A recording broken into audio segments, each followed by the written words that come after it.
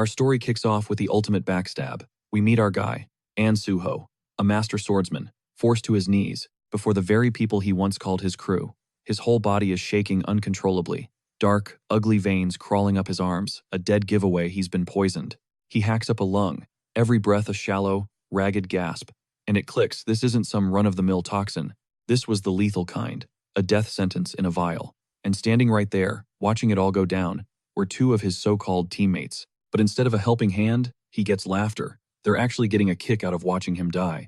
The warrior, one of the traitors, smirks, telling Suho he should have just played along with their scheme. But nah, Suho chose a different route. He actually stayed true to his oath as a protector, stubbornly sticking to his morals instead of jumping on the corruption gravy train. See, this crew had just cleared one of the world's 5 most notorious disaster gates portals that spew out absolute horrors. But now, these clowns wanted to just leave it open. They had no intention of actually finishing the mission. They wanted to guarantee the monster faucet never got turned off, so they could farm the dungeon forever.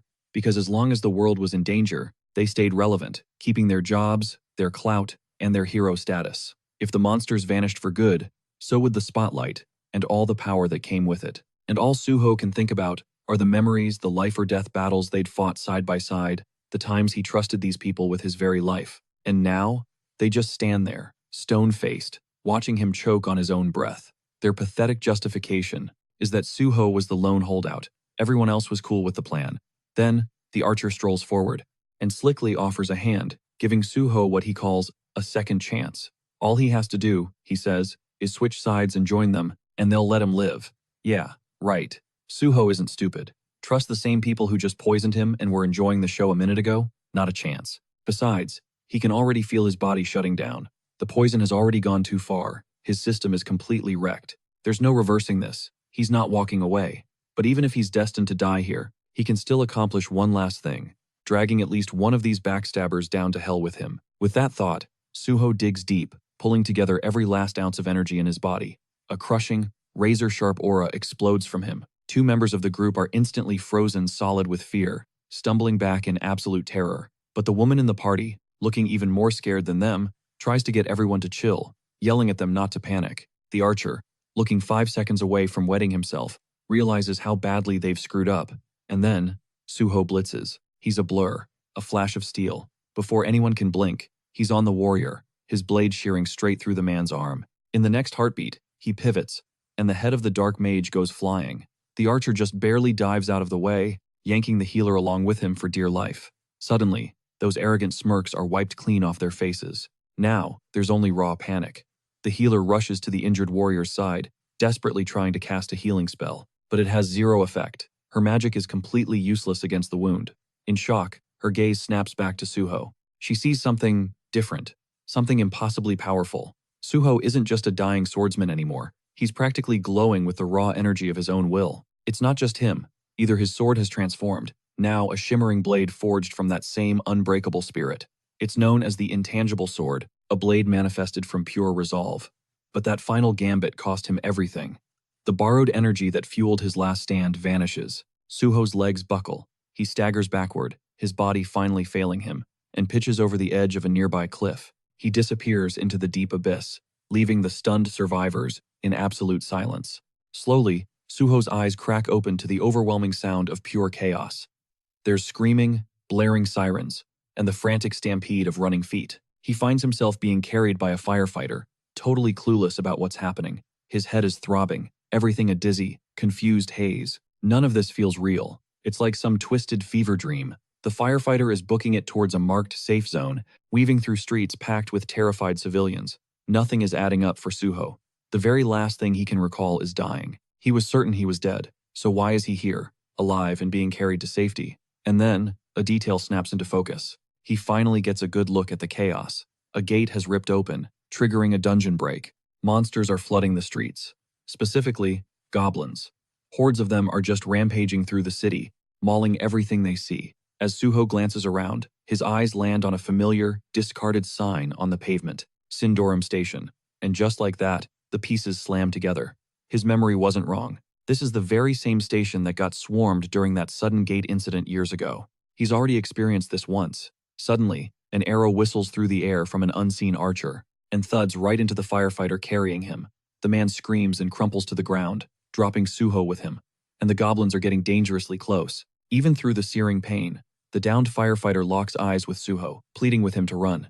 But Suho doesn't budge. He isn't escaping. His gaze is laser-focused on the axe, the one the firefighter had dropped. Without a moment's hesitation, Suho snatches it up, takes a hard stance, and hurls it. He puts every ounce of his strength behind the throw, launching it at a goblin, charging right for them. The weapon carves through the air and sinks deep into the creature's skull. It drops the monster cold in a single hit.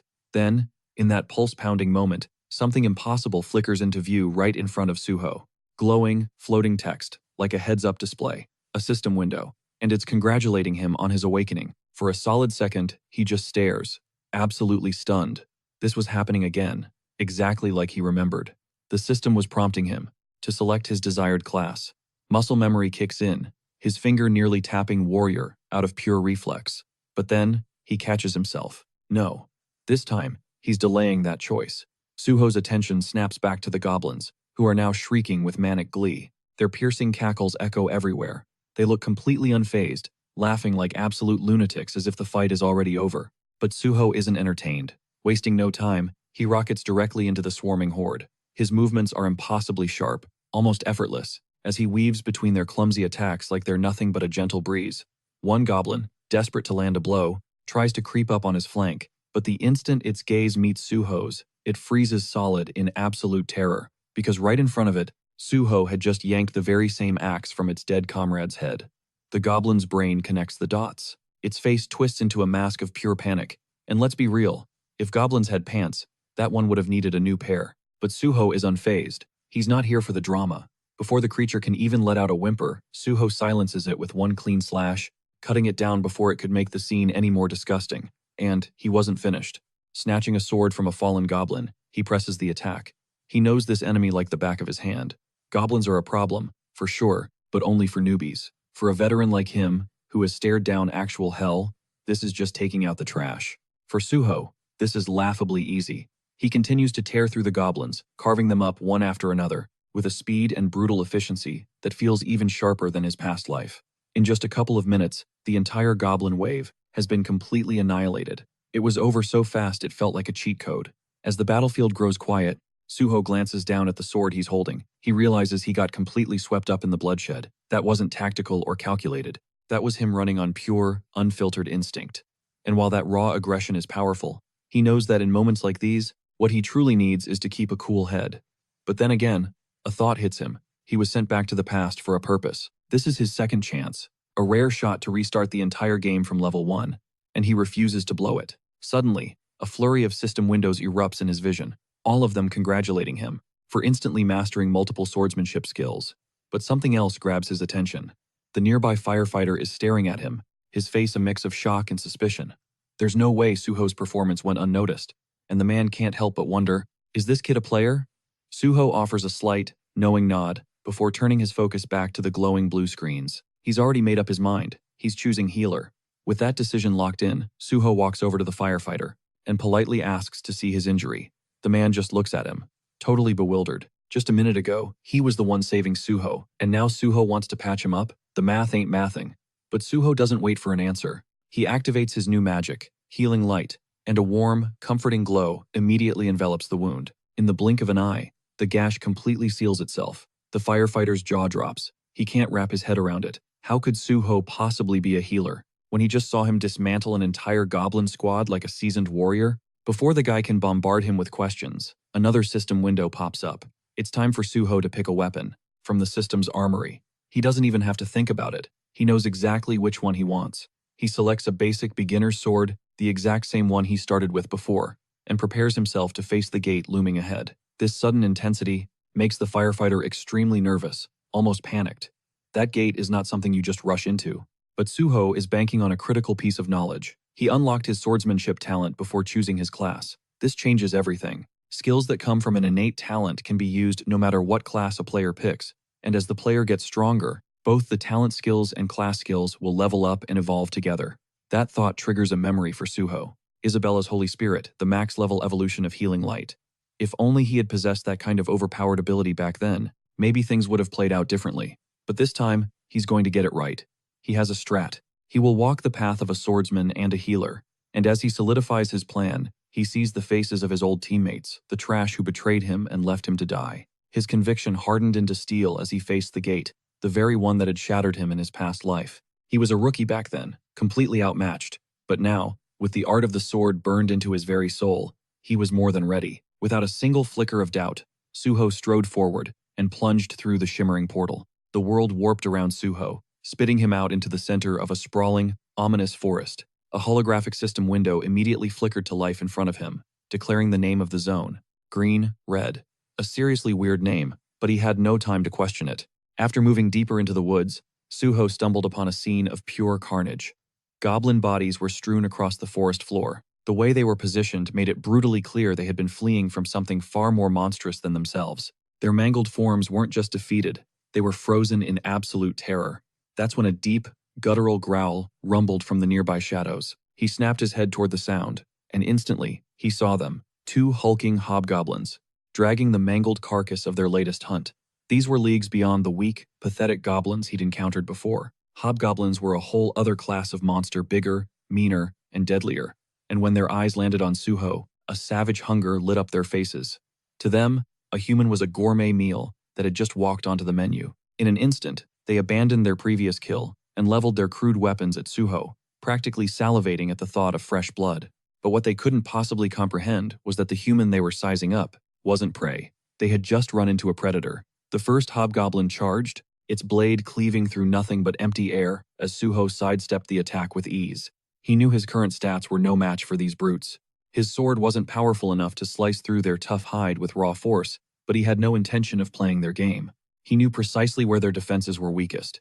In a blur of motion, he shot forward, directly at the charging beast, his blade plunging straight into its eye. The monster unleashed a horrifying shriek that echoed through the forest. Being the merciful guy he is, Suho swiftly put the creature out of its misery and ended its life. But he never planned on killing it so fast. It was an instinctive mistake, a move born from pure muscle memory that was far too perfect. He'd wanted to use the hobgoblin as a living training dummy to farm some skills and experience, not delete it in a single combo. Turning his attention to the last hobgoblin standing, Suho decided this one would serve its purpose. The second beast, enraged by its comrade's death, let out a ferocious roar and stormed forward, its weapon swinging in a blind, chaotic rage. But Suho was an island of calm. He remained focused, weaving around every wild swing with flawless footwork. The hobgoblin hacked and slashed relentlessly, but every single one of its attacks missed its mark. In this world, spamming the same action repeatedly was the secret to unlocking a corresponding skill. Suho was banking on this, and after dodging a few more strikes, a confident smirk spread across his face. He had just acquired a new dodge ability, but he wasn't finished yet. Now it was time to grind for his second skill. Suho changed his approach and began parrying the attacks, deflecting the heavy blows with perfect timing. Parrying was more than just a simple block. It was a fundamental technique, a gateway to a whole tree of advanced combat abilities. It was essential, and Suho was determined to get it. After a few more expertly executed parries, the system pinged him. He had successfully learned the parry skill. By this point, however, the hobgoblin was completely gassed. It was staggering and wheezing, its rampage completely exhausted. And so, just as he had done before, Suho gave it a swift end, this time by taking its head clean off. It wasn't cruelty, it was progress. Now, armed with two brand new skills, he was hungry for more. He needed to find more monsters, not for the thrill of the fight, but to farm more skills, stack experience points, and accelerate his growth. Meanwhile, outside the gate, the mood among the waiting hunters was turning toxic. Word had just spread that some rando had poached their assigned gate without so much as a warning. The moment the news broke, the entire group erupted in anger. They felt completely disrespected, all of them griping about the sheer audacity of someone to invade their claim. Some were already plotting to give this mysterious intruder a very painful welcome the second he reappeared. They weren't about to let this disrespect slide. At the same time, not far from the chaotic scene, a firefighter was deep in a serious conversation with a few men in sharp suits. They were from the Hunter Association, and they were on site to investigate a specific hunter by the name of Suho. The firefighter didn't hold back, giving them the full rundown of what he knew. From his perspective, Suho was anything but an ordinary hunter. The kid had single-handedly annihilated a swarm of zombies and had even regenerated his own wounds in the middle of the battle. One of the agents listening to the report, the man's jaw practically hit the floor. He hadn't shown up late, but by the time he arrived, the goblins had been utterly annihilated.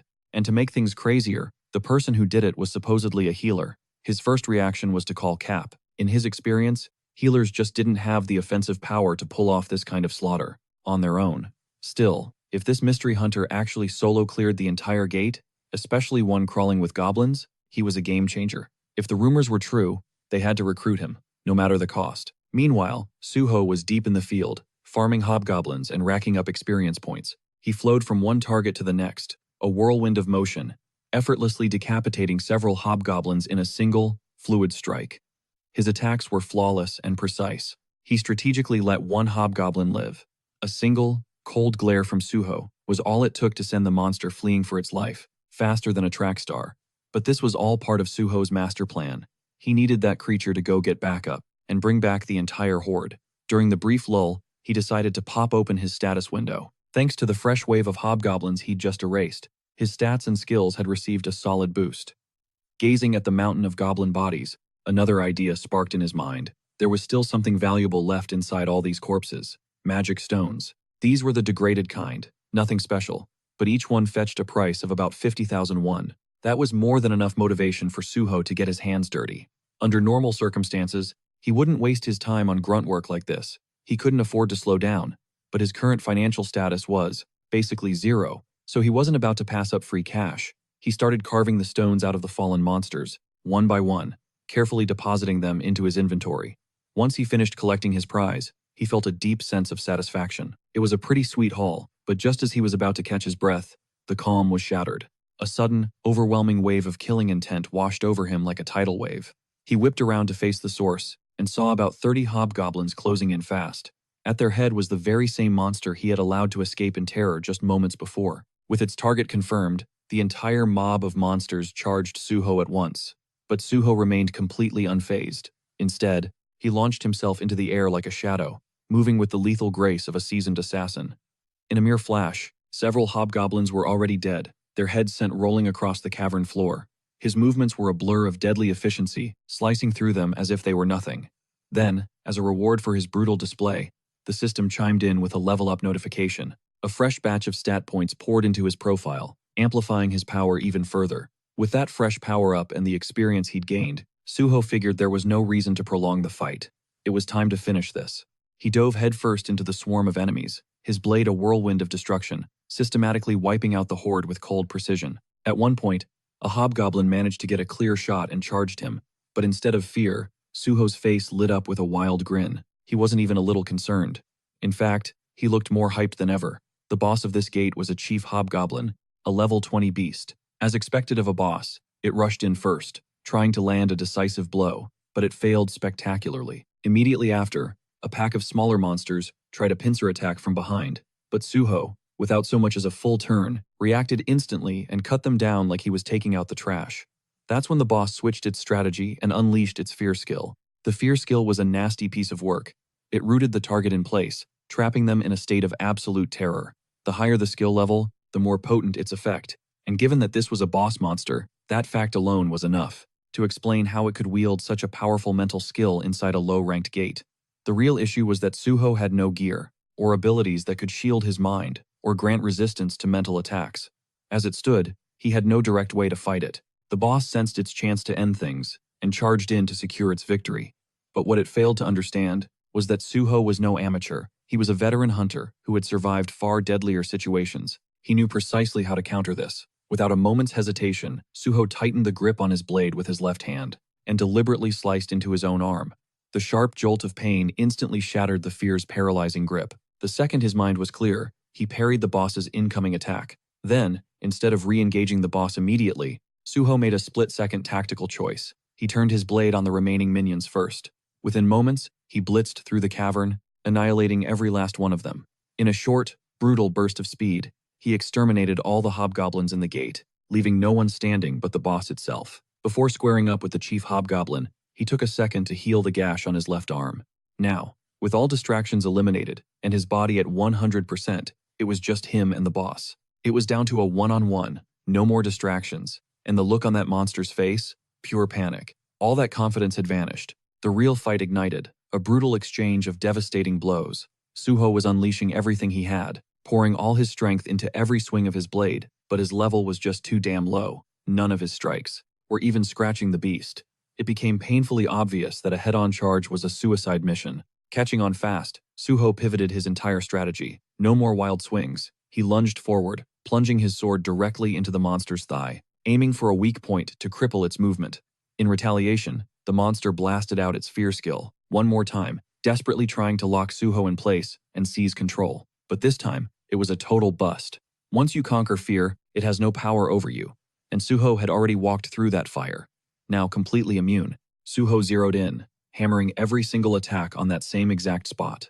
He tore into the wounded thigh relentlessly, exploiting the opening without mercy. After a few more bone-shattering hits, the boss monster finally crashed to the ground, its life force sputtering out, clearly on death's door. But Suho wasn't finished. Instead of delivering the final blow, he did something insane. He activated his healing light, a skill meant to mend wounds, and cast it on the monster. The creature, already bewildered and half dead, was now completely thrown for a loop.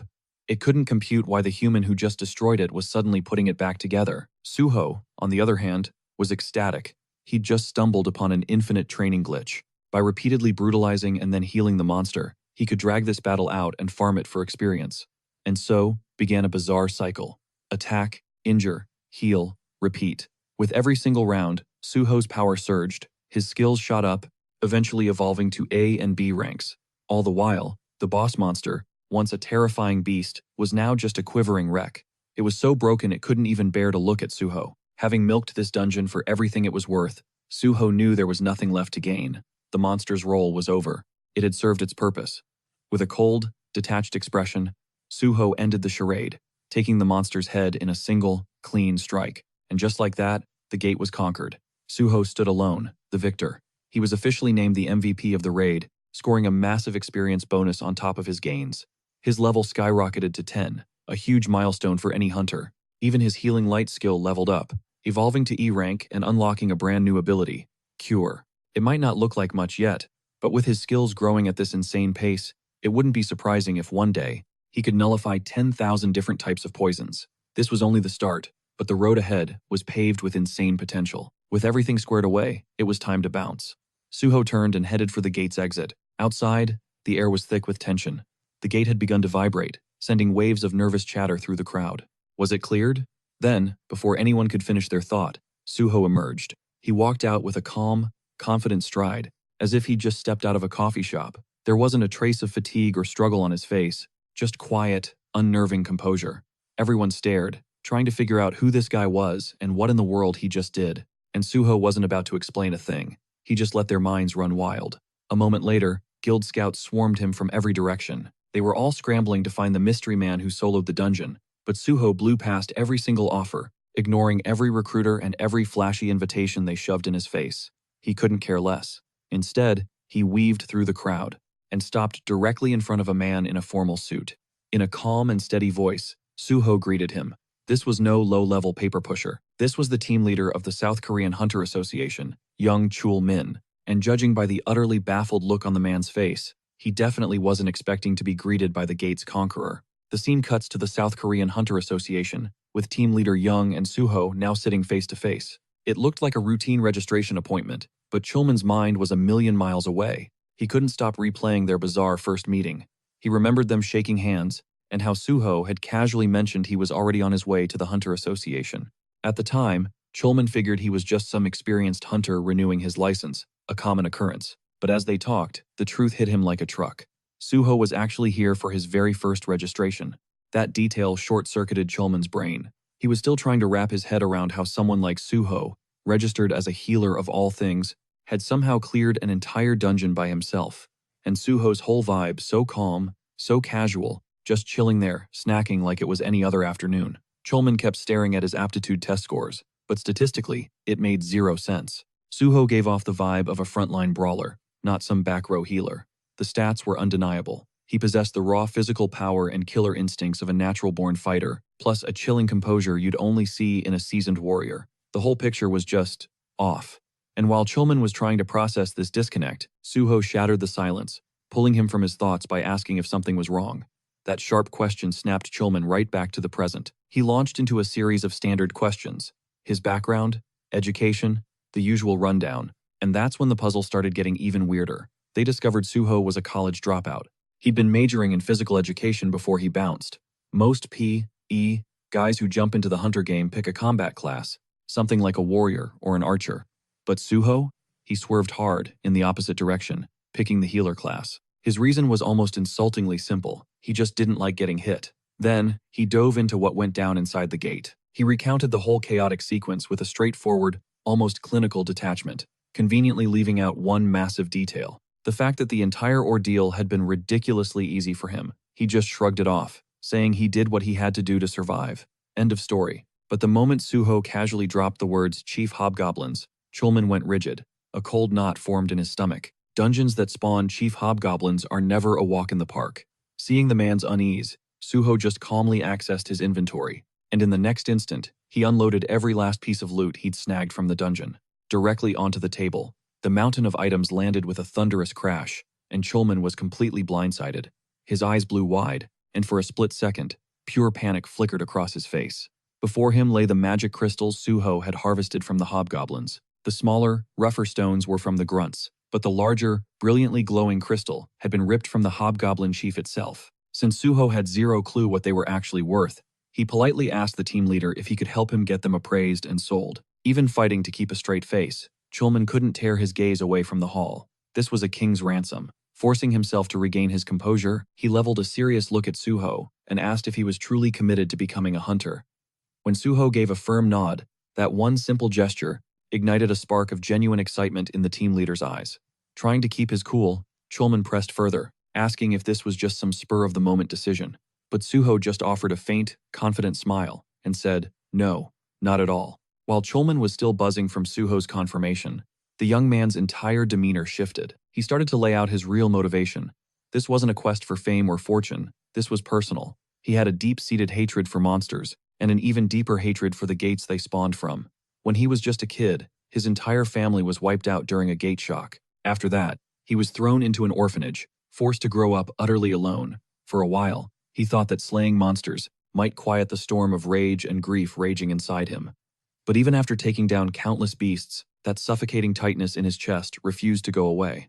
No matter how many he slaughtered, the ache was always there. So, he made a new vow. He knew he couldn't change his past, but he could damn well fight for the future he wanted to build. He refused to let anyone else experience the hell that he went through. He wanted to fight, not for vengeance, but for the safety of others. He was determined to be on the front lines, doing the hard work, which is why he was dead set on becoming a hunter, not for some private guild, but for the official South Korean Hunter Association. Chulman was floored by his conviction, but his years of experience kicked in. He felt obligated to lay out the harsh reality. He told Suho straight up that the pay for association hunters was absolute trash compared to the fortunes offered by private guilds. But Suho couldn't have cared less. As long as he got unlimited access to gates, top priority for entering them, and the official power to bring down hunters who break the law, that was all the payment he needed. Chulman could hardly process what he was hearing. Look, even though the Hunter Association technically gets first dibs on all gates, they usually just auction those rights off to the highest bidding guild. The reason is painfully obvious. No government employee wants to risk their neck for a meager state salary. Most recruits claim they joined to serve the public, but in reality, they're gunning for cozy, safe desk jobs where they can collect a paycheck without ever seeing the inside of a dungeon. It's why the administrative offices are packed, while the field teams are starving for members. But looking at Suho, Chulman saw something else entirely. This kid wasn't after a safe bet. He was one of the rare ones, a genuine patriot who wanted to stand on the front lines and bleed to protect his country, someone who actually believed in the mission. The sheer joy of the discovery was so intense that Chulman felt his head spin for a second, but he quickly shook it off, forcing himself to focus on the immediate task, dealing with this insane pile of magic crystals. Now, to get your official hunter license, you first have to ace an aptitude test, which includes both a written exam and a practical skills test. The bad news for Suho was that this year's sign-up window had slammed shut, and the exam was literally the next day. But the good news? He had Big Bro Chulman in his corner, and the fact that Suho had single-handedly conquered a freaking dungeon was the ultimate cheat code. On his own, Suho had a solid shot. They could probably pull a few strings and get the top brass to sign off on a special approval. That was the easy part. The real boss battle, the written exam. That's what had Chulman sweating. For any normal person, acing that test with only 24 hours to prep was a hard pass. But this is Suho we're talking about. The dude was radiating pure confidence. His philosophy was simple. If an opportunity knocks, You don't just answer the door, you kick it down, no questions asked. Just one tiny problem. Our boy was flat broke. Like, he didn't even have the funds to cover the exam registration fee. So, swallowing his pride, he hit up team leader Cholman to ask if he could spot him the magic crystals. And Cholman, being the absolute legend that he is, immediately jumped on the task, no hesitation. At this point, the only person Suho could truly count on was his young, Cholman, and he was genuinely thankful for it. After a bit, they blasted through all the practical aptitude tests. Just as promised, team leader Cholman wired Suho the cash they made from flipping the crystals. Cut to the next scene. Suho is absolutely demolishing Cholman's snack drawer like he pays the rent. Thanks to those magic crystals, he bagged a cool 3 million won. On top of that, since he registered as a government-affiliated hunter, he also scored some sweet tax exemption perks. But he wasn't done yet. He had one last favor to ask. He'd heard the association had a library, the perfect spot for a last-minute cram session before tomorrow's test. He respectfully asked the team leader if he could get him access. And of course, Cholman just smiled and said, "Bet."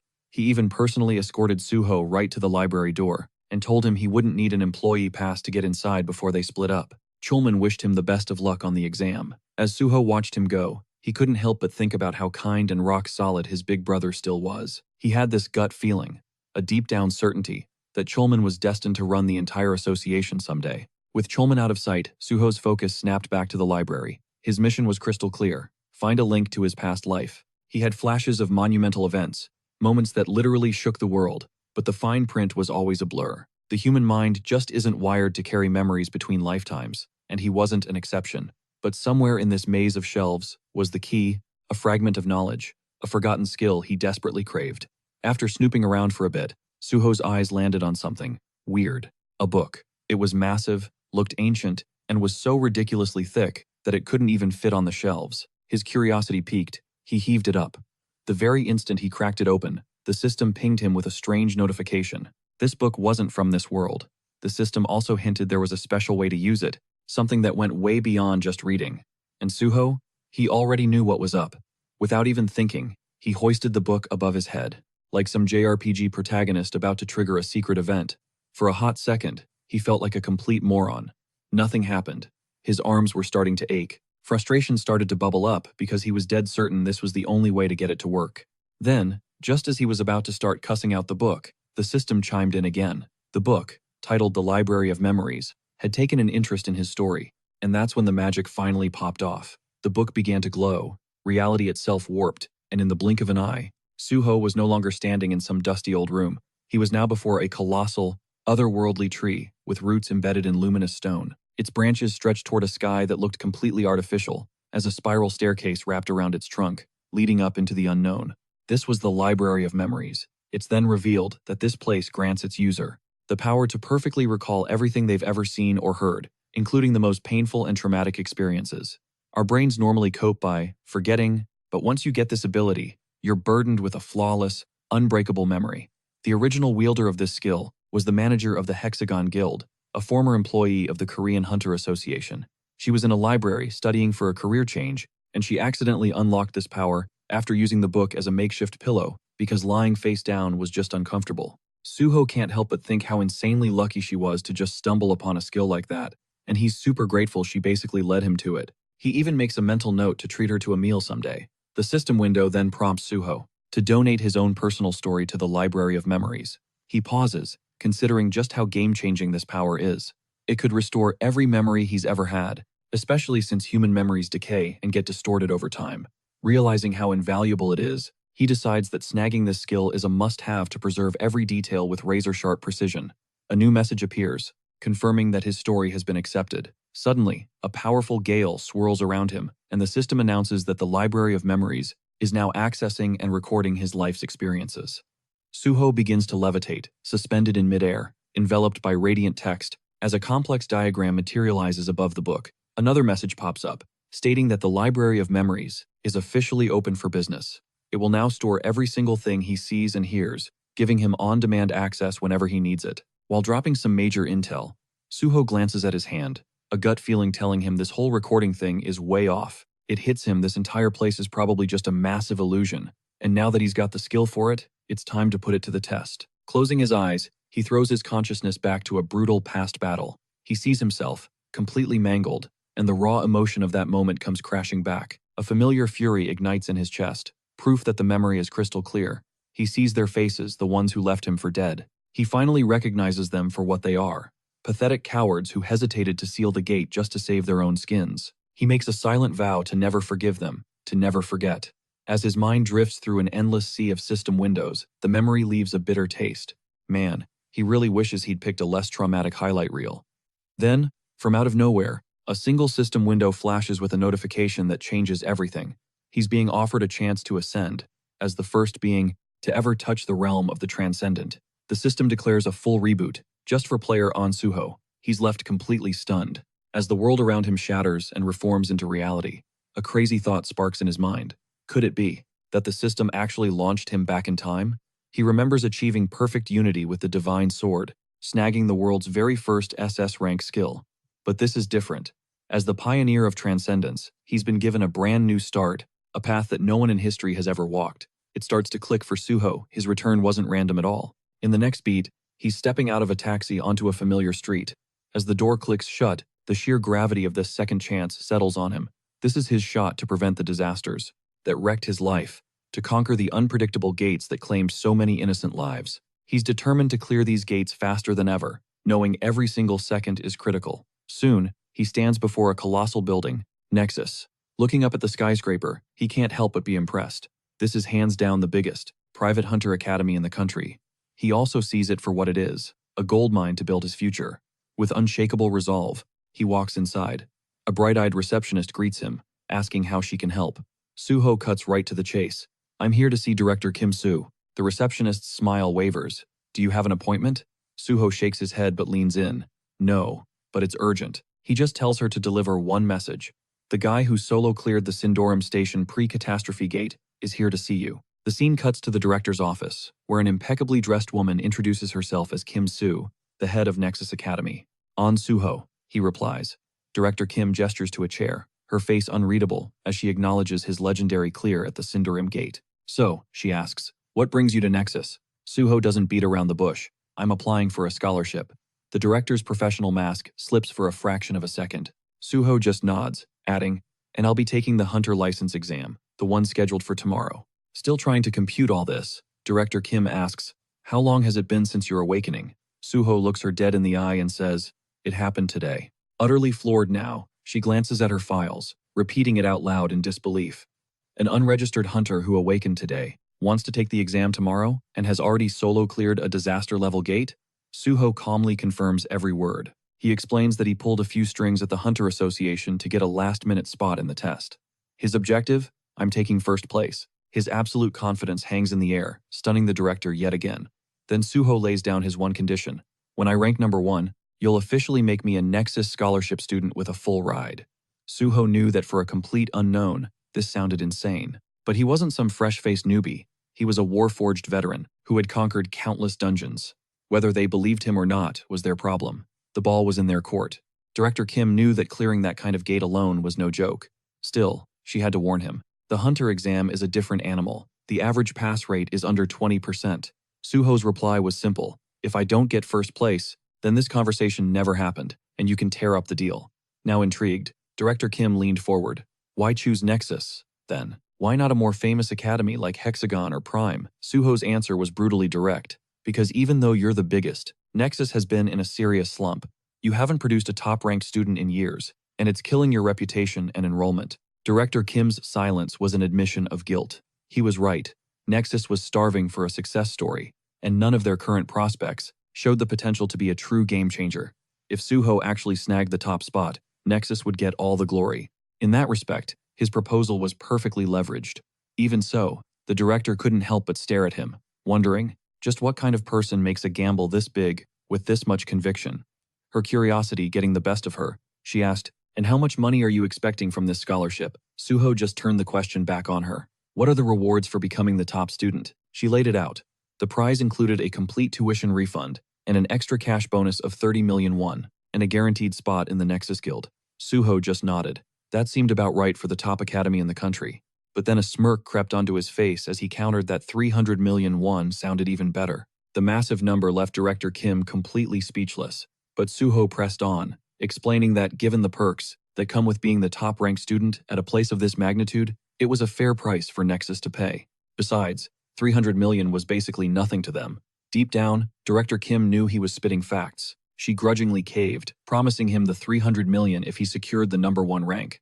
Afterwards, Suho took a walk around the campus. The more ground he covered, the more he understood its sheer scale. It was more massive than most amusement parks. Yeah, once he was in, he wouldn't need anything else. The staff member giving the tour let out a proud chuckle, explaining that Nexus was the biggest and best academy in all of South Korea. Suho caught a glimpse of the guide's exhausted face and figured the poor guy was probably dragged out of bed just for this tour. A pang of guilt hit him, and Suho thanked the man for the late-night hospitality. The guide just smiled, saying it was the bare minimum for a VIP like him. Just then, Suho's eyes locked on a figure, training alone on the playground. Intrigued, he asked if that was a student. The guide confirmed it, adding that this particular student grinds it out every single night at this exact hour. He was, without a doubt, the most dedicated student at the entire academy. Suho's interest was officially piqued. The student's name was Daehan. The guide yelled over, telling him to watch his health, but Daehan just grinned back, saying he had to push himself even harder. Now that he was a third year, a jolt of recognition shot through Suho. He knew him from his previous life. He'd partnered with Daehan on raid missions. In that timeline, Daehan was the nation's premier tanker, legendary for his insane stamina and unbreakable defensive skills. It was a tragedy when the game's meta shifted and pure tanks became obsolete over time. But now, seeing Daehan swinging a massive axe instead of a shield, Suho knew instantly Daehan hadn't even unlocked his true potential yet. This was a golden opportunity. He could mentor Daehan now and later, pull him into the Great Hunter Association. The guide made the introductions. After they exchanged greetings, Suho cut straight to the chase, asking if the battle axe was Daehan's main weapon.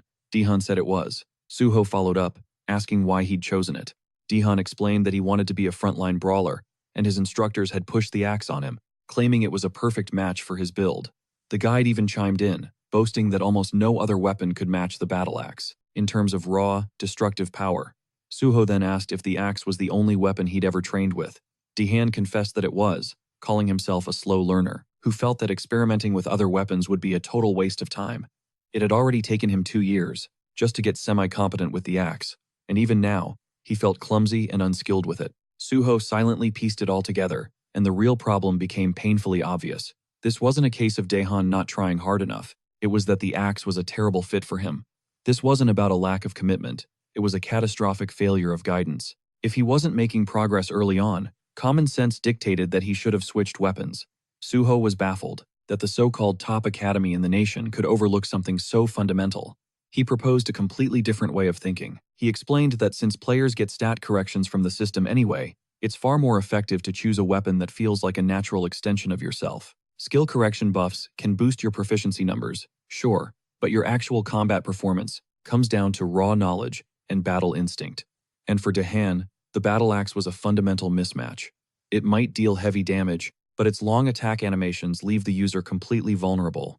With Daehan's large frame, it made defending himself next to impossible. Hearing this, Daehan was completely stunned. He had poured the last 3 years of his life into that axe. Suho acknowledged his effort, but pointed out that Daehan's real power was locked away in a tanking role. He told Daehan to try equipping a kite, shield on his left arm, and a one-handed mace in his right. According to Suho's analysis, that specific combination would skyrocket Daehan's overall combat power. Daehan froze. To completely switch his role right before the big exam was an insane risk, especially since it was scheduled for the next day. Suho then posed a critical question. What is the true backbone of any raid party? Most people would say it's the mage, but in reality, it has always been the tank. A tank's mission is to absorb every hit and become the unbreakable wall that protects the team. To do that effectively, a tank needs a shield for defense and a secondary weapon for crowd control. As Suho laid it all out, a light bulb went off in Daehan's mind. Energized by this new insight, he was ready to try it. Suho was impressed.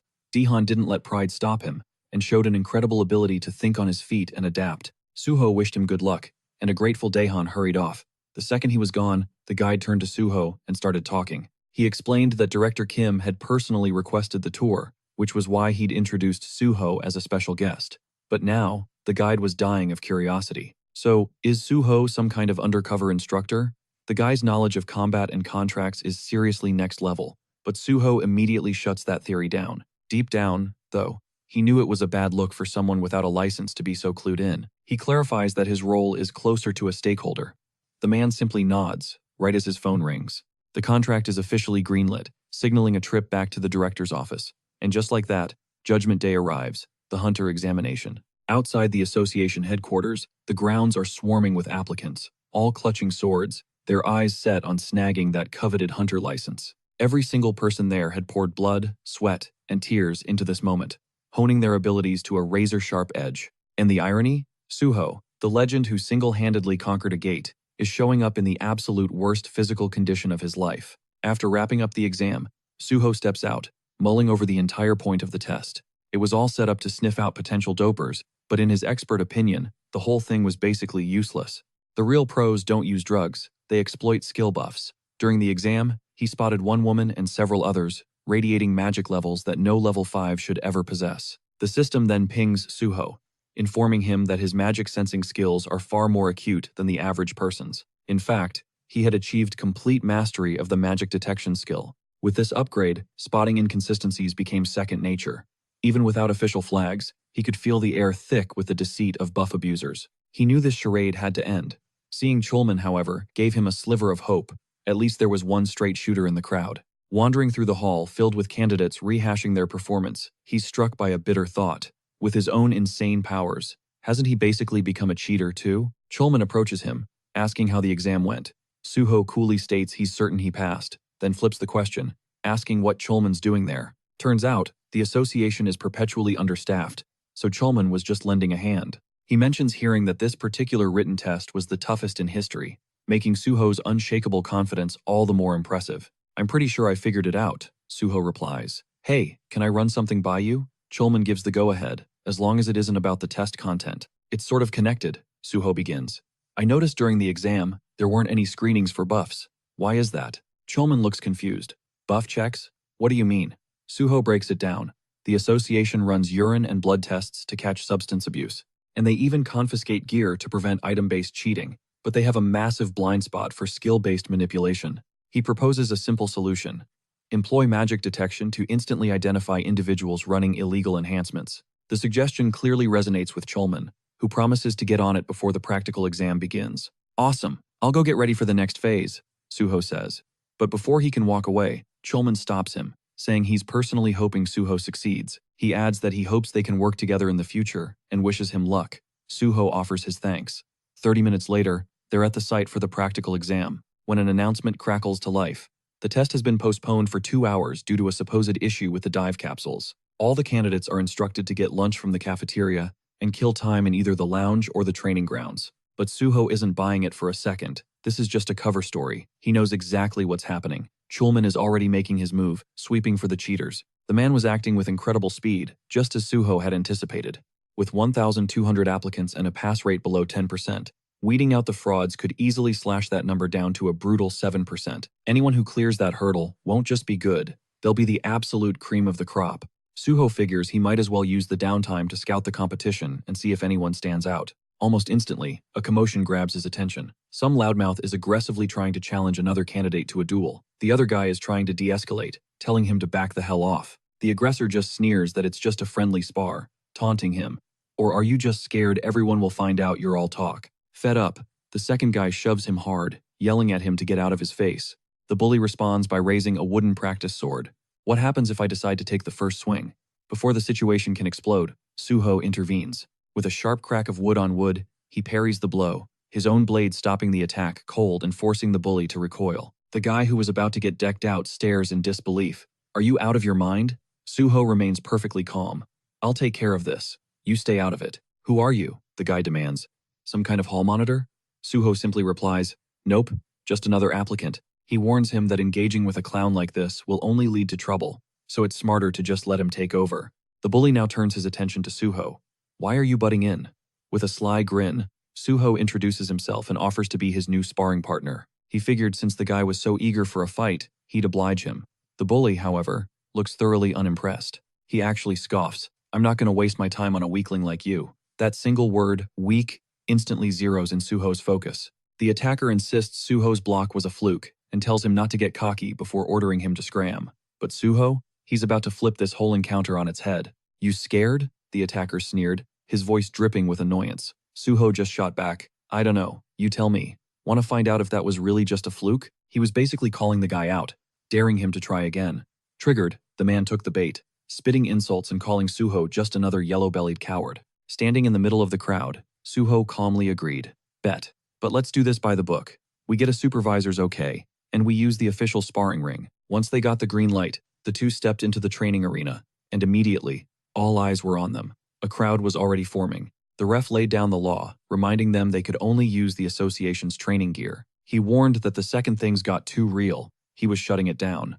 The bell rang, and the attacker instantly exploded forward. He swung his wooden sword in a vicious arc, but Suho parried it like it was nothing. The attacker then leaped high into the air, bringing his sword crashing down, only for Suho to sidestep it without breaking a sweat. Seething and stunned, the attacker threatened to rip Suho limb from limb, but Suho just stomped his foot down on the guy's wooden sword, breaking his stance, and taunted, "Man, you are pathetically weak." That single insult sent the attacker completely off the rails. This guy, Park Young, had a reputation. They called him the Mad Swordsman, a battle junkie obsessed with strength, who was always hunting for a worthy fight. His desperate hunger for power had molded him into a relentless machine. Suho remembered just how savage Young was. The last time they crossed paths, and was genuinely shocked to see him still stuck in the same group of trainees. In that instant, he knew Young had to be stopped cold before he repeated his past screw-ups. Without any warning, Suho unleashed a devastating kick that sent Young soaring through the air. As he crashed to the ground, Suho mocked the arrogance he'd shown moments before. Dumbfounded, Young demanded to know how Suho was so damn strong. Suho coolly told him that charging in like a brainless bull wasn't going to cut it, dropping a major hint that Young had never actually squared up against a true powerhouse like a level 10 before. All his previous opponents were probably hard stuck below level 5. Pushing himself up with a twisted grin, Young admitted Suho was way too composed and declared he was done holding back. Suho just invited him to try. Young unleashed a furious storm of strikes, but Suho weaved through them all, deflecting every blow with just one hand on his sword. The raw power behind Young's attacks had definitely amped up, and even Suho had to admit there was some serious weight behind them now. Then Young went all in, unleashing his signature move, the Dragon Sword technique. A blinding flash of light erupted as their blades collided. For a split second, Young thought he'd landed the finishing blow and started to celebrate. But when the light died down, Suho was standing there, without a single scratch on him. He'd blocked the ultimate attack. Shaking, Young screamed for an explanation. Suho just smirked. Too slow. The cold reality was that Young had only managed a cheap, bootleg version of the real Dragon Sword technique. Without a proper hunter's license, pulling off the authentic skill was literally impossible. Consumed by rage and humiliation, Young charged again, but Suho dodged every single slash with absolute ease. At one point, Suho dropped into a low crouch, baiting Young into one final, reckless assault. The second Young screamed, "It's over." Suho shot upward with a brutal uppercut to his chin. It knocked him out cold. Young slammed onto the mat, completely defeated and disoriented, unable to process what just happened. Suho calmly leaned over and repeated, "Your attacks are just too slow." Even though Young was burning with rage, all he could do was lie there, weakly muttering Suho's name. Watching him, Suho realized that Young's obsession would now be completely fixated on beating him, making him ignore every other fighter in the process. With that distraction now handled, Suho figured things might finally get a little quieter around the testing center. Meanwhile, the supervisor who had witnessed the entire beatdown was completely shell-shocked. Snapping the guy out of his trance, Suho casually walked over.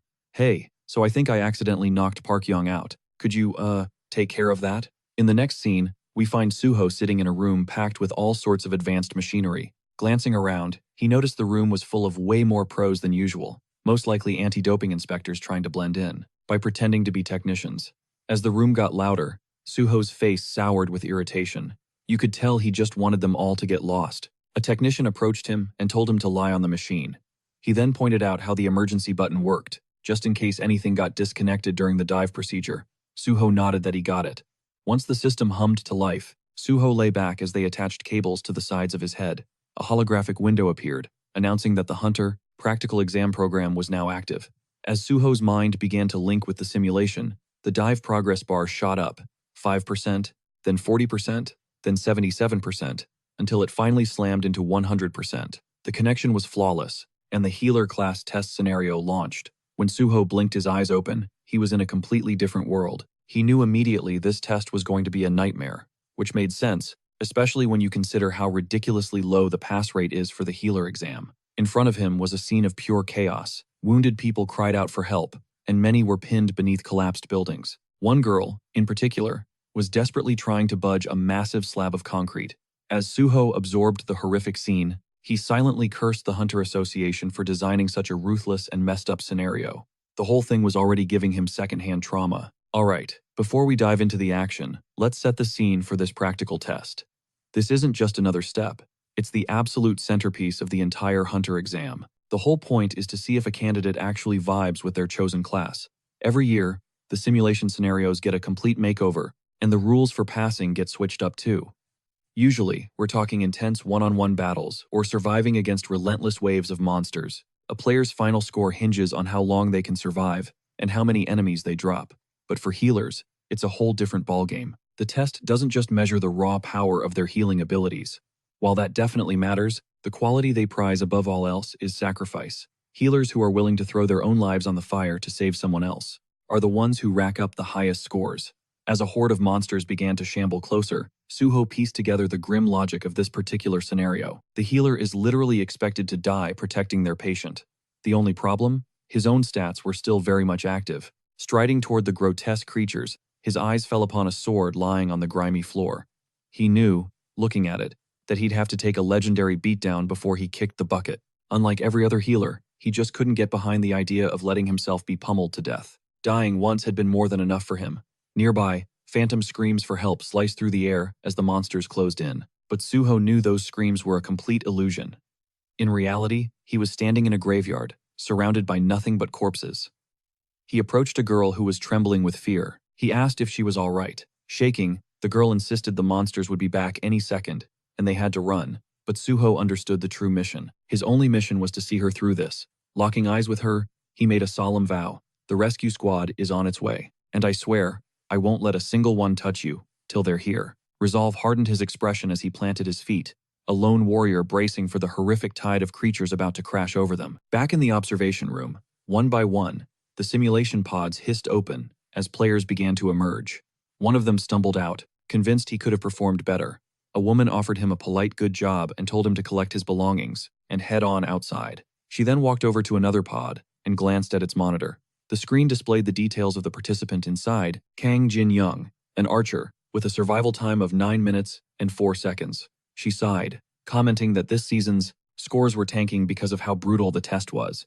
Feeling curious, she asked Director Shin how long Suho had been plugged in. Shin replied, 30 minutes. Stunned, she echoed the number, completely unable to process that he'd lasted that long. She bolted over to Suho's machine, needing to see the display with her own eyes. 30 minutes. Still in disbelief, she asked if Suho was a warrior class. Shin calmly corrected her, stating that Suho was a healer. She refused to accept it, flat out accusing him of lying. But Shin simply pointed to the sword Suho was wielding on screen and urged her to watch closely. Together, they replayed the simulation footage, watching Suho tear through the enemies. The woman had to ask again if he was really a healer. Absolutely floored by his combat prowess, she wondered out loud if he might get disqualified for, not dying. But Director Shin clarified that there was never any rule that demanded death. The true goal of the test was to protect the patient until the timer ran out.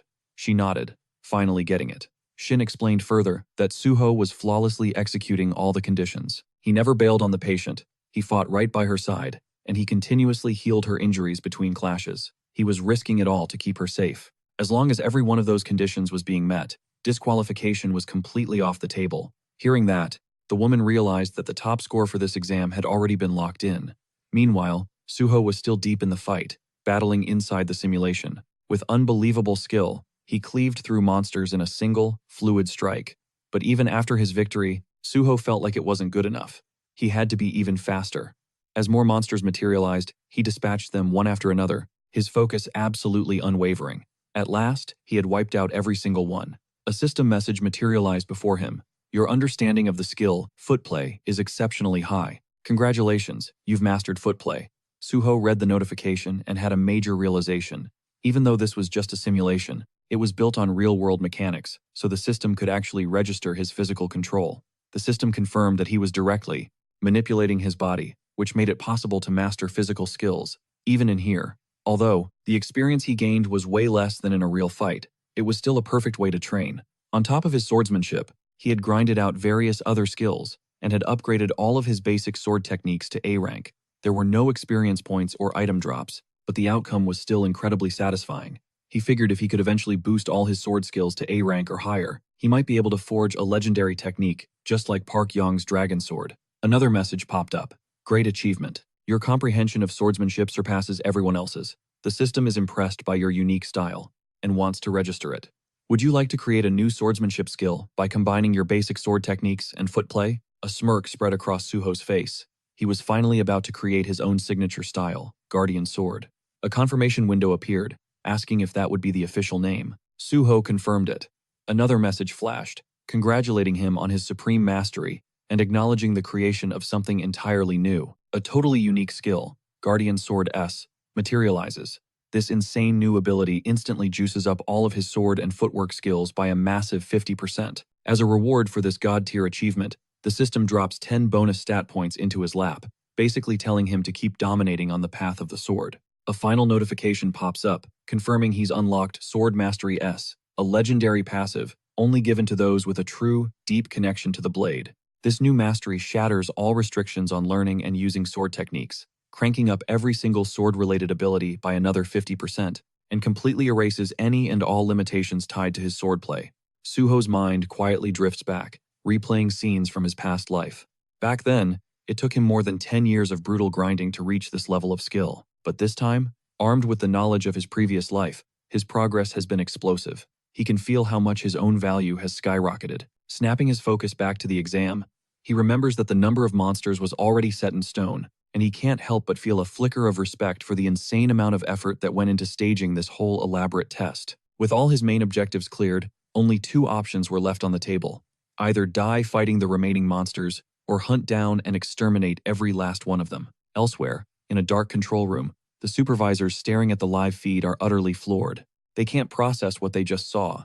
For the first time in the entire history of the practical exams, a single student had just solo cleared the entire field. They were stunned not just by his overwhelming combat power, but by the fact that he actually managed to heal the patient, too. One examiner just laughs, saying they don't even need to bother with the rankings. The winner was a foregone conclusion. A few days later, the camera pans to the Hexagon Guild's headquarters. A cocky guild member is boasting that their prize student, Kian, is guaranteed to be this year's top scorer.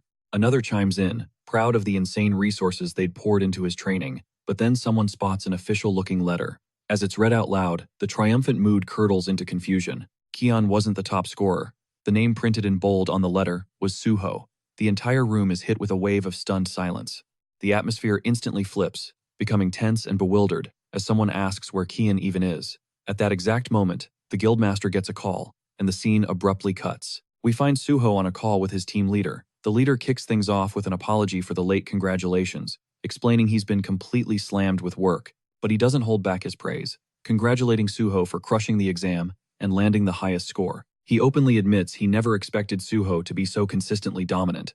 Suho, ever humble, just says it was all thanks to the team leader's guidance. The leader immediately waves off the compliment, insisting that Suho's incredible achievements were 100% his own doing. He also points out that Suho's ridiculously high score had an unintended benefit. It helped them catch a bunch of cheaters who were illegally juicing their skills. This will force them to implement much stricter rules for future exams, which he considers a massive win. Then, the team leader's tone shifts, and he carefully brings up a question. He asks if Suho is still serious about wanting to join the Great Hunter Association. Suho confirms that while he might hang around the guild for a bit, his ultimate endgame hasn't changed one bit. He fully intends to join the association. The team leader sounds pleased with the direct answer and promises to hit him up as soon as the recruitment or testing schedule is finalized. Suho agrees with a smile before they end the call. The leader reminds Suho to eat his meals and take care of his health, and Suho warmly returns the sentiment. After the call cuts off, the team leader glances down at something clutched in his hand and quietly reminds himself that he needs to eat, too. Back on Suho's end, he puts his phone down, but pauses. Something about the leader's voice keeps replaying in his head. It felt off, and he wonders if the man is really okay. As if on cue, his phone buzzes again. Suho checks the screen, and a look of recognition crosses his face. He answers the call and introduces himself. On the other end is Kim Soo, who immediately starts gushing with congratulations about his success. She confirms that the payment they agreed upon has already been wired to his account. Suho gives her props for her speed, complimenting the professionalism of a major guild like hers. Then, she drops the real reason for her call. She formally invites Suho to join the Nexus Guild, promising him a benefits package that no other guild could possibly match. Intrigued, Suho probes, asking just how far they're willing to go. Kim-soo promises him the world, assuring him she'll do whatever it takes to meet the expectations of a top-ranked student and a major scholarship recipient. She says that tweaking the contract details to his liking is absolutely no problem, and even suggests they meet in person to hammer out the deal. Suho, however, plays it cool and politely declines for the moment, telling her he has some personal matters to attend to that day. He promises to check his schedule and circle back with her soon, but he does leave her with a hook, casually mentioning that since he's a Nexus scholarship recipient anyway, it would only be logical for him to choose Nexus over anyone else. Kim-soo is absolutely ecstatic to hear that. Her excitement is so over the top that even her nearby coworkers start staring. She practically begs him not to sign a contract with any other guild before they talk. Amused by her sheer desperation, Suho lets out a small chuckle and agrees they'll meet soon. As he hangs up, he's still smiling, the echo of her thrilled, frantic voice still in his ears. Right at that moment, the taxi driver announces that they've arrived at his destination. Suho thanks him and steps out of the car. Standing on the sidewalk, he takes a moment, letting the whirlwind of everything that just went down finally sink in. The test? Crushed it. The license? Secured. And the payment? Already in his account. The next phase of his grind was staring him right in the face. With a cold resolve, he pushed forward, ready to start farming at the Lighthouse General Market. Suho glanced at his phone, a small smirk playing on his lips as he thought about how quickly he'd managed to assemble his starting gear. All that was left was the weapon. With that singular objective, he found himself at a tiny, hole-in-the-wall shop, deliberately steering clear of the popular, overcrowded spots. He seriously doubted they'd have what he was hunting for. Standing on the worn pavement outside, he wondered if a quiet place like this could possibly hold the key to his next power-up. Slipping through the door, Suho nodded at the shopkeeper, who looked up and asked what he was after. Suho kept it simple. He was a brand new hunter in need of something light.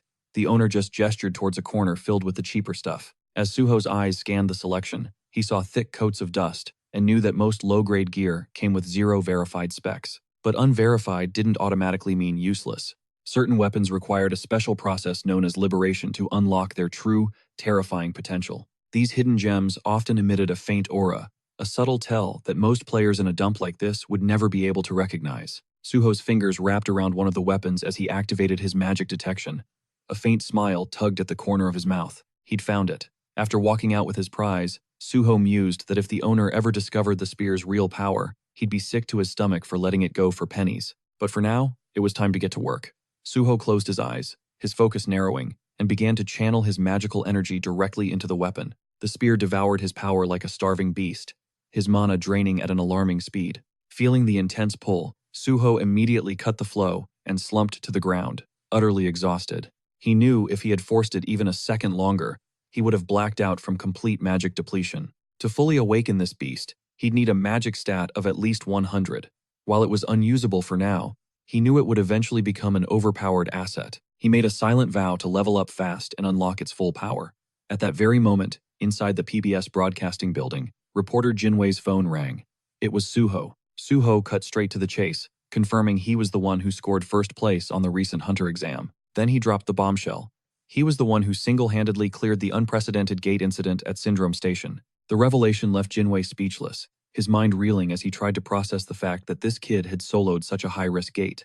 Before he even had his official license, Suho was, in Jinwei's eyes, an absolute monster. When Jinwei finally found his voice and asked why Suho was calling him, of all people, Suho simply said he'd stumbled upon Jinwei's blog. He pointed out that while he knew Jinwei came from money, he had respect for the guy's decision to get into journalism for the passion of it. Suho declared that he had massive plans and was about to become a walking, talking source of epic headlines. Then he made his pitch. He wanted Jinwei to be his exclusive reporter. Jinwei was immediately skeptical, figuring Suho was just trying to get a rich journalist on a leash to be his personal hype man. Mentally, he wrote Suho off as another overly ambitious weirdo with delusions of grandeur. And even though he understood the proposal, Jinwei was totally put off by the whole vibe. He admitted he lived for exclusive scoops, but he had zero interest in working for anybody. Suho clarified that he wasn't looking for an underling, but an equal partner. Jinwei shot back with a blunt accusation, guessing Suho's whole scheme was just a play to inflate his own market value before selling out to a major guild. Suho conceded that he wasn't entirely wrong, but it wasn't about raising his price. It was about gaining fame. His ultimate ambition was to become a civil servant. Jinwei was completely thrown. Did he mean join the Hunter Association? The whole idea of chasing clout to land a government job was just absurd. But Suho was dead serious. He wanted to be a field agent working directly for the Hunter Association. Jinwoo sized him up. Was Suho just another trust fund kid treating the life of a hunter like some epic side quest? But Suho flipped the script, revealing he was a gate orphan. That brutal past wasn't a weakness. It was the very engine driving him to serve, forging his entire purpose around conquering gates. Jinwoo shot a skeptical glance at his laptop. With so many posers and weirdos popping up these days, he had to wonder if this kid was for real. It was getting impossible to tell who was legit. In the end, though, he figured it didn't really matter, and acknowledged Suho's perspective. Still, he turned down the proposal. He was the one who chose the stories, not the other way around. But Suho wasn't backing down. Instead, he proposed a bet. Jinwoo, now curious, asked what he had in mind. Suho laid it all out. He would earn Jinwoo's trust by proving his skills as a hunter. Then he dropped the bombshell. He would attempt to solo the Tower of Challenge. Today, the declaration left Jinwoo utterly speechless. That tower was legendary for all the wrong reasons. Clearing it was seen as a fantasy, even for a fully stacked party. Attempting it alone was objectively insane, but Suho was dead set that if he could pull it off, it would be more than enough to win Jinwoo over. If he triumphed, Jinwoo would have to become his exclusive, personal reporter. Suho vividly remembered the Jinwoo from his past life, a titan at PBS, renowned for his immense pride and elite credentials. He had built a legendary career as a journalist, who never, ever, took requests. Yet in Suho's previous life, Jinwoo's razor-sharp reporting and his incredible influence had made them a powerful team time and time again. But that brilliance made him a threat, a constant thorn in the side of the powerful. Eventually, Jinwoo was dragged into ugly political conflicts, forced into an early retirement, and then he just vanished. This time around, Suho made a silent vow. He would not let that future happen. Back on the call, Suho made his pitch crystal clear. If he could conquer the Tower of Challenge alone, Jinwoo would dedicate his reporting solely to him. Though completely stunned, Jinwoo agreed to the insane terms. Jinwoo gave his word that if Suho succeeded, he would support him with the full might of his journalistic power. The call ended, with Suho's voice ringing with confidence, declaring it was time to get started. The second the call disconnected, Jinwoo felt a surge of irritation, thinking this guy was driving him absolutely crazy. He couldn't stop replaying the out-of-the-blue demand in his head, completely baffled by where this was all coming from. Yet, despite his annoyance, he couldn't entirely dismiss the idea. There was something undeniably genuine about the whole pitch, and Suho didn't give off any scammer vibes. Trapped between disbelief and a growing curiosity, Jinwoo muttered that he was seriously losing his mind. He ultimately shrugged it off, chalking it up as a harmless long shot. If this kid was for real, fantastic. If not, it was no skin off his back. The scene cuts to the ominous Tower of Challenge, where Suho stands alone at the entrance. He presents his hunter license to the gatekeeper, whose eyes narrow when he realizes Suho is by himself. He warns him that while solo entry is permitted, it's basically a suicide run. A quick look at Suho's license number told him the kid was fresh out of the academy. The gatekeeper strongly suggested he find a party, noting that even the lower floors were notorious for causing severe injuries, or worse. But Suho was resolute, insisting he would enter alone. Respecting his decision, the man informed him the 70,000 won entry fee would be invoiced and to just pay it after his run. Suho nodded and offered his thanks. As he moved toward the entrance, the gatekeeper yelled after him, "Be smart in there. Retreat if it gets too hairy." Suho offered a simple nod in return before stepping into the darkness. While walking, he thought about the tower. It was widely known as the primary training ground for players. Below level 20, this government-managed public gate was specifically designed to help new players power up. Now that his own level had been reset, there was no better arena to begin his climb all over again. As he pushed the massive door open and stepped inside, the system immediately lit up, announcing his arrival. It confirmed he could forfeit at any time. A simple declaration of withdrawal would instantly teleport him back to the entrance. As the system initiated the first floor challenge, Suho summoned his sword. A slime monster materialized and immediately lunged to attack. As he dodged, Suho clocked the creature's immense size and shocking agility, which caught him off guard for a split second. Even though it was just a level 1 mob with pathetic attack power, its unpredictable movements were a nuisance, and getting bogged down fighting it would just waste precious time. He had to end it fast. Suho drove his blade straight through the slime's core, shattering it. But then he saw the problem. This species could multiply.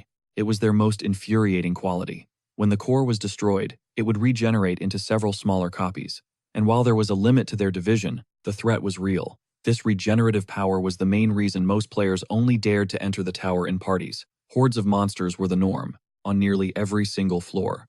Wasting no time, Suho launched into a frenzy, aiming to wipe out the dividing slimes. He leaped high into the air, impaling one mid-jump, then launched his sword like a spear to take down another. As he descended, a slime whipped a tentacle at him. Suho snagged it in midair, breaking his fall, and used its own limb to catapult himself back into the fray. With a flurry of clean and devastating strikes, he sliced through the tentacles and eliminated the rest of the mob.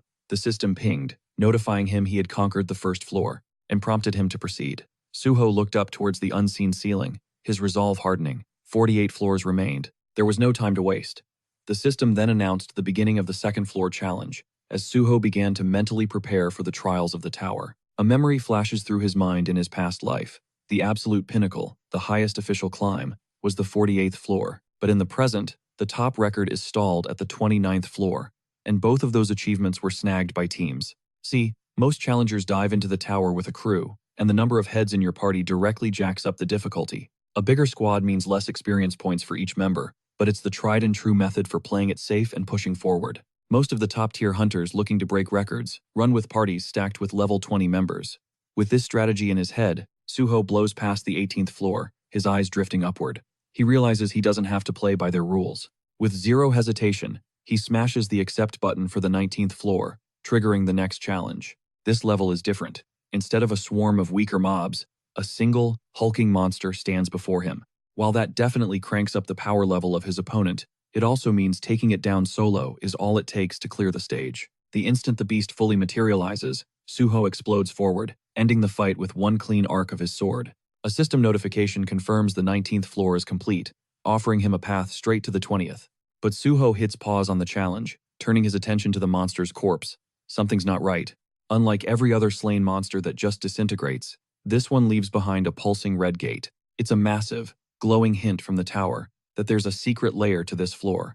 Suho pulls an item from the creature's remains, sensing it has a very specific use, even if it's useless by itself. Firing up his magic detection skill, he uncovers a hidden dimension tethered to that red gate. This secret zone is none other than the subspace fortress of the Fortress King, Zhongpyeong. This dimension is a game changer. Unlike others that need an item to access, this one allows living things to walk in and out at will. Suho steps through, finding himself in a raw, cavernous space. A radiant object materializes as the system announces the fortress's previous owner is history. The system then prompts him. Did he want to claim ownership? He accepts, gripping the luminous core as it begins to merge into his very being. A notification confirms it. Suho is the new master of the subspace fortress, and it's no longer just some artifact. It has evolved into a skill, permanently bonded to him. The system adds that the fortress's entire vibe will now morph based on his own magical aura. The world around him starts to warp. The bare rock of the cave dissolves, reforming into a completely furnished room. Blown away, Suho sees this space is way more advanced than he ever imagined. Its size literally grows with his power, and it even reshapes itself to his tastes. A wave of relief washes over him, knowing he stopped a monster like Zhongpyeong-ho from ever getting this power. That psychopath had used this fortress as his personal stash house for everything from narcotics and priceless stolen art to kidnapped victims. The memory of the sleepless nights, those heinous crimes caused floods, Suho with a tide of pure disgust. But now, with the fortress under his control, he knows that kind of darkness will never happen again. By snuffing out the rise of the Fortress King and securing an insanely powerful personal headquarters, Suho knows he just scored a legendary victory. With a fresh surge of determination, he prepares to continue his climb. Elsewhere, Jinwei was glued to his phone, an article pulling him in deeper with every line. He'd seen a trend. A ton of students were suddenly flocking to the Nexus Guild. He remembered Suho talking about joining the Great Hunter Association, but this glowing media feature screamed that Nexus was dead certain they had Suho in the bag. Jinwei felt a knot of uncertainty. Guess only time would tell. Still, he couldn't shake the question of just how many floors Suho had already crushed. At that exact moment, a system alert explodes onto the scene. The 30th floor had just fallen. The Tower of Challenge record was officially shattered. Someone was already pushing into the 31st floor. The entire crowd around the tower went dead silent. Whispers erupted. Was this a new record, a massive team effort, or something crazier? Their shock immediately turned to awe. When a second notification fired off, the 31st floor was also cleared, just seconds after it opened. We froze. If that was really Suho, he had miscalculated on an epic scale. Up to now, he'd written off Suho's victories as pure luck and a flair for the dramatic. But if this blistering pace was legit, then Suho wasn't just some passing phase. He was a rival, Jinwei, would be battling for years to come. Over at the Hunter Association, Director Kim got the news and was visibly shaken. She frantically confirmed the data feeds. Suho was, in fact, breaking these records in real time. Recognizing his astronomical value, she knew they had to craft an offer so insane he couldn't possibly turn it down. She barked orders at her team to get the president and office manager on the line, then to haul ass to headquarters. The speed of Suho's ascent was something the world had literally never witnessed. If Suho genuinely wanted to join the association, he was the kind of generational talent they could only dream of. Just then, Chulman's phone buzzed. It was the association's vice president. Intrigued, Chulman answered. The VP cut straight to the point, asking for his location. When he heard Chulman was right by the tower in Pango, he seized the moment. His new order was simple: bring Suho in. Chulman's face lit up, thinking this was his golden ticket to recruit Suho himself. But the VP immediately poured ice water on that dream. This wasn't a recruitment pitch. The guy just wanted a photo op of Suho with the association president. Then he just hung up, leaving Chulman absolutely floored and fuming. He stewed in his thoughts, realizing these power-tripping executives were the exact reason the public saw the association as a cesspool of corruption and incompetence. As far as he was concerned, only true hunters should be calling the shots. He glared at the tower, scrambling to figure out how to coax Suho into a meeting. But inside, Suho had just conquered the 48th floor, smashing the tower record yet again. A bone-deep exhaustion was finally setting in. This constant push was taking a serious toll. He found himself wondering when this gauntlet would finally be over. But then, he pulled up his status window, and his spirits soared. Hitting level 39 was a legit reward. Every single floor he cleared granted him 5 precious bonus stat points, and each one felt like a victory. Knowing the system's mechanics so intimately made it feel like he was meticulously crafting a video game character, a second version of himself. And not gonna lie, it was actually pretty fun. With his stats allocated, Suho braced himself for the grand finale. The 49th floor had materialized. A shimmering crystal pulsed before him, and from its light, the final boss emerged. A tower dragon, level 49. Suho stared, instantly recognizing that this creature's power level was completely broken. Even without any pureblood traits, its dragonborn nature alone made it ridiculously OP. It had him seriously wondering if this floor was even designed to be beatable. But Suho knew his purpose. There would be no hesitation. Gritting his teeth, sword gripped tight, he launched himself at the final boss with unwavering resolve, ready to finish this. Suho closed the distance to confront the dragon, priming his attack. The beast retaliated with its own savage assault, forcing Suho to vault high into the air to dodge. While suspended mid-air, a crucial detail hit him. For a creature of that colossal size, the dragon's speed was insane. Abruptly, a dark energy bled from its claws, generating a powerful vortex that sucked Suho directly toward its gaping maw. An instant before he was devoured, Suho caught the dragon's jaw, vaulted clean over its head, and brought his sword crashing down with every ounce of his strength. The dragon let out a furious roar and thrashed its head with such violence that Suho was sent flying, forcing him to make a tactical retreat to catch his breath. A grim realization washed over Suho. His most powerful strike hadn't left so much as a scratch. All he had accomplished was making the beast angry. The dragon then slammed the ground with devastating force, sending massive fissures ripping across the entire floor. Suho dove behind a massive boulder, thanking his high-level stats. If he didn't have them, that shockwave alone would have vaporized him. He quickly pieced it together. While the dragon's level wasn't astronomical, its innate racial traits made its hide absurdly tough. Normal attacks were completely useless. He had to hit its one weak point, the reverse scale. Since this dragon was under level 100, it probably couldn't conceal that vulnerability perfectly. After a quick scan of its body, Suho spotted the flaw right near its tail. Without a moment's hesitation, he shot forward and slammed his blade into the rock-hard scale with all his power. The dragon shrieked in pure agony, and a system window popped up. The tower dragon had entered a berserk state after its weakness was exploited. Suho left his sword embedded deep in the reverse scale. He knew this fight was far from over, and dragging it out would only ramp up the danger. He poured even more energy into his attack, driving the blade deeper.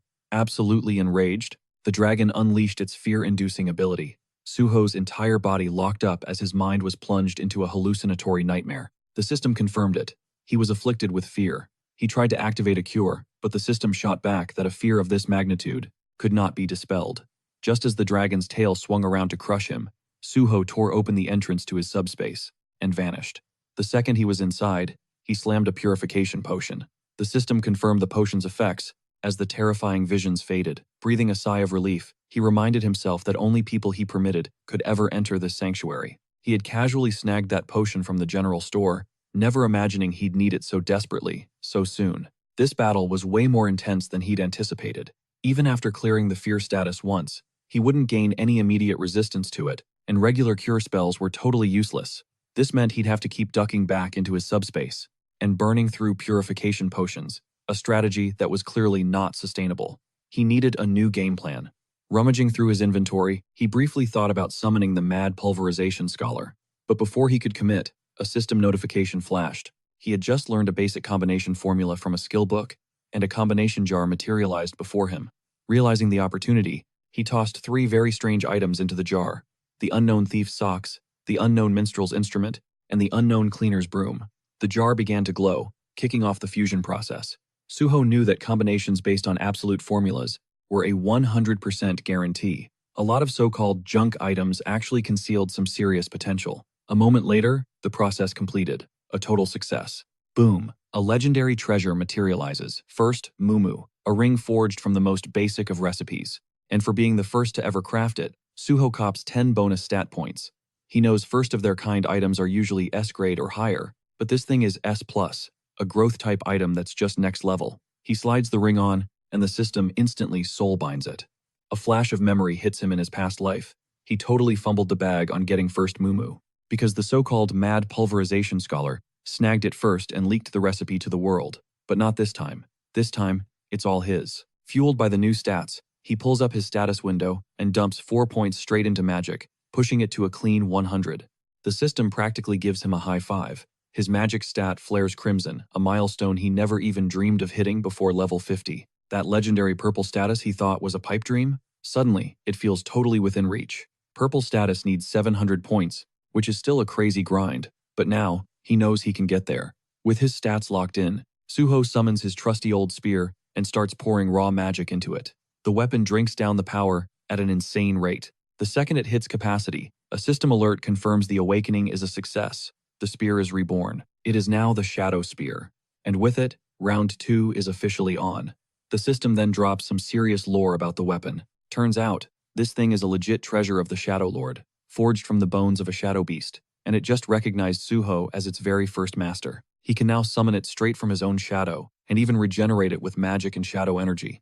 Suho gets it instantly. This weapon is a game changer. Think about it. Just like Zhongpyong has his subspace fortress, the Shadow Lord, a freaking monarch-level entity, wielded this very spear. If that monster is lurking inside this gate, Suho is now rocking its signature weapon. He breathes a sigh of relief, knowing he snatched it before some other psycho could. Alright, time for a test drive. He summons the spear again, loving how easy it is. He can't attack from inside his subspace fortress, so the plan is simple. Pop out, nail the reverse scale, while the dragon is sleeping, and get back. Suho slips out, scrambles up a rocky ledge overlooking the colossal beast, and hoists the shadow spear. He launches it like a missile, directly at the stone lodged in the dragon's tail. The spear punches clean through, and a raw, guttural roar of agony rips through the cavern as the dragon thrashes. Suho leaps down as a new system alert flashes, announcing the dragon has entered. Yet another rage mode. It blasts out its dragon fear aura, but Suho is already gone, zipping back into his subspace, completely immune to the debuffs. He keeps up the hit-and-run assault, striking and vanishing over and over. The whole process is a longer grind than he expected, but finally, the reverse scale's durability plummets below 10%.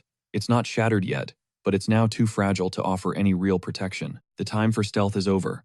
Suho ditches the subtle approach and goes for an all-out blitz, exploding out of his fortress. He rockets into the air and plunges the shadow spear deep into the dragon's massive eye. The impact sends shockwaves through the entire chamber. The force sends Suho flying, but the infuriated dragon is on a rampage, desperately trying to find him. This is the opening Suho was waiting for. He whips around behind it, making a dead sprint for its tail. The dragon tries to unleash its fear aura again, but Suho is faster, shattering the weak point first. System confirmation pops up. The reverse scale is destroyed, and the dragon's immense power starts draining away like water from a sieve. Suho chugs a purification potion and launches himself skyward for the final strike. One clean, brutal slash across its throat, and the colossal beast comes crashing down. The battle is finally won. The system announces that Suho has cleared the 49th floor, smashing the old record for the Tower of Challenge. He scores 10 more bonus stat points as the rewards just keep stacking up. Collapsing to the ground, he lets the achievement sink in. He actually conquered the entire tower, something his past self, and even his current self until now, had never accomplished. For hitting level 40, he unlocks a new skill, Healing Spirit. It's an insane area of effect heal that, once maxed out, could blanket an entire battlefield. But the system isn't finished. It recognizes just how insane this feat was, and drops the ultimate reward, Dragon Blood. Suho is floored. This is the signature ability of Yoma, the monster player. So this is how he got his hands on it, right here in the Dragon Mountains. The system explains that inheriting the blood grants him the raw power of a dragon, its strength depending entirely on how hard the user pushes themselves. Before Suho can even think to summon his spear again, another alert pops up. The weapon is reacting to the fallen dragon's shadow. It begins to absorb the darkness, pulling all of it in, until the weapon itself starts to transform. It's now the Shadow Spear Plus. A hidden ability called Shadow Devour, something not even mentioned in the original description, has been unlocked, and a piece of the weapon's own consciousness has awakened. Suho pulls up the new stats, and his jaw hits the floor. Shadow Binding and Shadow Regeneration have both jumped from A rank all the way to S rank. The new Shadow Binding can literally rip an enemy's shadow right out of them, paralyzing them on the spot, while Shadow Fangs shreds that stolen shadow to pieces, inflicting a nasty, continuous bleed effect. Growth-type weapons are just on another level. Completely satisfied, Suho gets ready to dip, but a glint on the ground catches his eye. It's a massive fang. The system chimes in, identifying it as a mighty dragon's fang, capable of launching a permanent debuff that just shut down all recovery. Suho was absolutely floored. He just scored a dragon byproduct, a drop that was basically mythical tier. It was solid proof that the tower dragon had been a pure blood, which meant it naturally dropped legendary materials. This entire raid was a massive W. Suho finally turned to bounce, knowing full well that reporter Jinwoo had to be posted up outside waiting for him. In that instant, the tower's core crystal exploded, and the system flatly announced the trial tower had been cleared. The conqueror was a player named Suho, and every other player was instantly yeeted from the gate. A portal ripped open, and a mess of hunters came tumbling out, skidding across the ground looking completely wrecked. One guy dropped to his knees, grabbing his head in total disbelief, just whispering that this was impossible. Did someone seriously solo the trial tower? His buddy, still laid out on the pavement, asked who the heck Suho even was. The first hunter just gestured forward, asking if that was the guy right there. His partner craned his neck and muttered that yeah, it had to be him, because the sheer size of the crowd was unreal. You couldn't even breathe in this mob. Our guy was completely walled in by reporters. Camera flashes strobed relentlessly, and a wall of noise hit him as everyone screamed for a statement on his victory. But all Suho could think was, man, I'm exhausted. The tower dragon had done way more damage than he'd anticipated, and what he desperately needed was a break, not a chaotic media scrum. He never imagined the press would descend on him this hard. His eyes scanned the crowd and locked onto reporter Jinwoo, perched dramatically on the hood of his own car, looking absolutely shell-shocked. A psycho. That was probably the one word blasting through Jinwoo's brain, because clearing that tower by yourself was just not something a sane person did. Suho casually strolled up behind him and clapped a hand on his shoulder, offering a simple greeting. Jinwoo shrieked, tumbled off the car in a panic, and then his eyes went wide with shock when he saw who it was. He stammered out Suho's name, asking how he possibly broke free from that media circus. Suho gave a small smirk and said he just slipped out, describing it like he just used some legendary stealth skill, and literally vanished without a trace. Holding out a hand, Suho asked why Jinwoo was still doubting him. The reporter slowly reached back, giving him a look that screamed, "You're nuts," and asked if he realized how crazy he sounded. Suho just replied that if Jinwoo seriously didn't trust him, he should just say the word, and Suho would adapt his plans. Jinwoo scrambled to his feet, brushing himself off, and shot back that if he didn't trust him, he never would have helped him in the first place. He then urged him to dive into the car before the reporters swarmed them again. Safely inside the moving vehicle, Suho got a call from team leader Chulman. He was congratulating him on beating the tower, saying he wanted to thank him in person, but Suho had vanished before he got the chance. Suho politely thanked him back, admitting he was hiding out from sheer exhaustion. Chulman just chuckled, saying Suho was always shattering expectations. He asked if Suho was still in the Pangyo area, and if he was down to link up. Suho explained a friend had already scooped him up and asked if there was something he needed to talk about specifically. Chulman said there was nothing urgent, unless Suho felt like swinging by the association headquarters if he wasn't too wiped. Suho paused, repeating the words back. The association. Chulman confirmed it. He laid it out. This was a huge deal. Everyone thought the trial tower was an impossible raid, and it had been operating more like a public training ground. Given the situation, they needed to launch a full investigation. Suho countered that he couldn't recall investigations happening every time a major guild cleared a high-level gate. If they just needed information, couldn't they just file a request for it? After a beat of silence, Chulman caved and told him to get some good rest. Suho thanked him and hung up. Leaning back against the seat, he thought to himself, no doubt about it, either the chairman or the vice chair wanted him there for a photo op. He had respect for Chulman, but he had zero desire to be a poster boy for the higher-ups. If he got tangled in their red tape now, he knew it would be a massive headache later. His plan was to just ghost them until he was officially part of the Hunter Association. Jinwoo shot him a sideways glance from the driver's seat and asked if he could ask a serious question. Suho just nodded for him to shoot. Jinwoo pointed out that with Suho's power level, couldn't he land any gig he wanted, especially a cushy government job? Suho just smiled. The government's pay was solid, and no matter how much flexing private guilds did, the government held all the real cards. Jinwoo blinked, reminding him that the private guilds had all the clout and hype. Suho calmly replied, "Fame is fleeting. It's just a manufactured spotlight. Right now, the guilds are seen as heroes, but that wouldn't last. Eventually, the public's admiration would curdle into fear." Jinwoo slowly nodded, admitting Suho had a solid point. Suho let out a sigh and added that if he was serious about ending the gate crisis for good, he'd need backup. It wasn't a one-man job, and that's exactly why he was siding with the government association. Jinwoo grinned, saying Suho was about to have a crazy advantage over other players. With a flick of his wrist and a low-level healing spell, Suho patched up the reporter's arm, thanking him for a level of dedication and guts you just don't see anymore. Jinwoo, still processing, then asked him straight up if he was just going to apply for a spot through the regular recruitment channels. He argued it'd be a criminal waste for a guy like Suho to be stuck in some level 9 field grunt position, but Suho just shook his head, saying that wasn't the plan. Level 7, then? Jinwoo guessed, leaning in. When Suho shot back that he was aiming for level 5, Jinwoo's voice cracked. "Are you for real?" Suho shot him a look. "Dude, you gotta stop asking me if I'm serious every 2 seconds." Jinwoo just stared, a baffled expression on his face. "Well, yeah, of course. I mean, why? You gotta tell me." It was a reporter's instinct. A small smirk played on Suho's lips as he told him he'd spill, on one condition: none of this ends up in an article. "Oh, and maybe keep your eyes on the road," he added. As Suho laid out the entire breathtaking plan, reporter Jinwoo was left completely floored. That's a genius move," he stammered. Suho calmly agreed.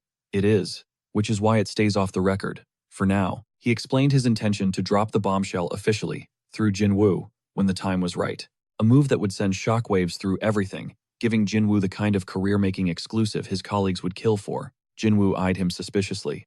"So, you're planning to milk this connection for all it's worth, aren't you?" Suho didn't even try to deny it. "If my buddy's a reporter, it'd be dumb not to use that to my advantage." A laugh escaped Jinwoo. "All right, fine. Use me all you want." Then his tone shifted. "So, you heading home now?" He pointed out the obvious.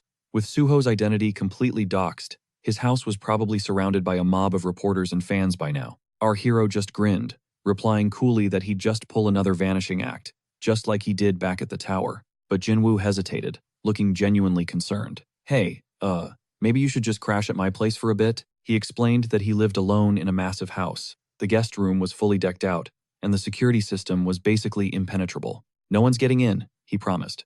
Suho went quiet for a beat before asking, "Where exactly do you live?" Jinwoo puffed out his chest with pride. "Kaiser Cheongdam." And Suho's mind just short-circuited. He was genuinely shocked. Those were the ultra-premium, luxury apartments that cost hundreds of billions of won. By the time they pulled up, Suho walked inside and just froze, not out of awe, but because the apartment looked like the final boss of rich people's homes. It was that quiet kind of luxury that doesn't need to show off. It just exists, and you're expected to be speechless. Jinwoo, completely nonchalant, welcomed him in and told him to make himself at home. Suho could only nod, thinking to himself that this is what life looks like when you're born with the premium DLC pack already installed. Jinwoo gestured to a sleek device sitting on a nearby table. It was a convenience function pad. Using the community app on it, Suho could get food delivered, go shopping, request support, or even summon an emergency healer on demand. "You're looking a lot better now, by the way," Jinwoo added. He was a stark contrast to the guy who'd collapsed into the car earlier. Suho's reply was simple. "I'm a healer." Jinwoo blinked. "Sorry, what was that?" A flash of annoyance crossed Suho's face. "I said, I'm a healer." The reporter quickly apologized. He admitted that even though he'd seen it in the reports, his brain was still having a hard time accepting it. After all, Healers are supposed to join a guild first. They level up in safety, protected by tanks and damage dealers. They don't just waltz into the Tower of Challenges and solo the whole thing. Grabbing his briefcase, the rich guy headed for the door. Gotta get back to the office, he said, tossing the security password over his shoulder. Suho just told him to have a safe trip, unconcerned. The second the door clicked shut, Suho immediately summoned his system window to check his status. He knew what he had to do. It was time to allocate the mountain of stat points he'd earned from conquering the tower. He carefully balanced his stamina with his other core attributes. Then, he dumped every last remaining point into his sensitivity stat. This wasn't just some elite build anymore. This was the build of a true successor. And even he couldn't help but be impressed. His stats were looking absolutely broken. With his build optimized, Suho moved on to his next priority. He was a master of detecting surveillance gear in his past life, and with his sensitivity now cranked to an insane level, he could probably find a needle in a continent-sized haystack. And look, he trusted Jinwoo, but he wasn't naive enough to think a place owned by some rich conglomerate heir was guaranteed to be bug-free. Better to be a little paranoid than to end up dead. After a meticulous sweep of every single corner, Suho finally collapsed onto the plush sofa. He was totally drained. This place was ridiculously massive, way bigger than some of the grand halls he'd seen in other dimensions. Honestly, hunting for hidden cameras felt like a bigger grind than taking down that dragon boss earlier. With the apartment confirmed clean, he finally let his guard down. But his phone immediately started vibrating off the hook. A relentless flood of notifications was lighting up his screen. It took Suho a second to realize what happened. His personal info was out there. Someone had leaked his number, and the flood of messages was nonstop. Resigned to the situation, he knew he needed a new phone and number as soon as possible. That's when he remembered the high-tech community app Jinwoo had shown him. Suho gave it a shot, and damn, the thing was ridiculously efficient. He quickly transferred all his essential data to a brand new, untraceable device, and flipped it to private mode. His old phone was blowing up with notifications, but he planned on ghosting that number for good. He peeped the time. It was a little after 5 p.m. Perfect. That left him with enough time to kick back for a bit before heading out. Meanwhile, across the city that night, inside a dead silent building, an eerie portal ripped open in the air. A squad of masked figures stepped through. Their eyes swept the area, confirming the situation. No witnesses, no cameras, nothing. They unzipped their duffel bags and began rigging the place with bombs, their movements sharp and practiced. But while they were deep in their work, Suho simply faded into existence behind them, looking as casual as if he'd stumbled into a book club, not a terror plot in motion. He spoke, his voice calm. You know, bombing public buildings is a pretty bad look. The masked crew went rigid, completely baffled. This building was supposed to be a ghost town today. Suho nodded in agreement. Normally, yeah, but I came because I had a feeling you'd be here. Instantly, panic erupted. One of the men screamed for everyone to bail, making a desperate break for the gate. A girl in the squad tripped over her own feet, collapsing to the ground. Her teammates froze, one asking if she just slipped. Another tried to haul her up, but she was like dead weight. A third member shouted for them to just drag her through, but the girl's legs were glued to the spot.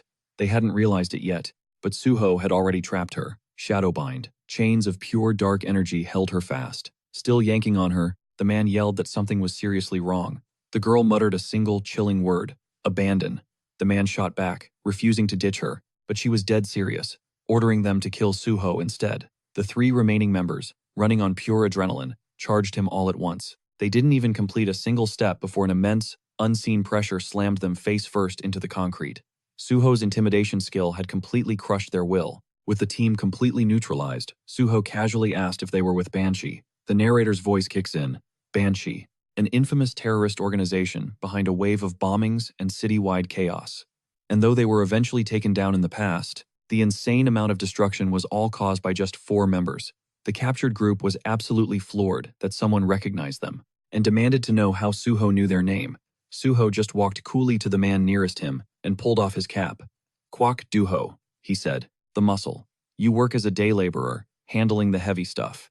Then Suho gestured to another, Seo Kyawan, the bomb specialist. Your day job is a middle school science teacher. He then pointed to the next, Kim Hyun-min, the getaway driver, an ordinary delivery guy who uses a movement skill to vanish after each hit. Finally, Suho's gaze landed on the girl, Koo Yoon-hwa, university student, and the real leader of Banshee. Your EMP ability wipes out all electronics and magic support like it's nothing. Absolutely stunned, Yoonhwa demanded to know how he knew everything. Suho just smiled. You can find out anything if you dig deep enough. You, of all people, should know that. Still in denial, she spat back, demanding to know who he was. Suho gave a little smirk and told her she already had the answer. He then added that if she was still skeptical, he could easily prove it by dragging her straight to the authorities this very second.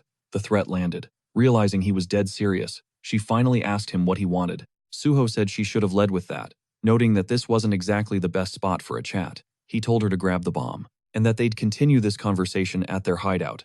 She stared daggers at him, her mind reeling, trying to calculate just how much he actually knew, but in the end, she agreed. Suho then turned to Hyunmin. "You good to move now?" he asked, telling him to open the door, because they obviously weren't about to call a cab.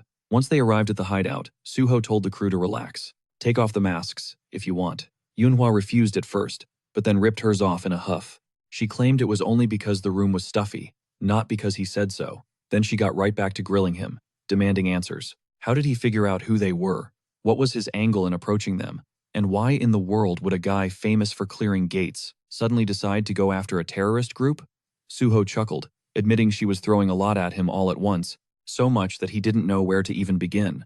He explained that he used his own set of skills, abilities he hadn't made public, to hunt them down, the same way they used their hidden powers to operate in the shadows. Now, completely focused, she asked again, "What do you want?" Suho laid out his proposal. He wanted them to work for him. He even referenced his recent PBS interview and the future he mapped out. Yunhwa immediately assumed he wanted to turn them in to the Hunter Association. Suho confirmed it, but held up a hand before she could fly off the handle. He wasn't talking about forced recruitment. He laid out his plan. He was going to crush the level 5 exam, climb a rank or two, and then secure a position in the Special Forces Division. Yunhwa looked utterly bewildered, and Suho told her to wipe that look off her face. He knew they had a deep-seated hatred for the Special Forces. That's why all their attacks were aimed at related facilities. He understood perfectly, because he had the exact same reason. Then, Suho dropped the final bomb. He was a gate orphan. He said he always thought it was just a terrible twist of fate, until he learned the truth. The entire disaster had been engineered. It was a setup. Because after every gate is cleared, that land becomes priceless, top-tier real estate. The suits in charge knew a gate shock was coming, but they let it happen, all for a fat paycheck from some shady development projects. And Suho already had the receipts. His endgame was simple: become the undisputed boss of the Special Forces and make every single one of them pay. He broke it down for them. The Special Forces were the top dogs in the association, holding sway over other government branches, and possessing the authority to prosecute any hunter. He was offering them a path to vengeance, but this was a calculated, by-the-book takedown, not some reckless act of terrorism. But Yunhwa wasn't convinced, pointing out there was zero guarantee Suho could even ace the level 5 exam. Suho just smirked, telling her to sit back and watch the show. He left them with one last chilling warning. One more attack, and he would personally gift-wrap them for the government. With that, the conversation was over. Suho knew their minds had to be completely blown. In his previous life, the Banshee Guild had been an untouchable ghost in the system. But during their interrogation, he saw they were just like him, victims whose thirst for revenge had warped them into villains. If only someone had stepped in to guide them, maybe things wouldn't have spiraled so tragically. So this time, before they went completely off the deep end, Suho was determined to steer them onto a new path, no matter how long it took. He was confident Yunhwa would cave. The deal he put on the table was just too good to pass up, and his skills were undeniable. He told them to think it over and choose wisely. The scene cuts to the South Korean Hunter Association, where the vice president was already in a foul mood.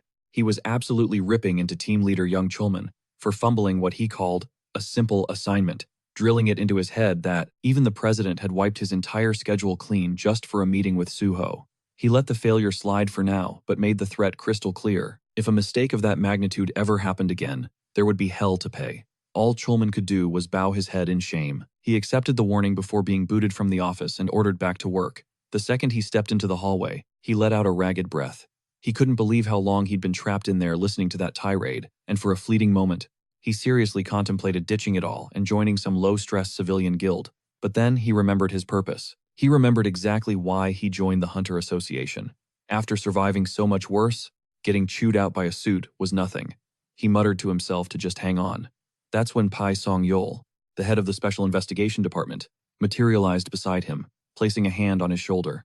Chulman, already on edge, couldn't believe his luck. Of all the people to run into right now, forcing a polite mask, he asked the chief what he was doing there. Pai flashed his usual playful grin, remarking that he'd heard his favorite team leader was getting reamed out again. He even sarcastically praised Young's legendary patience for putting up with the old man's endless nagging. but Young just took the blame. He insisted it was all his fault.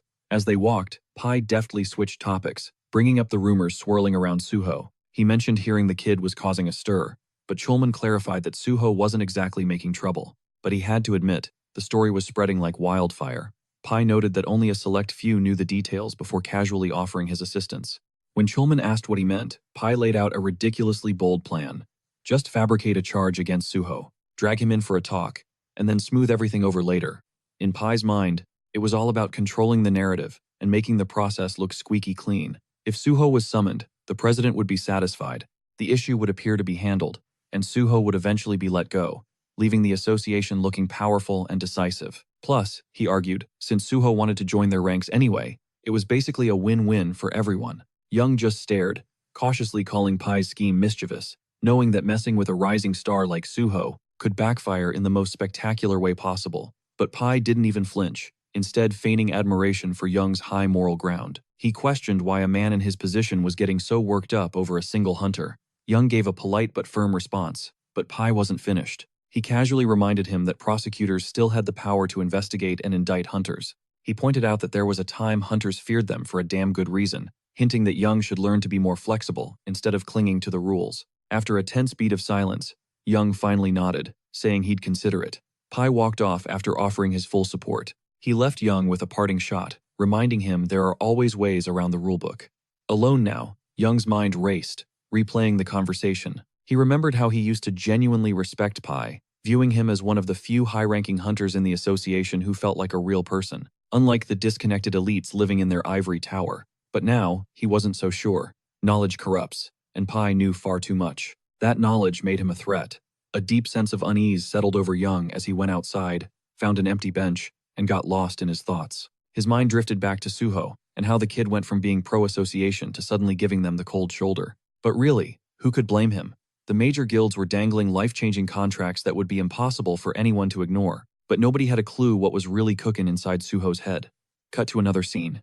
Suho steps out of a taxi, a glint in his eye as he activates the ring on his finger.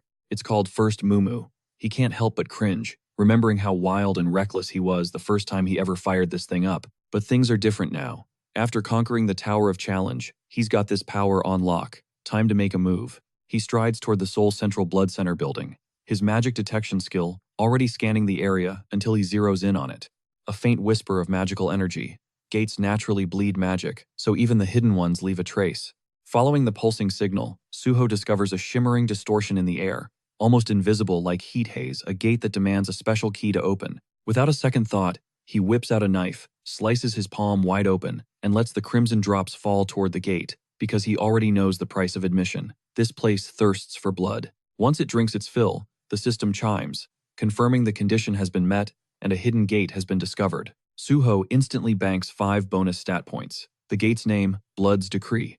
Stepping inside, Suho lobs a handful of glow-in-the-dark powder forward. The dust illuminates a sprawling, cave-like maze. The first stage is clearly a cavern system, so he ventures deeper into the oppressive darkness, until a mysterious, sticky liquid drips onto his head. He glances up and realizes, with a grimace, that ain't cave water. It's drool. The ceiling is crawling with countless vampire bats, all hovering around level 63, and Suho just smirks at the dramatic welcome party. Without even flinching, he unleashes intimidation. The effect is instantaneous. Every single bat loses control of its wings and plummets to the stone floor. He calmly strolls toward one of the downed creatures and plunges his shadow spear straight through its body. The spear devours its shadow, triggering a chain reaction of darkness that executes every bat in the chamber at once. He pulls up his status window, a look of pure satisfaction spreading across his face. This method is ridiculously efficient for wiping out low-tier mobs. When you have an S-class intimidation skill, massive level gaps become totally meaningless. Most hunters just pump their points into 2 main stats, but Suho has completely cracked the color-coded stat system and is strategically raising everything in perfect balance. He reviews his numbers again. He wonders if his level is a little too absurd just for frying some bats. His curiosity leads him to pull up the combat log, and that's when he spots something bizarre. Mixed in with all the corpses is a blood slime. It must have been camouflaged among the bats, and got vaporized by the intimidation shockwave by accident. The cleanup is a total bore, but he has to admit how clutch the intimidation skill is. Because even if high-level monsters can resist the fear effect itself, the skill's initial stun still lands, unless the enemy falls into a very specific, unique category. Before long, He stands before the boss room, the thrill of a real fight starting to build. He storms in without hesitation. The moment his foot crosses the threshold, he summons his sword, and a massive vampire bat lunges at him from the shadows. He expertly parries the attack and identifies his opponent a great king vampire bat before countering with a vicious slash of his own. But from behind, a hulking golem charges forward, forcing Suho to dive sideways to evade.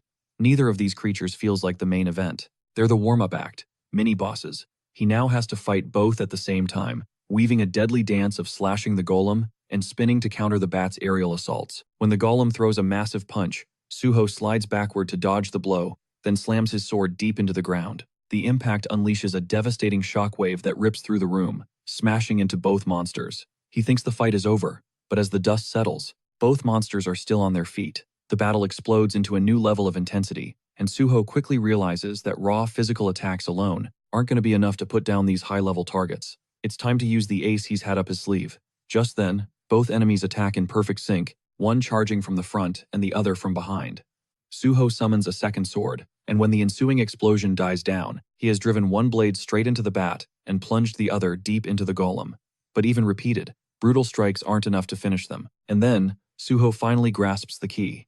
Their ultimate weakness is pure silver that has been infused with holy power. At that exact moment, the system notifies him that holy power has now been successfully applied. The silver sword buried in the bat's body begins to glow with a blinding light, and a bolt of holy lightning crashes down on it from above, slicing its throat and completely obliterating the monster in a flash. Suho stands over the corpse with his foot planted on its head, watching it burst apart like an insect being crushed by a giant's hand. Holy power is absolutely devastating. The golem lunges again, but Suho moves first, carving it into a dozen pieces with his holy enhanced sword, until the system finally confirms its defeat. Looking down at his weapon, he acknowledges how flawlessly his plan worked. A skill that should be exclusive to healers, the ability to grant holy enchantments, has become his most broken power-up. Enchanting silver weapons with holy energy transforms every single strike into a guaranteed critical hit, making it the perfect cheat code for all the monsters in this gate. Suddenly, Suho senses a terrifyingly powerful presence right behind him. As he spins around, he realizes the true boss of this hidden gate has finally shown up. The figure steps out from the darkness, radiating pure, unfiltered, murderous intent, revealing himself as the Cursed Prince, a monstrous level 76 elite.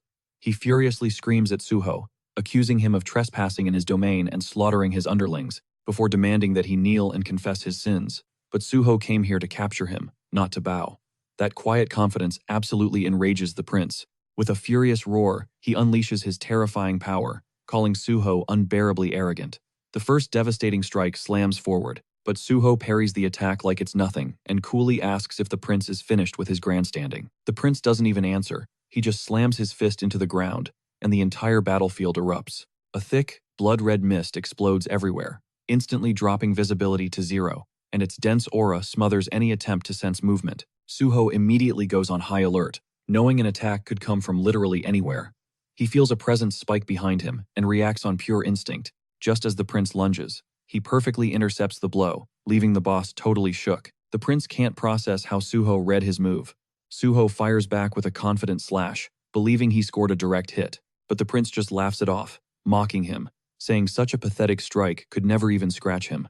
Then, a system window flashes. The cursed prince just activated Blood Scream. Without a second's hesitation, Suho plunges his sword into the ground and triggers Healing Spirit. A purifying wave of energy bursts outward.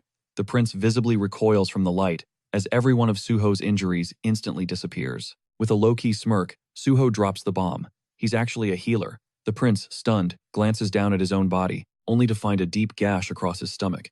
Suho's attack did connect after all. Suho begins prepping his next skill, but the prince snaps. Utterly enraged by the humiliation of being wounded by a mere human, he charges forward. Suho meets the assault head-on, his blades screaming against the prince's claws as they erupt into a high-speed exchange of vicious attacks. For a split second, the prince thinks he's got the upper hand and unleashes a furious combo, but Suho just vanishes and reappears right behind him, landing a devastatingly clean hit. Blood spews from the prince's mouth as he stumbles back, completely rocked. Suho gives him zero space to recover, rushing in to press the advantage. The prince channels more power and launches himself right back, and the two collide with cataclysmic force, sending shockwaves tearing across the arena. When they finally land, the scene has changed. The cursed prince's head is no longer attached to his body. It rolls to a stop on the ground. Suho casually walks over. He crouches beside the disembodied head, trash-talking about how much of a pushover he was, when the head suddenly shoots forward and bites his hand. The still-conscious prince is screaming inside Suho's mind, demanding his blood and vowing with pure hatred to enslave his soul. Suho rips the head off and tosses it aside, thinking the prince is nothing more than an annoying mosquito that bites out of nowhere. Just then, the system announces the start of kin conversion. Suho collapses as he feels the blood being violently drained from his body. The world spins, a killer headache slams into him, and an unbearable thirst claws at his throat. Inside his head, the prince gloats that it's already over, but Suho tells him to shut up, refusing to give in as the conversion process continues. Suho knows that to get the vampire trait, the synchronization rate has to hit a specific point, and the second it does, he must instantly purify the curse with holy water. When the kin conversion meter hits 50%, Suho figures he's about to get the trait, and reaches for his vial of holy water, only to watch it shatter into pieces.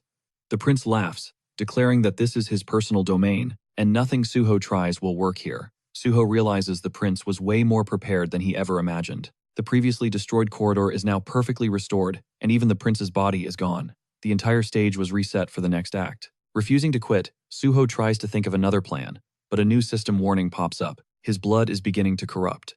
The prince confidently announces that there's no escape, but Suho reveals he has one last card to play. The system lights up immediately. All conditions to unlock the second power of dragon blood have been fulfilled.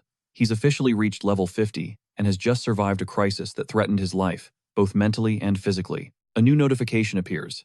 Dragon armor is now available. Suho smirks. He timed this perfectly.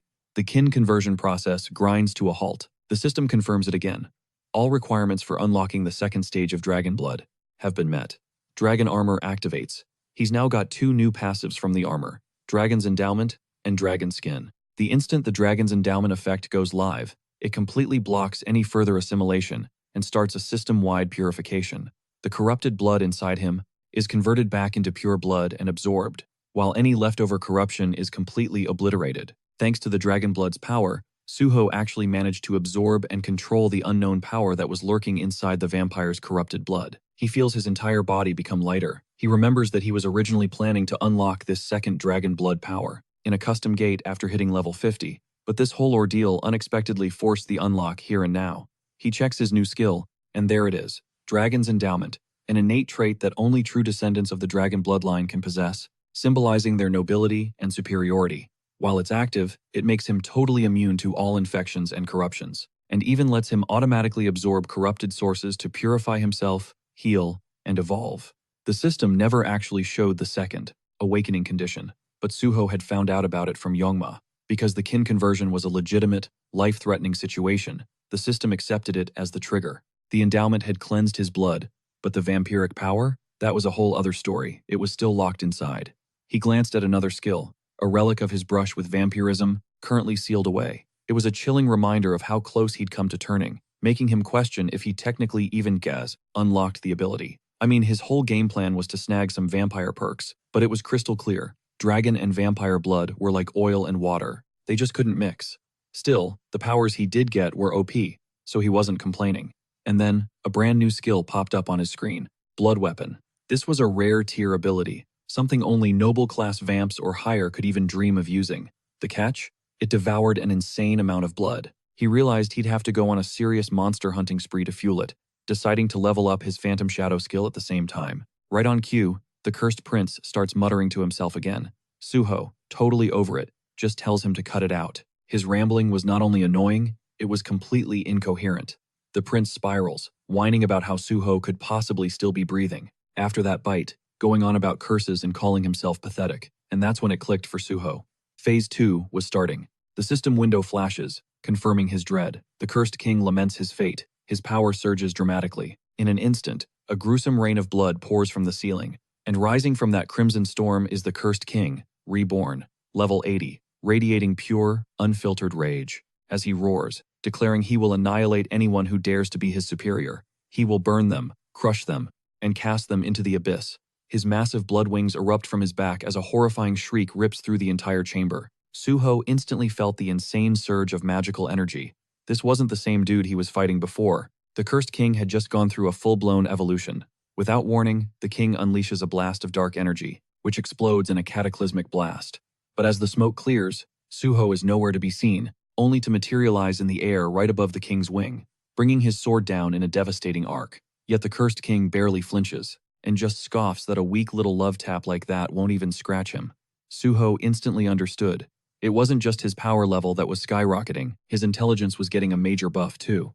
The king whips a wing around like a massive club, swatting Suho out of the air with raw power. Suho scrambles to regain his footing, the danger sirens blaring in his head. The king closes the distance in a blur, already swinging for another attack, and Suho meets the assault head-on, his sword clashing against the king's might.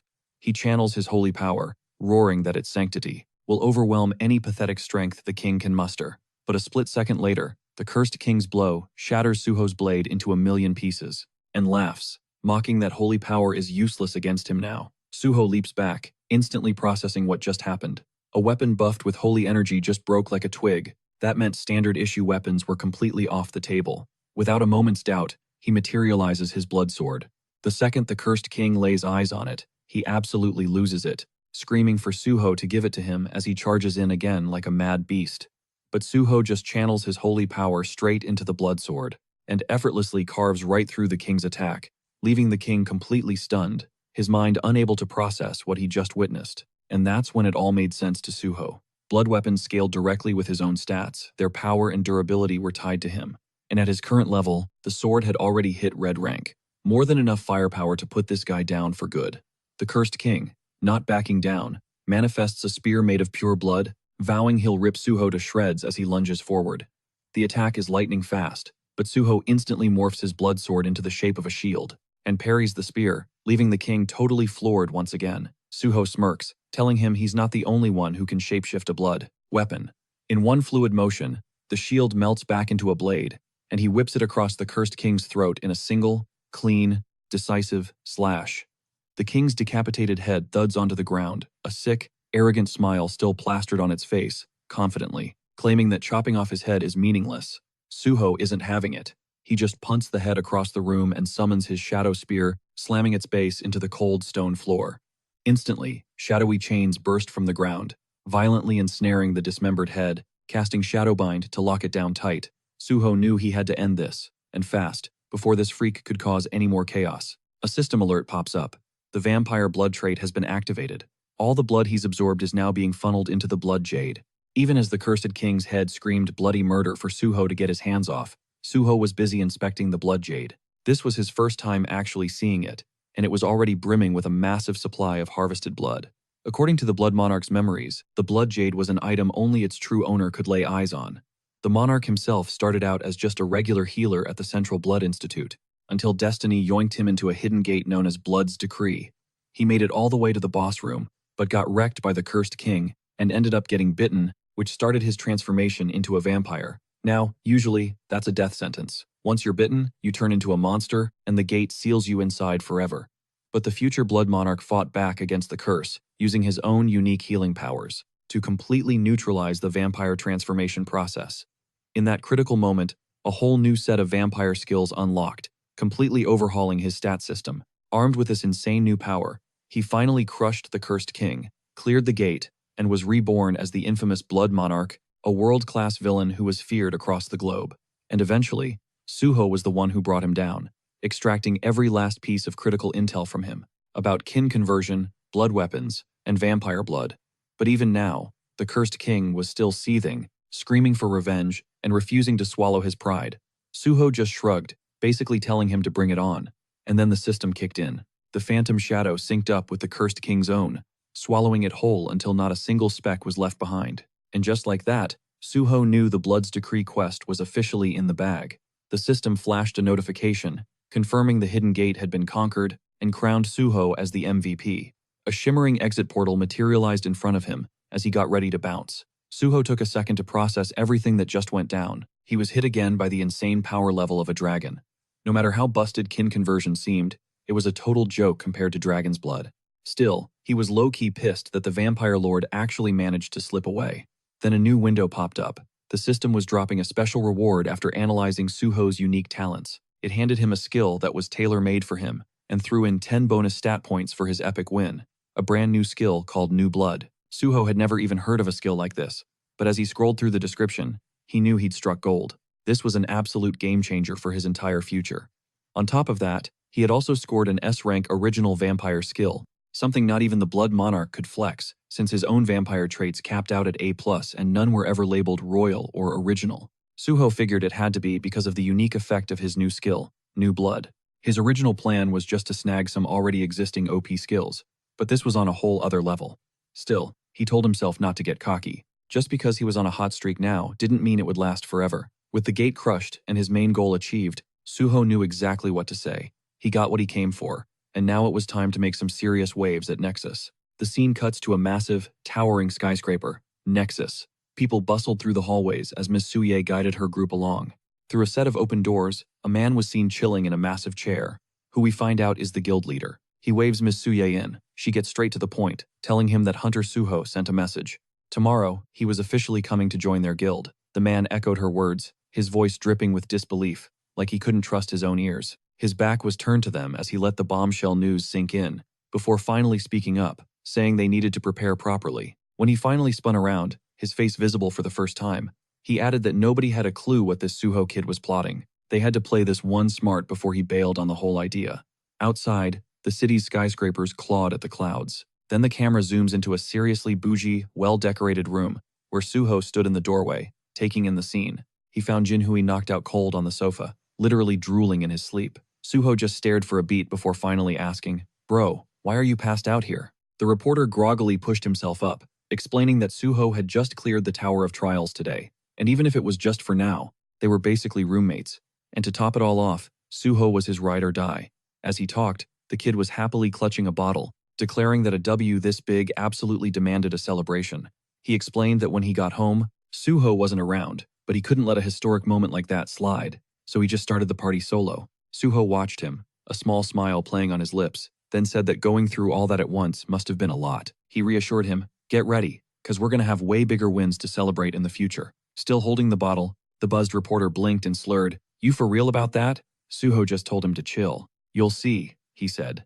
Glancing at the spread of food on the table, Suho then asked the surprised, tipsy reporter, "So, you down for another round, even this late?" With a massive, goofy grin, Jinhui was immediately all in. A glass of wine sat next to the food, and Suho mentioned that he checked out that community app Jinhui told him about. "It's legit," he said, adding that he thought the apartment itself was pretty sick, too. While they ate, Suho brought up the fact that he'd read the reporter's blog and could tell the guy was totally killing it, which made him think his new roommate must be absolutely loaded. They clinked their wine glasses together. Jinhui laughed and explained he wasn't just rich, he was the youngest kid of a Chibol family. He was on a whole different level of wealthy. Suho was floored. "Wait, you're actually from a Chibol family?" he asked before taking another sip of wine. Jinhui kept talking, saying that, since Suho shared a secret, he wanted to share one back. He revealed that he was the youngest son of the freaking president of the Daisen Corporation. Suho put two and two together, saying, "If you're the president's son, then you're the heir, right?" But the reporter just shook his head, explaining that his dad had a ton of kids with a bunch of different women, and his own mom was just the side piece, which made him the illegitimate kid. He admitted he'd never told a soul about that, but since they were probably going to be working together for the long haul, he figured Suho should get the full story. Suho just looked at him, completely stunned, and probed if that meant journalism was just some side hustle for him. Jinhu admitted that was partly true, confessing he genuinely vibed with the work. He laid it all out. His dad gave him anything he could ever want, but he had zero claim to the inheritance, and absolutely no pull in the family business. He even got an offer to take over a subsidiary company, but he shot it down, admitting straight up that while he was a damn good reporter, he knew jack about running a business. Suho raised his glass once more, noting that at the very least, Jinhu was one hell of a journalist. Beaming, the reporter fired back that hearing that meant a lot, confessing he'd never run into a hunter with Suho's vibe before. As both men slowly got to their feet, Jinhu proposed a toast just for the two of them. Suho was down without a second thought, and their glasses met with a soft clink. The next morning, a yawning Suho wandered through the apartment, and from the kitchen, Jinhu hit him with a bright "good morning" while pouring steaming water into a mug.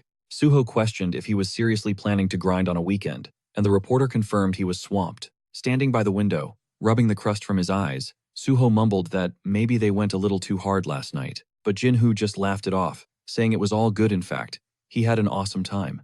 Suho then wondered why he was already heading out, off to chase a new story. The reporter shot back that he couldn't just ride Suho's coattails forever, Hearing this, Suho casually admitted, "And that, right there, is why I mess with you," which made Jinhoo stop dead, floored by the random praise. After taking a sip of his drink, he asked what Suho's plans were for the day, and Suho just reminded him, "Today's the day I told you about." The light bulb went off in Jinhoo's head as he asked if Suho was finally hitting up Nexus. Suho gave a firm nod, explaining that he'd hit level 50 last night and unlocked a bunch of new perks. It was time. Those words made Jinhoo freeze, and he scalded his hand with the hot water, completely rattled, because just yesterday, Suho was level 40. He whipped around, his eyes wide with disbelief, demanding to know how in the world someone could skyrocket 10 levels in a single day. Suho just shrugged it off and clarified, "To be exact, I'm level 51 now." The reporter just stared at him, like he was some kind of walking enigma, muttering that the more he learned, the more of a mystery Suho became. Suho joked that the way he said that sounded kinda sus, and as Jinhoo awkwardly scratched his head, Suho asked why he was getting that weird look. Without another word, the reporter was suddenly herding him toward the hallway, insisting that if he was walking into a powerhouse like Nexus, he needed to look the part. Suho pushed back, saying he didn't need anything fancy, and was cool with his regular clothes, but Jinhoo wasn't having it, saying he'd hook him up with a proper suit and a watch. When Suho still tried to refuse, the reporter laid down the law. Appearances are everything at a place like Nexus. He then reminded him he could take his pick of any of his cars, because if he showed up on a bus or rolled up in a taxi, he'd get clowned on. A quiet, high-end district materialized as a low-slung, crimson sports car glided to a halt, instantly turning every head on the street. The scissor door swung upward, and out stepped Suho, decked out in a razor-sharp, elegant suit that fit like a second skin. For a moment, he cleared his throat, thinking to himself that this all played out surprisingly well. A man in a suit approached with a polite air, offering a business card as he introduced himself as Bae Dong-yuk, the big boss at Nexus. Suho took it with a slight smile, gave his own name, and followed him into the guild's headquarters. Moments later, he was sitting across from a trio of Nexus executives. Dong-yuk coolly observed that over the last few days, Suho's level must have exploded, and he wondered if that sudden power-up had made him rethink his endgame, especially since he'd originally said he wanted to be a government official. Suho clarified that absolutely nothing had changed. His goal was still the same. The guild leaders shot each other baffled looks, forcing Sue to ask what he was getting at. Dong-yuk leaned in, cutting to the chase. Why would Suho even bother with a private guild if his real ambition was to work for the government? Suho gave it to them straight, saying that linking up with Nexus was a strategic shortcut to his final goal. He then announced his plan to take the 5th rank exam this year. Someone jumped in, asking if this was all just to score some extra credit on his evaluation, and Suho replied that while that was technically right, it was only one piece of a much bigger chess game. If he only courted the Hunter Association, the association would just assume he had no other options. That was the whole reason he was coming to Nexus. Because the second the association sees another powerhouse offering him a better deal, they'll be forced to step up their own offer. He added that while he was with Nexus, he would go all in for the guild, making it a win-win for both of them. Dong-yuk took it all in silently, as Suho promised to give 100%. But finally, the guildmaster leaned back in his chair and said he got it. However, he had one final question. He pointed out that when Suho first came to them, Nexus was on its last legs. Back then, Suho's abilities were a total mystery box. Signing him was a shot in the dark, a calculated risk. But now, every guild in Korea would be tripping over themselves to get him on their roster. So why, out of all the top dogs, did he walk straight up to Nexus? A sly grin ghosted across Suho's face as the guild leader kept talking, admitting that Suho's talent was off the charts, but his actual game plan was a massive question mark. Clasping his hands together, Dong-yuk laid it out plain and simple. Unless Suho came clean with his real intentions, this partnership was dead on arrival. Suho let his eyes fall shut for just a moment, then answered that his reasons were deeply personal. He threw Dong-yuk's own words back at him, that public declaration where he swore on his life that Nexus would pour every last resource into eradicating every single gate from Korean soil.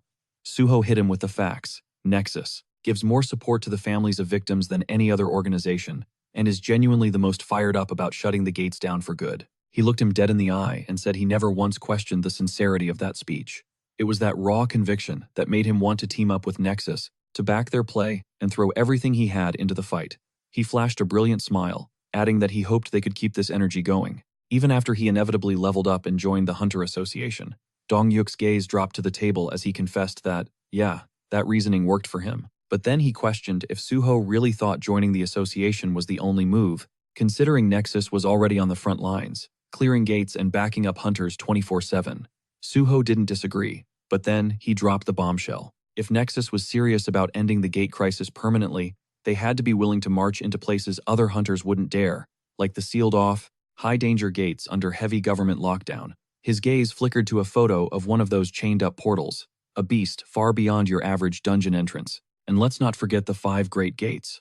That was exactly why he needed federal authority. But until he secured it, every dungeon he conquered would blast Nexus's name right alongside his. The resulting hype would completely shatter the power balance of Korea's guilds, and Nexus would be rocketed straight to the #1 spot. Dong-hyuk planted his hands on the table, pointing out this whole arrangement only lasts as long as Suho stays on their team. Suho nodded, confirming that was precisely why he promised to give them his all while he was there. Then, Suho's eyes widened in surprise, as he suddenly asked if he'd already scouted candidates for their team. Following up on their last chat, Suho confirmed he had, and revealed his first pick, Kang Dae-han. Suye froze, making him repeat the name as if she couldn't process what she just heard. Suho simply nodded and casually added that he was the one who coached Dae-han into becoming a tank. Suye shot out of her seat, absolutely fuming. She demanded to know what his backup plan was if Dae-han wasn't cut out for a tanking role. Suho calmly held up a hand, telling her to take a breath. This wasn't a random whim. He'd made the call after a thorough analysis of all the data. He reminded her that Dae-han had aced the exam, with an insane score. Suye scowled, begrudgingly recalling the shocking results.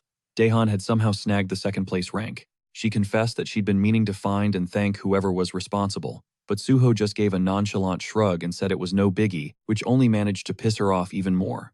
The third Nexus executive finally spoke up, saying Suho's pitch sounded solid, but he needed a reality check on one thing. If Suho was really targeting the sealed gates, he had to know. Those zones are government-protected fortresses. Private guilds have zero clearance to enter because public safety is the absolute top priority. He leaned in, asking how Suho planned to even get through the front door. Suho coolly shot back, asking if he was doubting his power, before declaring they would sign the contract. The moment he brought them an access pass, proving he was the real deal, he paused, a new thought sparking in his mind. Then he changed the entire offer. Instead of just getting a pass, he would conquer a sealed gate solo, and only after that feat would they put ink to paper. The secretary broke out in a cold sweat at the sheer audacity of the proposal, muttering that Suho was demanding terms worthy of a king. Suho shot back that the terms were more than fair. The secretary pointed out that even though Suho was a monster-level prospect, on paper, he was still just a rookie hunter with absolutely no official rank or standing. But Suho countered that this was the perfect reason to smash a sealed gate wide open and show them what he was made of. Dong-hyuk sized him up, and then conceded that Suho would, without a doubt, blow everyone's expectations away. A grin spread across the guildmaster's face as he admitted he loved how things turned out. He promised they'd hammer out the final contract details once the gate was conquered. A short while later, Suho exited the building, his car speeding off into the distance. Dong-hyuk and his secretary watched from the window as the red sports car vanished from sight. The guildmaster then gave a quiet, firm order. Get a special support team on standby and draft up every single document on Suho could possibly need. His secretary paused, looking uncertain. Shouldn't we wait, sir? At least until he actually delivers on his word? Dong-hyuk just let out a confident smirk. Oh, he'll deliver. And by getting in on the ground floor, we solidify this alliance for good. He shut his eyes, a sense of total certainty washing over him. I have no doubt he'll keep his promise. The secretary, clearly a little thrown, finally asked what gave the guildmaster such unshakable faith. Dong-hyuk simply replied, "It's not a hunch, and you know it too." The man's eyes widened slightly before he nodded, the image of Suho's steel-like gaze and unwavering voice flashing in his mind. The camera pans over to the colossal headquarters of the Great Hunter Association of South Korea. We zoom into an office where Yoon Chulman is slumped over his desk, burying his face in his hands, absolutely defeated. He was racking his brain, trying to scheme up a way to recruit Suho, who clearly had zero interest in joining them willingly. Chulman toyed with the idea of offering a fat reward for clearing the test tower, but instantly shot it down. He knew the higher-ups would never greenlight that kind of budget. They didn't want a generic photo op of Suho getting a check. They wanted a PR masterpiece. Suho beaming right next to the association president, selling the image that they were already best buds. And while Chulman despised the thought of strong-arming him, Chief Pai's words kept echoing in his skull. The man had basically suggested they drag Suho in, kicking and screaming if they had to. Chulman groaned in agony, letting his forehead thud against the desk. He seriously questioned the life choices that led him to this high-stress hell. As he was mentally cursing his career path, his phone buzzed. Unknown number. He answered with zero energy, mumbling his name. "This is Yoon Chulman," he said flatly, wondering which telemarketer was bothering him now. But the instant he registered the voice on the line, his entire demeanor flipped. It was on Suho. Chulman launched himself upright in his chair, his eyes wide with disbelief, thinking he had to be hearing things. The scene jumps to a cozy gukbap spot, steam billowing from bubbling cauldrons. Suho and Chulman are sitting across from each other. Suho casually mentions that it's been a hot minute since he last came here, and remarks that their boiled pork is legendary. Chulman just blinked, completely thrown. Wait, how do you know about this place? With an effortless smile, Suho spun a simple lie, saying he used to be a regular when he worked a job nearby. Chulman slowly nodded, buying the story completely. He took a spoonful of soup, admitting he never in a million years thought Suho would call him first. Then he asked about the new number. Suho just shrugged, explaining that his old phone was blowing up non-stop, so he got a burner. Chulman could hit him up on this one from now on. The public servant nodded, his expression full of sympathy. Man, you must be totally drained from all that crazy attention, he said. He then lowered his eyes and genuinely thanked Suho for reaching out, confessing that he was low-key about to give up on ever hearing from him. Again, how could you think that? Suho asked, picking up his chopsticks before getting straight to the point. Are the big bosses breathing down your neck? Are they telling you to get me to sign with the association at all costs? Chulman went rigid, throwing a hand up to his face as if to hide his totally obvious reaction. What makes you say that? He stammered nervously. Tapping the chopsticks against his cheek, Suho laid out his logic. It struck him as super weird that the association president wanted a meeting right after the tower clear, because usually, no matter how insane the gate, the association just pushes papers. They never go on a full-blown recruitment mission for one guy. Chulman was speechless, staring at the table with a pained smile. Suho kept going, saying that after thinking it over, he realized the execs just wanted a photo session, for some good press. Hearing his theory confirmed, Chulman looked up at him, almost terrified, but Suho just waved a hand, telling him to chill. It's all good. I just wish they'd been straight up about it instead of playing games. Chulman started to apologize, but Suho cut him off. Nah, don't worry about it. I already figured it out. To be honest, I'm actually grateful to you. The civil servant pointed at himself, completely baffled, unable to process what he'd just heard. Suho elaborated that these kinds of situations could easily get ugly with blackmail or threats, but Chulman had kept it 100% professional. Rubbing the back of his neck, clearly embarrassed, Chulman muttered that the whole thing still felt shady to him. Suho then casually dropped a bomb. By the way, I decided I'll stop by the association. Chulman froze, soup spoon halfway to his mouth. For real? Suho just kept eating, totally unfazed, and nodded. Yep, he broke it down, explaining that he really wanted to repay Chulman and figured that linking up with the association's top brass could actually be a major win. Chulman gave a slow nod, admitting that the logic was sound. Suho then asked when he should roll up to the association, and Chulman suggested they map it out after they finished eating. But mid-sentence, it was like a lightning bolt of realization hit him. He shot out of his chair, his eyes blazing with a sudden fire. With a new wave of energy, he declared he was setting up a meeting right now. A little while later, the two of them pulled up to the massive Korean Hunters Association building. Suho struck a pose for the cameras, right next to the organization's president, Young Kyung-won, who flashed a politician's smile before telling Suho he was thrilled to finally meet him. He commented that Suho must be booked and busy, so he was extra grateful he'd accepted their invitation. The vice president, Park Hyuman, chimed in, adding that it's not every day they get to meet a rookie with so much hype around him. Suho put on a polite smile, saying it was a huge honor to meet the association's leadership. But behind that picture-perfect mask, he could barely stomach the sight of them. It had been a minute since he'd last seen their faces, but the wave of pure disgust came rushing right back.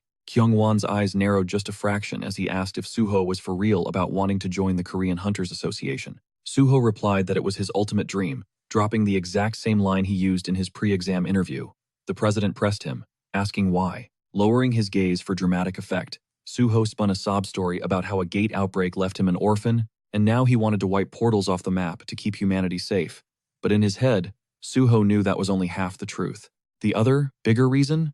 To stop the president and his crew of clowns from rotting the association out from the inside. Kyung-won clapped his hands together, loudly praising Suho's noble spirit, while Suho silently clocked how this dude would cling to power until his last breath, right up until the moment he was violently kicked out.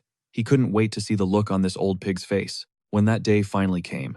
And Kyung-won was just the start of the infestation plaguing this place. Then it was Park Hyuman's turn to speak, crossing his arms and claiming Suho really knew how to play the part. He droned on about how Suho wasn't driven by money or fame, only by a desire to protect the public, which was just so admirable. The vice president steepled his fingers, solemnly adding that Suho had blossomed into a powerful and righteous man. His parents would be so proud. Suho gave a polite thank you, while thinking that this entire recruitment charade was 100% Kyungwon's slimy idea. Mentally, Suho branded the VP a pathetic simp, a guy whose only purpose in life was to shine Kyungwon's shoes. It was because of spineless yes-men like him that so many gates went uncleared in his past life, and he was about to snatch away their chance to screw everything up a second time. Then Kyungwon, all smiles, asked which department Suho was hoping to join. Suho stroked his chin like he was deep in thought, replying that he'd weighed his options, but had landed on the gate department. The air froze. Cholman looked like he'd seen a ghost, while the vice president stammered out a, "Why?" Suho calmly laid out his logic. Unlike private guilds, the association gets first dibs on all new gates, running the initial recon, and can jump into raids whenever they want. Kyungwon acted blown away, marveling at such a selfless choice, pointing out that Suho had just picked the single most dangerous department in the entire organization. Park Hyuman nodded eagerly, declaring that heroes like Suho belonged on the front lines. The president then pivoted to Cholman and ordered him to show Suho their sincerity. Totally lost, Suho asked what he meant. Kyungwon just smiled and said, if Suho was so fired up about closing portals, they should let him pick from a list of actual gates that needed clearing, since the association had plenty just lying around. Cholman practically swallowed his tongue, reminding the president that those specific gates were either sealed for a reason or were straight-up suicide missions. But before he could even finish, Suho's face lit up as he announced that sounded absolutely perfect. Cholman tried again, desperately trying to explain how insanely risky this was, but Suho just clenched his fist, his voice electric with excitement, as he declared he would take down the gates that posed the biggest threat to mankind. Kyungwon puffed out his chest, confidently saying that was exactly the answer he expected from Suho. Still reeling, Cholman called out to the president, but the man just shot back. Is there a problem? Pinned under the weight of his stare, Cholman bowed his head and muttered that everything was fine, and that he would get everything ready. Kyungwon told Suho to prep for his first clear. Suho thanked him, all smiles, as Cholman seethed silently. He knew it. To these unawakened suits who'd never seen a real fight, the deadliest gates in the world were just pawns in their little power games. This was exactly why he loathed leaders, who had never once set foot inside a portal. They had zero clue about the apocalyptic danger they were playing with. Legions of hunters had been slaughtered, just trying to clear those portals, and these two were about to send Suho into the meat grinder without a second thought. While Cholman gritted his teeth in pure rage, Suho wore a calm smile, because he knew exactly what was waiting for him on the other side of those sealed gates. Just then, Hyuman leaned over and whispered something in the president's ear, and in that instant, Suho understood everything. All these two cared about was the bottom line. They couldn't give a damn how many hunters had to die for a successful raid. As long as the association's influence grew, human lives were just collateral damage. Kyung-hoon glanced back at Suho. He then asked what rank Suho was even aiming for in his evaluation. With a slight smirk, Suho revealed he was gunning for the level 5 test. By the end of the year, Kyung-hoon shot back, asking if he had any idea how insane that exam was. Suho didn't flinch. He explained that a rank like that would unlock way more opportunities, and his plan was to grind out some experience in a guild first. At that, Kyung-won's hand shot up, chiming in that this was a brilliant strategy, since guilds always favored applicants with a solid track record. He then quizzed Suho on the typical length of private guild contracts. Suho just shrugged, saying the contract length was irrelevant. He was laser-focused on gaining real-world combat experience. If a guild could deliver what he needed, he'd stick around right up until his exam date. Back at the association, Kyung-hoon let out a yawn, muttering that he hoped Suho could actually find a guild that desperate. But Suho just smiled to himself, thinking, if the president greenlights terms like these, then getting into Nexus is totally on the table. He could feel the opportunity to forge a connection between Nexus and the association. Suddenly, the door swung open, and a voice announced the arrival of Pai Yonggyo. Suho's entire demeanor hardened in an instant. Pai strolled in like he owned the place, joking that his bosses were enjoying some fancy meal without him. But then he froze, locking eyes on Suho sitting at the table. His lips curled into a massive, unnerving grin. He made a show of turning to leave, but Kyungwon ordered him to stay, gesturing at Suho and introducing him as the hunter, the one who solo cleared the test tower. Pai racked his brain for a second before his eyes blew wide with recognition, a laugh booming from his chest. He declared it was an absolute honor to meet him and stuck out a hand, introducing himself as the chief of the special department. Suho gripped his hand firmly, introducing himself as An Suho. They traded empty pleasantries, but Suho's smile never lost its razor-sharp edge. Once everyone was settled, Kimon raised a hand and dropped a bomb on Pai. Suho was planning to take the level 5 exam. Pai's eyes bugged out, exclaiming that the difficulty was astronomical. Suho calmly replied that he was going to try anyway. Pai just stared at him, completely stunned. Then another executive twisted the knife, adding that the association was planning to grant Suho access to sealed gates, because he claimed he could clear them. Pai went rigid, his eyes looking like they were about to pop out of his head. He mumbled something under his breath, his hand flying to his mouth in sheer disbelief as he shot a worried look at Suho. He asked if Suho was dead serious, because those gates were a whole other level of deadly. Suho clocked the genuine panic on his face, and honestly, he found it kind of hilarious. He coolly replied that he was fully aware of the risks. Still looking rattled, Pai crossed his arms. He admitted that he couldn't force Suho to back down, but he genuinely prayed things would work out for him. Suho saw it right away. Pai was a true hunter at his core, someone who recognized raw talent. That look on his face wasn't political, it was real concern. He wasn't worried for himself. He was terrified at the thought of a prodigy getting himself killed for nothing. Then Pai sweetened the pot, adding that if Suho ever wanted to join the special department, he'd personally mentor him. Chiman's finger shot up immediately, warning him not to start poaching their talent.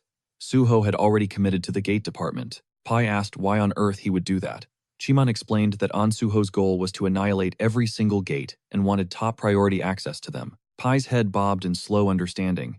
It was all starting to make sense. He said if that was the only issue, his department could totally back that play. He glanced over at Cholman with a slick smile, asking him to confirm it. Defeated, Cholman could only nod. With his hands on his hips, Pai remarked that if Suho actually aced the level 5 exam, his dynamic with Cholman was about to get real awkward. Turning back to the young hunter, he added that they could hash out all the details after he passed the test. But for right now, he truly wished Suho the best of luck. Suho thanked him, but his internal monologue was screaming, "What a manipulative fox." Suho threw a discreet glance at Cholman, the reality of the situation sinking in. If he passed that exam, he would officially outrank the man, and that fact alone was going to put Cholman in an incredibly uncomfortable, almost humiliating position. A quiet sigh escaped Suho.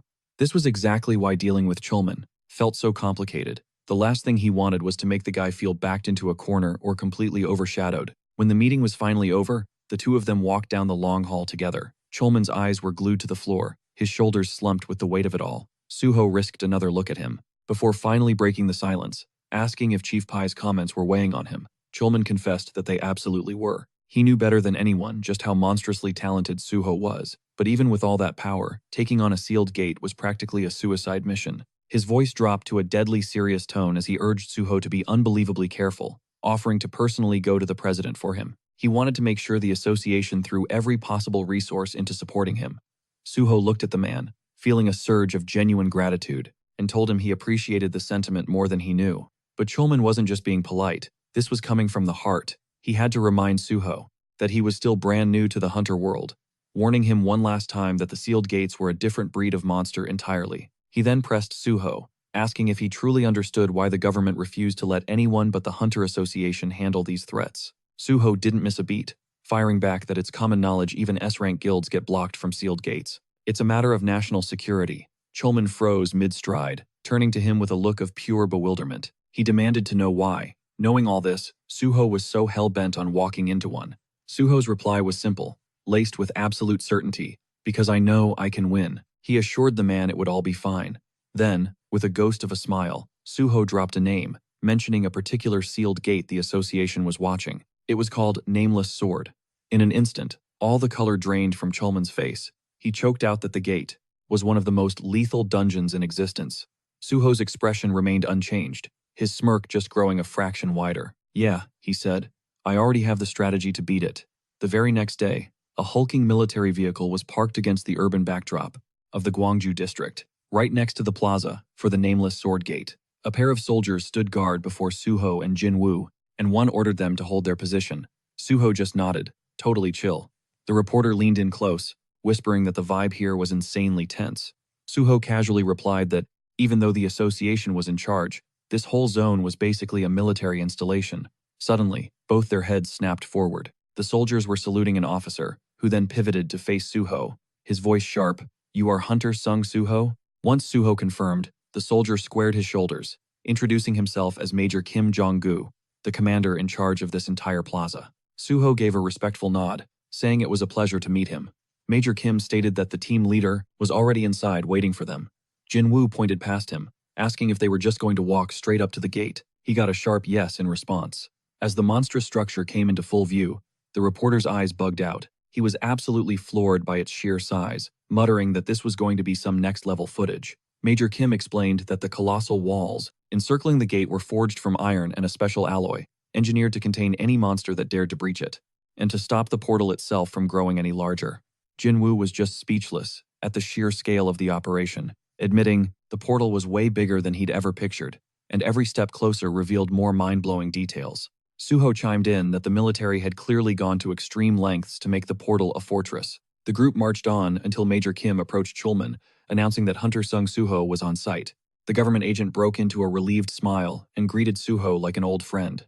They shared a look, one of mutual understanding. Chulman commented on the hellish journey it was to get here, and that he was glad Suho made it in one piece. Suho raised an eyebrow, noting that Chulman had beaten him there, and asked when he'd arrived. The agent just shrugged it off, saying he'd only just gotten there himself, before his eyes landed on the unfamiliar face next to Suho. Before he could even ask, the journalist beamed, sticking out his hand. PBS reporter Jo Jinhui, "It's an honor to meet you, sir." They shook hands, but Chulman's brow furrowed, asking what a reporter was doing in a place like this. Suho smoothly stepped in to explain. "The pictures get taken after the dungeon is cleared. You cool with that?" he asked Chulman. The agent considered it for a second before saying this wasn't some top-secret base, so he couldn't see a reason to deny him. Though still a bit thrown, he admitted his main surprise was that Suho had brought his own personal hype man. Jinwoo bowed gratefully, his face beaming with excitement. "You'll be seeing a lot more of us," he declared, "so you better get used to this face." Chulman just chuckled, promising he would. Just then, Major Kim walked back over to Suho, an M416 automatic rifle cradled in his arms. He stated that his orders from the association designated Hunter Sung Suho as the raid leader. Suho gave a simple nod of confirmation. The major paused, looking almost uncomfortable, before he apologized and asked, "Sir, what level are you?" "Exactly," Suho replied without hesitation. "Level 51. Major Kim's eyes went wide, before he quickly averted his gaze and mumbled that he understood. They finally stood before the entrance. A monstrous, reinforced door loomed over them. Major Kim announced that the inner perimeter was prepped and secured. Suho could go in whenever he was ready. He then gave a final, stark warning. The second Suho was inside, that door slammed shut, and it's sealed. Suho just offered a calm smile and a word of thanks. Right then, a voice called out his name. Chulman was rushing over. "Do you even have a plan for this?" he asked, his voice strained. Suho simply said, "I do." Major Kim watched them, his face a mask of confusion at how casually they were chatting before what could be a suicide mission. Suho told Chulman that words wouldn't do his strategy justice. "I'm going to clear this place the same way I beat the Tower of Challenge." He locked eyes with the agent. "And when I do, you better be ready to hold up your end of the bargain and help me with the rest of the portals." A deep groan echoed as the massive door unlocked and began to swing open. Chulman pleaded with him to come back safe. Suho just waved it off, telling him not to sweat it. 1 hour was all he needed. Chulman's eyes went wide as he stammered, "1 hour?" Suho shot him a confident grin over his shoulder, promising they'd be seeing each other again real soon. The gate slammed shut behind him. Jinhae let out a shaky breath. "He's in," she whispered. Closing his eyes, Chulman sighed, admitting that all they could do now was wait. Major Kim spoke up, his voice low. "Is he really going to be okay? You can't clear a place like this just by having juiced up stats." He then asked, "Is An Suho a healer too?" Jinhae just blinked, confused, prompting the major to ask again. The reporter cracked a massive grin and corrected him, explaining that An Suho was a healer in name only. This just left Major Kim looking even more baffled. Chulman raised a hand, declaring he'd never seen anyone handle a sword the way Suho did. The major pressed, "Is he really that good?" Chulman launched into the story of what he saw during the Hunter practical exam, explaining how Suho was supposed to be taking the healer test, but instead, he'd carved a path through every single monster with his blade, all while keeping his patient perfectly safe, and passed without a single problem. Jinhae, clutching his bag strap, admitted this was the first he was hearing of it. "Is that even legal?" he wondered out loud. Chulman confessed he was floored too, but Suho had checked every box on the requirement list. So, technically, no rules were broken. The soldier and the reporter could only gape at him, completely stunned. Major Kim finally processed it, concluding that Suho must have some next-level mastery of the sword. Suddenly, it all clicked into place. He now understood exactly why Suho came to challenge this specific gate. Gazing toward the dungeon, Chulman gave a sharp, firm nod. "You're damn right, Major," he said. Before Suho loomed the portal of the nameless sword, its entrance allowing only one person to pass at a time. The second he stepped through, towering cliffs shot up around him as the system announced his arrival. He had officially entered the gate, strolling through the woods, sword in hand. He glanced around, thinking to himself that it had been way too long. The path slicing through the trees was unmistakable. Suho remembered all too well. He remembered how he'd fought tooth and nail just to clear this gate in the past, barely scraping by with his life each time. Then, a sharp ping echoed beside him. He caught a glimpse of a black shadow darting between the trees. The system flashed an alert. The boss had appeared. An armored knight stepped into view, the nameless swordsman, level unknown. He raised his blade, ready for battle. Instantly, the very air around him ignited in a brilliant yellow aura. The system confirmed it. The nameless swordsman had activated the battlefield, a special zone that was now in effect. The swordsman's stats would perfectly mirror the user's. Inside this field, all fighters were banned from using anything, except a sword and its related skills. A smile touched Suho's lips. He greeted the knight like an old friend he hadn't seen in ages. The knight blasted forward without a second's hesitation. Their blades met in a shower of sparks, Suho catching the crushing blow with his own sword. He retaliated with a swift counter, but the knight blocked it like it was nothing. Streams of pure white energy flickered in front of the warrior. As they broke apart for a split second, Suho's eyes were locked on his opponent, analyzing his footwork. He saw how the Sword Emperor adjusted his stance. It was perfect balance, designed to kill any rebound from his own powerful strikes. The knight swung again, and in that moment, Suho knew for a fact. At this point in time, absolutely no one could beat this guy with pure swordsmanship. The Sword Emperor gripped his weapon with both hands. Suho clocked how the enemy's entire style flipped the instant their blades crossed, switching stances to throw him off balance. It was a completely different fighting technique, and it wasn't just that the knight was attacking from totally wild angles. He was constantly shifting direction. As the Sword Emperor closed the distance, Suho had to admit the grim truth. The scariest thing about this opponent was his terrifying ability to adapt his entire strategy to whoever he was fighting. The knight lunged again. Suho dodged, recognizing the enemy's cunning tactics, but that was exactly why. Suho had learned so damn much from him in his past life. With a slight, knowing smirk, he braced himself. The nameless swordsman launched into the air for a leaping strike. Suho saw his chance a tiny opening and slashed. The enemy twisted away at the last possible second. Still, Suho's blade screeched across the armor, leaving a shallow gash. "Did I surprise you?" Suho asked casually. The Sword Emperor just stared back, utterly silent. Suho remembered it perfectly. This guy never said a single word. Not until the very moment he was about to die. The knight got into position, sword held tight in both hands. Suho struck again, landing another clean hit. He geared up for his next move, revealing that this was already the 7th time he had challenged the nameless swordsman. He unleashed a furious barrage of attacks. The knight's counterattack was a razor-thin slash that whistled right over his head. Suho hacked off one of the knight's limbs and followed through with a brutal kick, sending the Sword Emperor flying backward. He crashed hard into a dense thicket of bushes. Standing before the rustling leaves, Suho thought about how many people throughout history had wondered who this swordsman was, or rather, what lurked beneath that cursed armor. Impossibly, the knight rose once more, an entire leg missing. Suho's voice cut through the silence. "Do you have any idea how disappointed I was?" he began, his grip tightening on his sword. "The first time I learned your secret," he leveled his blade. "Everyone calls you the nameless swordsman, the Sword Emperor. But the truth is way simpler. You're just the sword demon's ghost." A phantom limb flickered into existence where the leg used to be, and one of the Emperor's hands shimmered with the same ghostly energy. In a flash, they collided again, their blades screaming as they tore deep gashes into the stone floor and surrounding pillars. Suho caught a devastating blow, his own sword blazing with crimson power. Before he launched a counteroffensive, his blade blasting a massive hole clean through the enemy's chestplate, he hammered the exact same spot again, and the sickening purple cracks spiderwebbing across the Sword Emperor's body spread even wider. With a desperate leap, the knight tried to create distance, but Suho was on him instantly, his eyes dissecting his opponent's every move. "My entire style," Suho declared with a chilling smirk, "was engineered specifically to dismantle everything you can do." He followed it up with another, final slash. Huge chunks of shattered armor exploded into the air, and then, there was only silence. Suho stood over his vanquished foe. A system window popped up.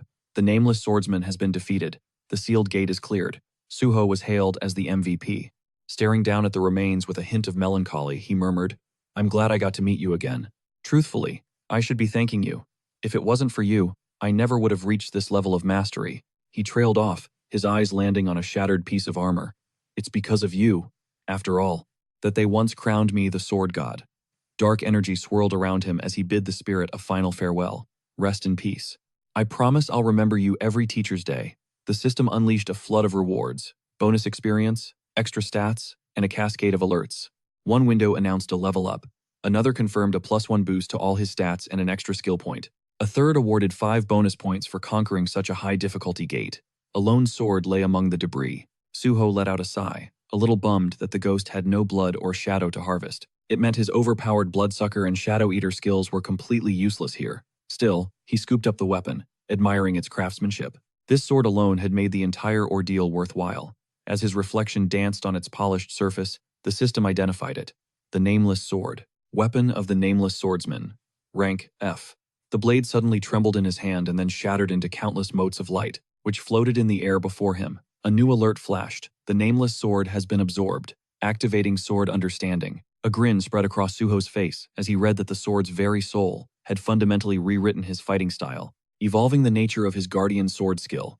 A new description materialized. Guardian Sword, rank S+, an ideal technique pioneered by An Suho. It was built upon the most fundamental principles to achieve a flawless balance between attack, defense, and evasion. Now, having merged with the soul of the Nameless Sword, its rank has ascended even higher. The technique has absorbed the sword's raw will, granting it limitless potential for growth.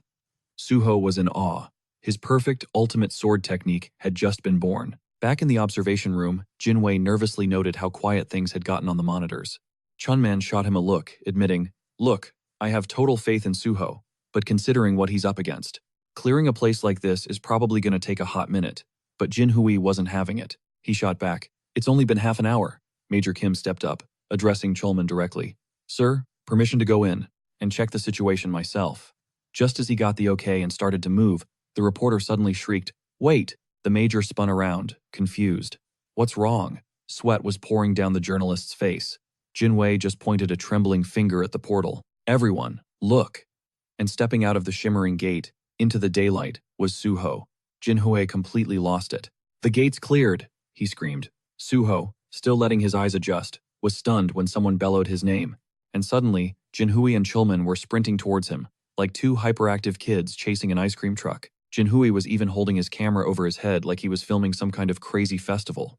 "Guys, calm down," Suho pleaded, but the reporter's face was practically glowing with manic energy. "Calm down? How are we supposed to calm down? You cleared a sealed gate in under an hour," he roared. "That's insane."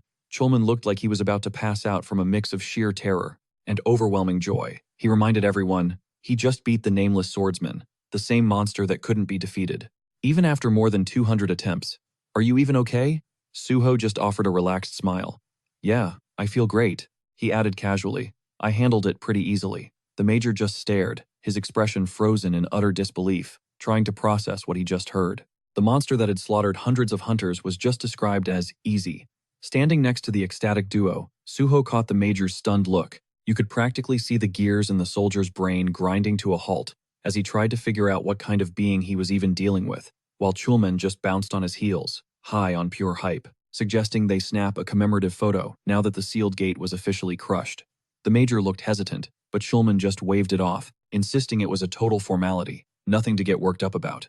He laid it on thick, reminding the major that he was just a rank-and-file soldier who never got his picture taken, and having a Korean army major in the shot would make the proof way more legit. Finally, Major Kim Jong-gu caved and agreed to get in the picture. Then, the scene snaps to that very picture glowing on a laptop screen, right in front of the Nexus Guild leader. Suho explained, just like he said on the phone, that he had officially cleared the Nameless Sword sealed gate. Pictured right there with him was a rep from the Hunter Association and Major Kim Jong-gu himself. He then gestured to the reporter at his side, introducing him as Jo Jin-hui from PBS, explaining they all took the picture together to kill any chance of the news getting twisted. Jin-hui slickly presented his business card, introducing himself as Suho's personal reporter. Dong-yuk just pressed a thumb to his temple, muttering that he didn't need the card, and the thought of manipulating the story never even crossed his mind.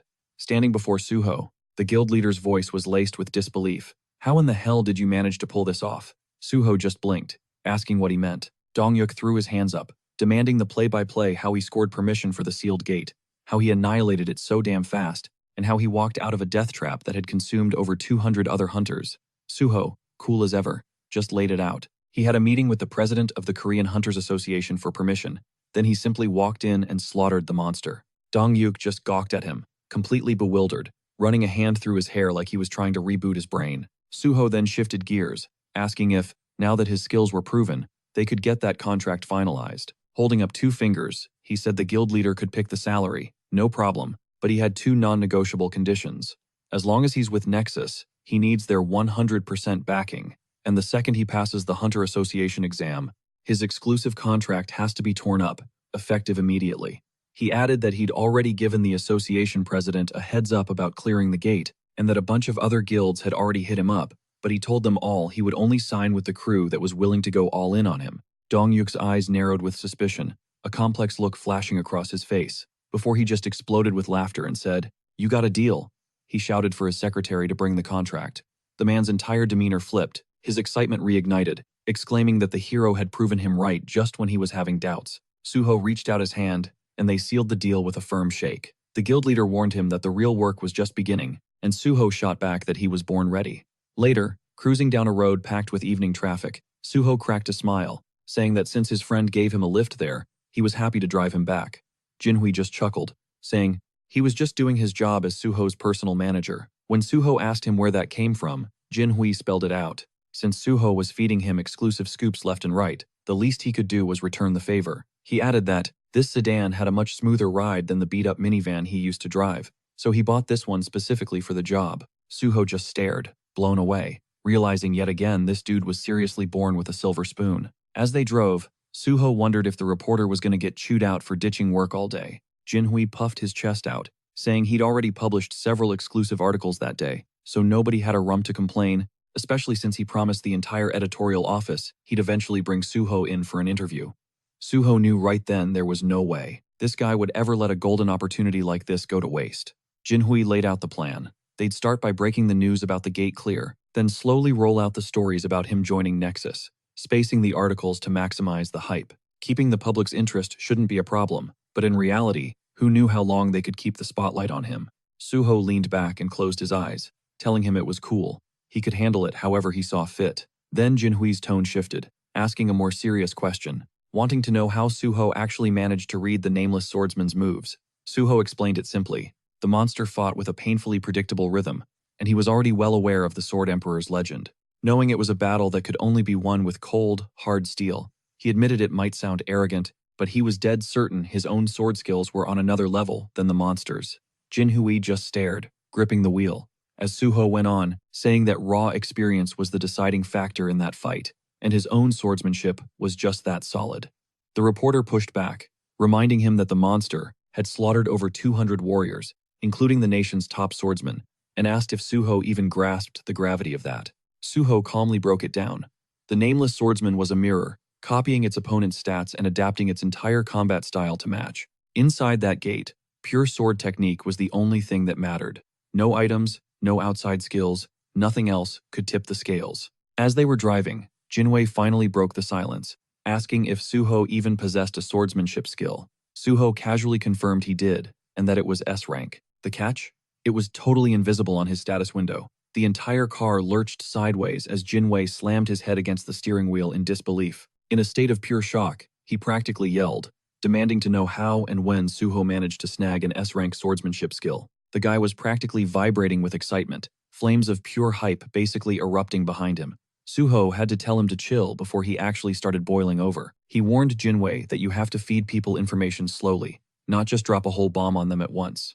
The reporter took a massive, shaky breath. He then declared that if Suho ever wanted to know anything about him, he could ask whatever, whenever, and get an answer instantly. Once the car was back under control, he admitted Suho had a real knack for freaking people out, and that he never, ever thought he'd be working for somebody. Suho just played it cool, and Jinhui genuinely thanked him for reaching out first, even apologizing for ever having doubted him. Suho just laughed it off, saying it was no big deal. They finally pulled up to their incredibly lavish apartment complex. Jinhui then asked if this meant their work for the day was officially over. Suho gave a nod, admitting he needed to crash. The reporter immediately offered to see him to his door, and Suho gave him a warm thanks. That night, with the city dark outside his window, Suho finally sank into something soft, letting out a long, slow breath. A quiet wave of satisfaction washed over him as he thought, yeah, he could be genuinely proud of what he accomplished today. He scrubbed his hair with a towel, and was surprised to find he wasn't even tired after the insane day he'd had. Tossing the towel aside, he called up his status window. The system displayed 7 bonus points remaining.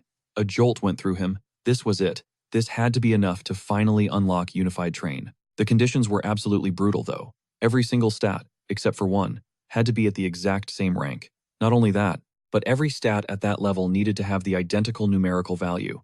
If even a single bonus point was left, the system would automatically boost the lowest stat to bring it in line with the others. Suho navigated the menus, watching intently as the system ran its checks on every requirement. And then, the notification popped.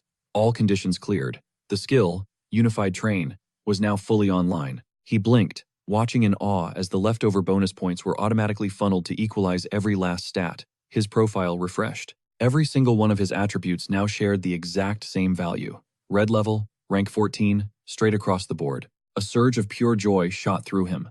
Suho clenched his fists, thinking, I actually did it. In his past life, he never dreamed something like this was even achievable, so he hadn't even bothered to try. Staring at the glowing screen, a bright, victorious smile broke across his face. He let himself fall back onto the bed, realizing he just had to keep this momentum going. Just then, his phone buzzed beside him. The caller ID showed a name he hadn't seen in a while. Gu Yunhua, he answered without even sitting up. Suho remarked that it had been a minute since he'd heard from her, and that she'd caught him at the perfect time, since he was in a ridiculously good mood. Her immediate reply was that he must have way too much time on his hands. That threw him off. He asked her what she was talking about, and told her to drop the super formal tone. Yunhua shot back that she saw the article. A smirk touched Suho's lips as he pressed the phone closer, surprised the news had dropped so fast. He mentioned he hadn't even checked the comments section yet, and asked her to spill the tea on the public's reaction.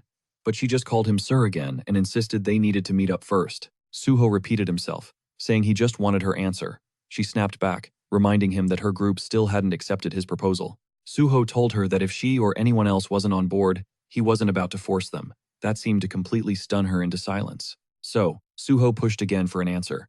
Yunhua squeezed her eyes shut and asked, "What are we supposed to do now?" Suho swung his legs off the bed and stood up, saying he'd lay it all out for them when they met tomorrow. He threw out a time and place. Everyone should meet him at Nexus Academy at 1 p.m. She immediately shot that down, arguing two of them had jobs and she had classes. His face hardened, the disappointment clear. He told her he must have seriously overestimated them. Apparently, none of them gave a damn about anything, besides their own useless drama. He had to pull the phone away from his ear as Yunhua absolutely exploded, screaming a storm of curses at him. And then she screamed that she'd be there. She would be at Nexus Academy at 1 p.m. sharp before slamming the phone down. Suho just smirked and said goodbye to the dead air. The next day, standing in front of the massive Nexus Academy building, Yunhua stood with her arms crossed, telling him not to get a big head. She claimed she only ditched her classes because she felt like it, not because he told her to. The rest of her crew stood there awkwardly before Suho, who was just chilling on a bench. He casually replied that he didn't remember asking for her reasons, which just made her huff in irritation. She demanded to know why he dragged them all out here. Suho got to his feet, telling them he brought them here for something important. A slow, dangerous smile spread across his face as he announced that today, he was going to murder all of them. The Banshee members just stared, completely floored. As he passed out tablets, asking them to fill out some forms first, Yunho squinted at the device in his hands. He probably figured it was some messed up contract for signing over their corpses to him, but as he actually read the words on the screen, it finally clicked for her this wasn't an interrogation, just a skills assessment. She offered up their personal details. Suho held up a hand, laying it out plain and simple. Once he joined the special department, he'd be recruiting freelancers, and he needed real shadows. He wasn't about to take on just any random scrub for this mission. Turning his back to them, he dropped the bomb. Their training would be a soul-crushing grind designed to break them, where they'd master everything from basic combat principles to pushing their unique abilities to the absolute limit. He assured them their info was confidential, for their eyes only, so they better not lie. This entire operation had to be forged in trust. He'd already put his own secrets on the table. It was their turn to show their hand. A wave of uncertainty rippled through the group. Later, deep inside the Nexus Academy's training hall, Suho clutched a sleek, black keycard. A smirk played on his lips as he announced it was time to get started. His mind flashed back to Miss Suye handing it over. She'd explained that this card was an all-access pass to every corner of the academy, including the exclusive S-rank-only training facility, the perfect way for him to fly under the radar. She'd even tossed in some guest cards just like he asked. As he examined the card, it hit Suho that he'd been so wrapped up in everything, he'd completely spaced on his promise to meet Daewon here. He'd have to sort that out soon. Nearby, the Banshee members were already jacked into their training pods. Suho figured he'd just roll with the punches. In a flash, the simulation kicked in, the landscape warping around them. Colossal, jagged cliffs erupted from the ground. They were now in the Kunlun Mountains, Suho stood before the Banshee squad and gave them a grim welcome, declaring this would be their new playground whenever they had a spare moment. He sized them up, a predatory glint in his eye. All of them were below level 50. Perfect. He could mold them into exactly what he needed. Yunho demanded to know what the hell they were actually going to be doing. Suho shot back that they were starting from square one, sharpening their fundamental combat skills, because with their current sloppy techniques, it was only a matter of time before the special department hunted them down. He challenged them, asking if they seriously thought their cheap parlor tricks could outsmart the special department indefinitely. Yunhua fired back that their plan was flawless and no one would ever bust them. With his arms crossed, Suho let a grin spread across his face, reminding her that he'd already caught them. There's no such thing as a perfect crime, especially not in a world teeming with superhumans. That, he told them, is precisely why they needed to learn how to defend themselves, and more importantly, how to defend each other. With a flick of his wrist, a massive arsenal of weapons materialized from thin air. He ordered them to choose one. Right now, their only goals were mastering the basics and conquering their fear. Yunhua snatched up a weapon. Anything else? She asked. Suho countered, asking if she recalled the title people had been giving him lately. She mumbled that he was being called the Sword God. His right hand began to shimmer with power as he confirmed the nickname was dead on. Leaning on his blade, he told them they were in the presence of a true swordmaster, and it would be utterly idiotic to think he'd teach them anything different. To truly master swordsmanship in this domain, they had to ditch all their other skills. He couldn't force them, but he warned them those abilities would just become crutches that would cripple them later. The group's faces soured. "Your goal is to try and kill me," Suho declared, swinging his sword. "Training starts now." In less than a blink, he exploded toward them. Heads went flying. He turned to the shell-shocked survivors. "What are you doing? You really have time to stand there looking surprised?" Then he wiped out the last two. The squad instantly respawned. "All right," Suho said. "You've all died once. Stop freezing up like idiots." They scrambled into defensive positions. "Better," he praised. "Let's go again." Their eyes shot upward as they realized his next assault was coming from the sky. Suho crashed down on them like a meteor, sending bodies scattering. He started roasting them mid-fight, telling one guy his grandma had better footwork. He smashed an elbow into another's ribs. "How can a delivery guy be this pathetic?" "Did you get fired?" he taunted. "Because your customers starved to death waiting for their food?" The kid went flying into his teammate. Pivoting to a third, Suho sneered. "A teacher who's too slow to block a simple swing like that? What could you possibly teach children when they can already run circles around you?" The young man stammered that he didn't dodge on purpose. Suho scoffed that his excuse was lamer than a middle schooler's. Their hands were shaking as they gripped their swords. One of them finally roared, "When is that bastard going to shut his damn mouth?" They charged as one. Suho noted internally that their rising self-control would stop them from panicking. When they faced the horrors of a real gate, a massive explosion ripped through the battlefield. "You are going to become my shadows," Suho bellowed. "Not my gophers. You'll be real warriors who help me conquer gates." Pinning their swords down with his foot, he told them. With chilling intensity, there are no shortcuts to power. You only get strong when you truly believe you have nowhere left to retreat. The vicious, bloody training cycle continued without end. After what felt like an eternity, the brutalized Banshee members could barely pull themselves to their feet. Raising his hand, Suho announced he was satisfied with their progress for now, but he had other business to attend to. They gaped at him in disbelief as he explained the simulation was programmed to end automatically at the designated time. Until then, they were to keep grinding. Yunho's voice cracked with disbelief. "You're just leaving us here?" From thin air, a spectral duplicate of Suho materialized behind him. He casually tells her not to sweat it. The clone is an exact replica of his own power. The copy hoists its blade, its voice dripping with contempt as it brands them worthless pigs and trash, daring them to get ready for a beatdown. Absolutely triggered, the enraged Banshee members start screaming their heads off, calling Suho a complete monster as he coolly emerges from the training capsule. He throws a glance back at the four others still grinding it out. Yeah, that's enough trauma for one day. Just then, his phone buzzes, and it's Miss Suye on the other end. She says a news story just dropped about him being recruited by the Nexus Guild, and she's calling to see if the rumors are legit. Suho immediately asks if the reporter's name is Jo Jinwei. Suye confirms it's his exclusive scoop, and the PR team is now itching to release even more info. Staring out the window, a sly grin plays on Suho's lips as he says this is perfect, telling her to get another article prepped and ready to go. Suye pumps the brakes, thinking it might be way too fast. But Suho breaks it down for her. The internet is about to drag him through the mud, especially since he'd been so public about dreaming of joining the government. And now, he's suddenly jumped ship to a private guild. The hate is basically guaranteed. Suye, however, tells him to stick to the plan he laid out. She's confident it'll calm the storm of public opinion soon enough. Suho reflects on the ace he's still holding, the fact that nobody knows about his next big move. He's gunning for the 5th rank exam at the end of the year, a secret that's bound to get leaked eventually. He tells her he'll give her the full breakdown later, but has to jump on another call. He immediately rings Jinwei, who answers sounding absolutely thrilled to hear from him. The reporter is clacking away at his laptop when he asks what's up. Suho gets straight to the point, saying he saw the article about Nexus. He points out that the internet is already on fire with the news. He's got a pitch. It's time for a follow-up piece that will announce his next insane challenge. He's going to conquer another sealed gate. A wicked smile spreads across Suho's face as he reveals his next target, the Swamp of Despair. A fresh headline explodes across the web, announcing that Suho has just successfully cleared the sealed gate of the Nameless Sword. Netizens absolutely lose their minds. The timeline makes no sense. How could he have just cleared the Tower of Trials and already be taking down a sealed gate? One user floats the idea that Suho might be the newest Sword King. Another user jumps in to correct them almost instantly. Nah, forget Sword King, this guy deserves the title of Sword God. Almost immediately, a second story hits, and Suho has officially joined the Nexus Academy. The backlash is instantaneous.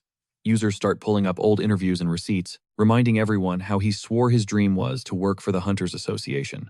People call him a sellout, a liar, and the insults just keep pouring in. But then, just as the chaos hits its peak, a third headline drops. Nexus Guild Hunter and Suho intends to clear another sealed gate, the Swamp of Despair. One comment just says, "This dude is unhinged." Another user starts roasting everyone who was just hating. They call out all the people who claimed Suho joined Nexus for the money, asking them how dumb they feel now. Suddenly, the tide turns, with stands claiming they believed in him from the start. Another commenter crowns Suho his new idol and vows to personally throw hands with anyone who dares to slander his name. Suho casually scrolls through the chaos on his phone. The overwhelming vibe is pure hype and excitement now.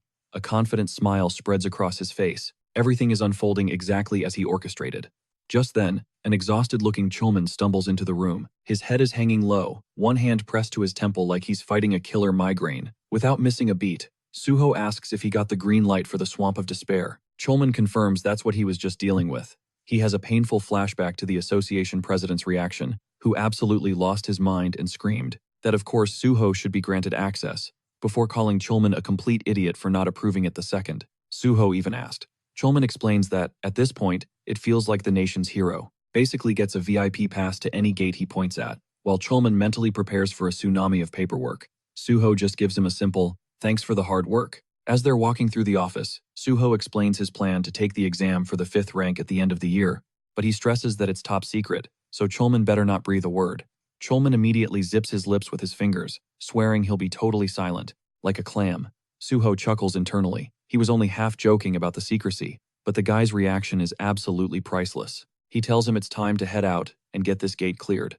The scene dramatically shifts to Yongjongdo in Incheon, site of the infamous S-rank sealed gate, the Swamp of Despair. The massive portal twists and churns as Suho stands before it, a lone figure against its immense power, while an army of cameras films the historic moment. Whispers ripple through the onlookers. No hunter has ever set foot in that gate and returned. Even if Suho is built different, many are skeptical he can actually pull this off. Back in the security room, Jin Hui is staring at the monitors, his anxiety palpable. He turns to the worried-looking man beside him and tells him to chill out, even suggesting they make a little wager. Jin Hui grins, saying he'll put 1 million won on the line. His money's on Suho clearing the gate. The other man, still visibly stressed, reluctantly agrees, saying he just hopes Suho makes it out alive.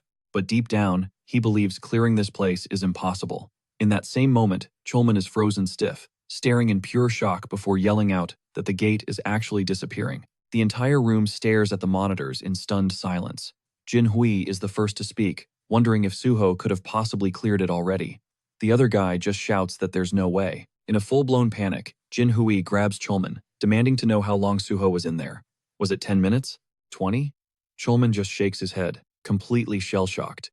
He tells them it hasn't even been 10. It has been less than 5 minutes since the moment Suho walked through that portal. Model. And then, it all clicked. The system confirmed it. The Swamp of Despair had no entry cap, meaning an unlimited number of players could flood in. Now, Suho stood at the foot of a monstrous staircase that spiraled endlessly into a sinister sky. He knew the chilling reputation of this place. It had claimed more lives than the Nameless Sword, and not a single soul had ever made it back out. No one on the outside had a clue what truly went down in there, but Suho knew there were no monsters here. To conquer this dungeon, You just had to climb the stairs. The catch? Every step was a psychological minefield, engineered with brutal mental traps. That's why the staircase was lined with grotesque statues, the twisted, petrified remains of its victims. Suho already had the entire strategy cracked. To beat this place, you needed an item or skill that provided S-rank mental fortitude. Without it, the crushing despair would literally kill you, and your body would become just another twisted monument on the steps.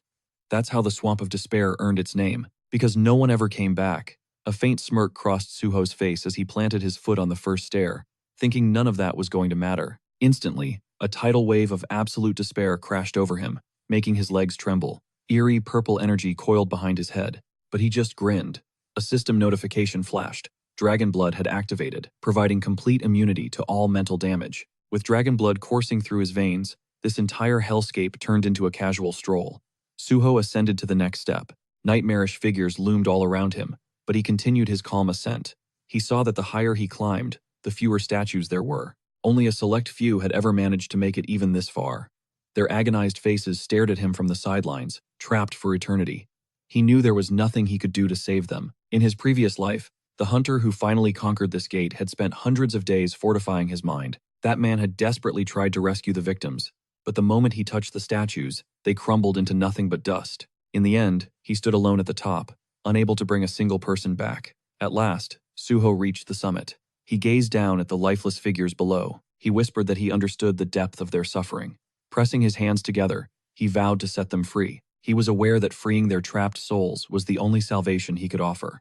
A brilliant white portal shimmered before him. The system declared him the MVP, granting him a massive experience boost and a skill point. It then announced he was the first pioneer to ever conquer this portal, awarding him 5 additional skill points for the achievement. A level-up notification immediately followed, his stats soaring, and another skill point was added to his collection. A satisfied smile spread across his face as Suho declared it was time for the grand prize. The system bestowed upon him the Ring of Emotions. This artifact allowed him to perceive emotions as colored auras, to absorb either white or black emotional energy, and to reshape that power however he wished. The duration was limitless. Suho recalled that in his past life, the only one to ever possess this ring was the very same player who first cleared this gate. That man had used its power to mend emotional trauma, but the priceless artifact was eventually stolen by his enemies. Suho raised his hand, a determined look in his eyes, thinking that this time, history would not repeat itself. He slid the ring onto his finger. Standing atop the staircase of despair, the ring immediately began to thrum, siphoning the black, stagnant emotional energy from the corpses below. Thanks to his dragon blood, Suho felt none of the psychic backlash. He placed his hand on the ground, and the system noted that the ring was resonating with the immense emotional residue. Its aura was pitch black as the absorption process kicked into high gear. Vicious black energy swirled. As Suho lifted his right hand, the ring had absorbed its absolute maximum capacity. It wasn't nearly enough to cleanse the entire staircase, but it was all he could do for now. Now, all that was left was the exit portal. Turning towards the gateway, Suho said softly that it was time to go. The instant Suho stepped outside, he was engulfed by a swarm of reporters, their camera flashes exploding like a firestorm. He threw up a hand to shield his eyes as the journalists clamored for him to face their cameras.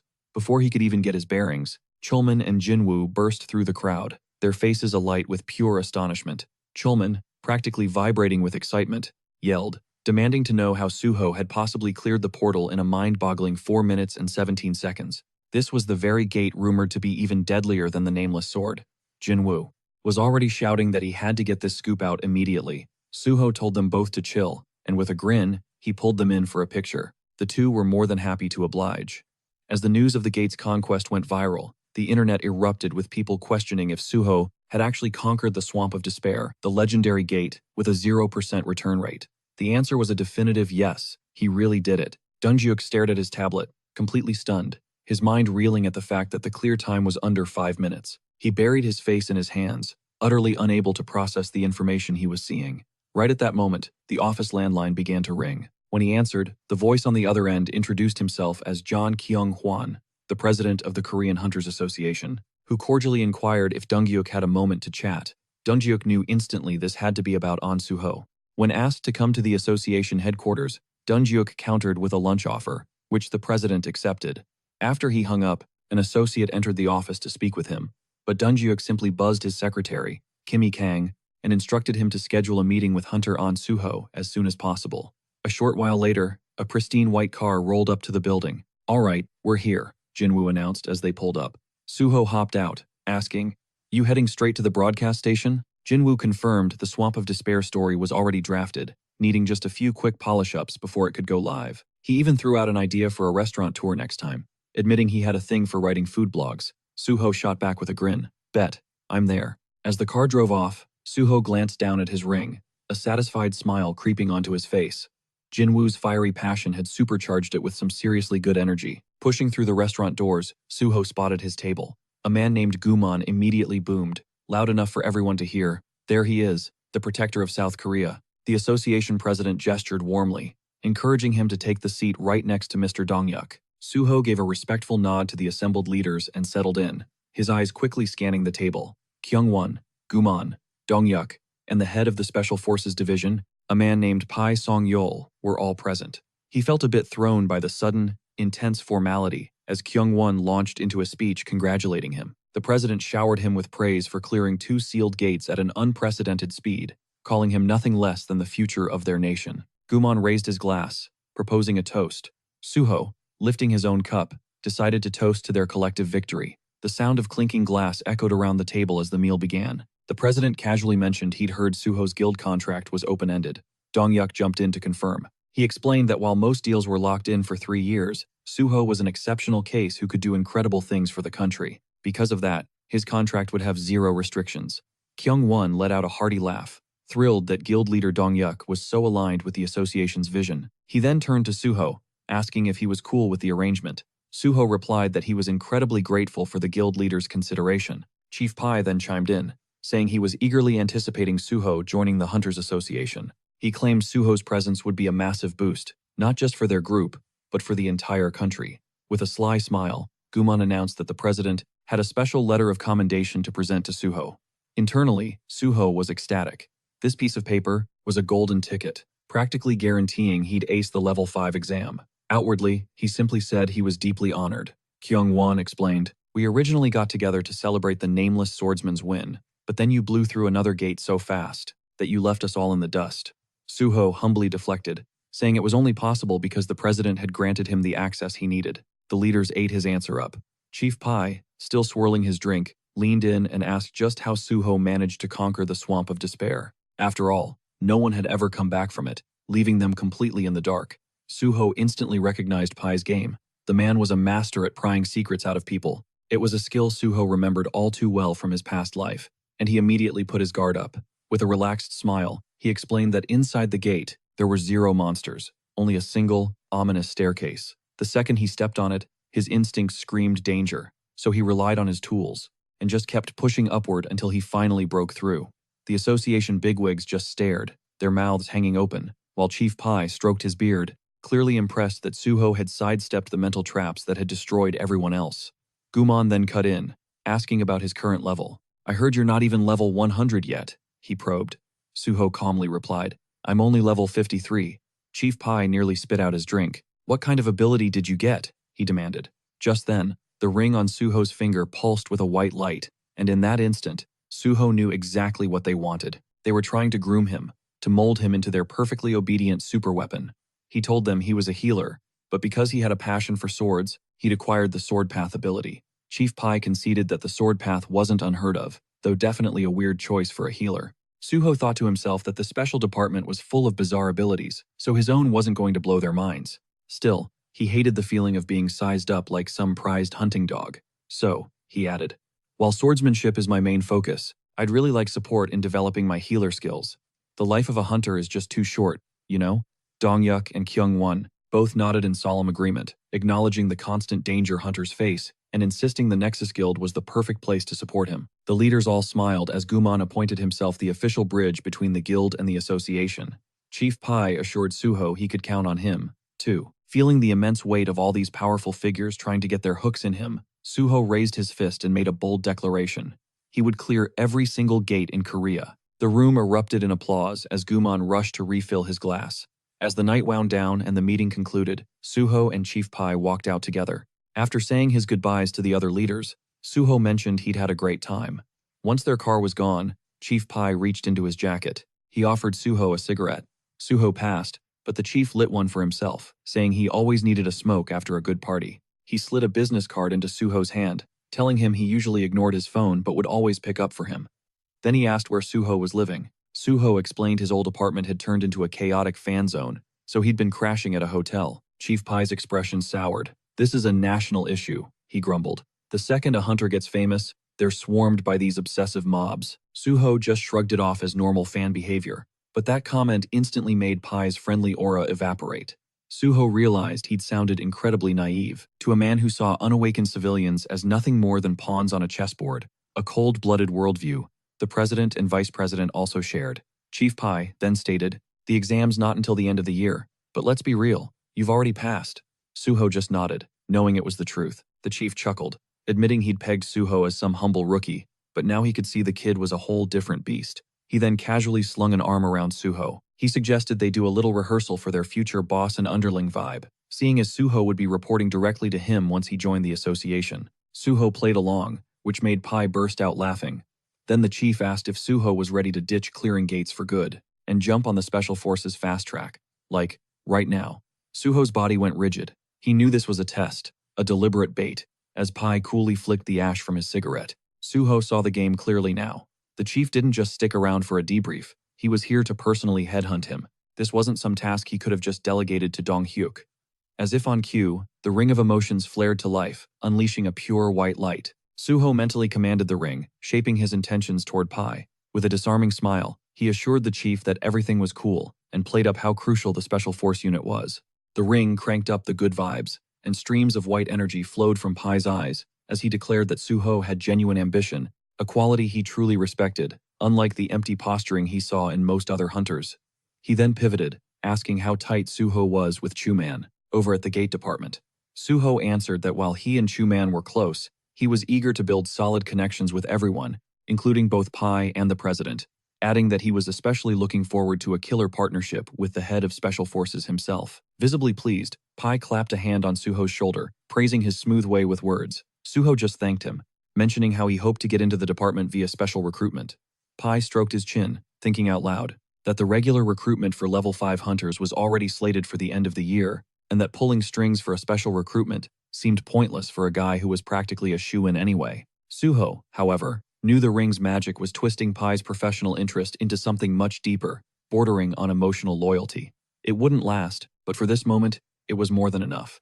Standing side by side, Pai confessed his surprise that Suho was so dead set on joining the association. He then addressed the special recruitment. It wasn't standard procedure, he explained, but it wasn't impossible to arrange if the situation called for it. Suho laid it on thick, calling him an incredible person, which made Pai hide a bashful smile behind his hand. He clarified that recruitment policies were decided way above his pay grade, but if the special department was suddenly short-staffed, they could definitely make a case for a special intake. Pai then added the catch.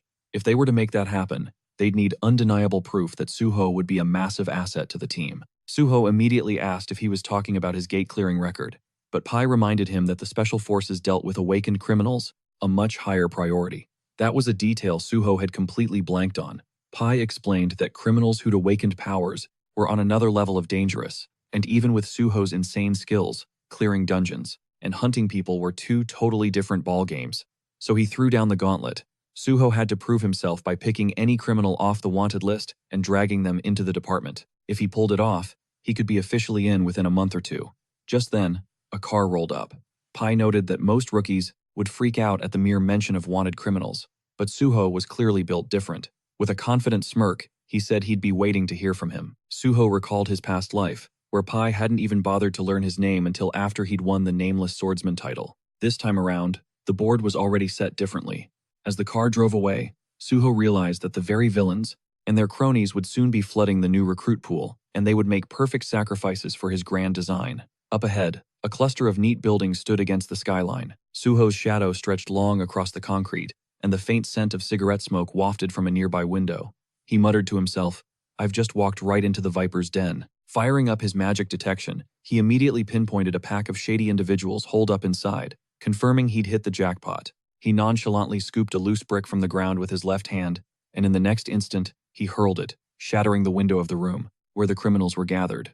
A wave of shock hit them. One of the thugs stuttered, "What the hell was that?" while another one roared that some punk was starting trouble. Scrambling to their feet, the criminals stormed outside to face down whoever had the death wish.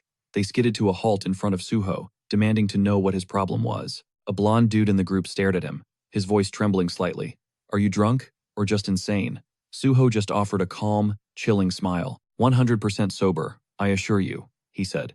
"You guys are the scumbags who've been stealing crypto wallets, right?" He watched as his words hit their mark. A complicated series of scams he was all too familiar with. Raw fear flashed across every single one of their faces. Suho pressed on. "And you're the ones holding a guy named COG1 hostage, aren't you?" The thugs exchanged panicked looks, completely baffled as to who this stranger was, or how he knew every dirty little secret. "He must be a cop," one of them guessed. Another shot back. "Doesn't matter, we gotta get rid of him." A third one hesitated, asking if this was a smart move, but was immediately shut down. "This bastard already knows everything. What's the worst that could happen if we don't shut him up for good?" A weary smirk played on Suho's lips. These guys were laughably weak. He almost felt sorry for them as he thought, "Go on, give it your best shot. If you can actually land a hit, you might just be useful to me." He then summoned the shadow spear into existence and fired a shot that screamed past one of the thugs' heads. The chains snaking around him shatter as a storm of purple energy erupts from his body, while his bald friend screams his name in pure panic. A pack of criminals swarms Suho, hurling insults, but he just weaves through their attacks like they're standing still. A blonde dude lunges with a spear and actually manages to connect with a clean strike, which does absolutely nothing. The criminal just stares, his eyes wide with shock, as Suho, with a light spatter of blood on his face, cracks a terrifying grin. The system dings, blood weapon activated. In his hand, a long, wicked, crimson spear materializes. He slams it directly into the thug, sending him tumbling across the floor. Suho makes a mental note that he can't actually kill these guys, but no one said he couldn't beat them into next week.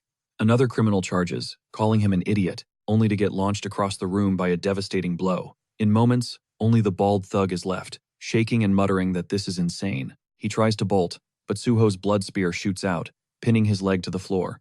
Suho strolls over calmly, asking, "And where do you think you're going?" With all the criminals neutralized and groaning around him, Suho warns them to shut it, unless they want a second helping of pain.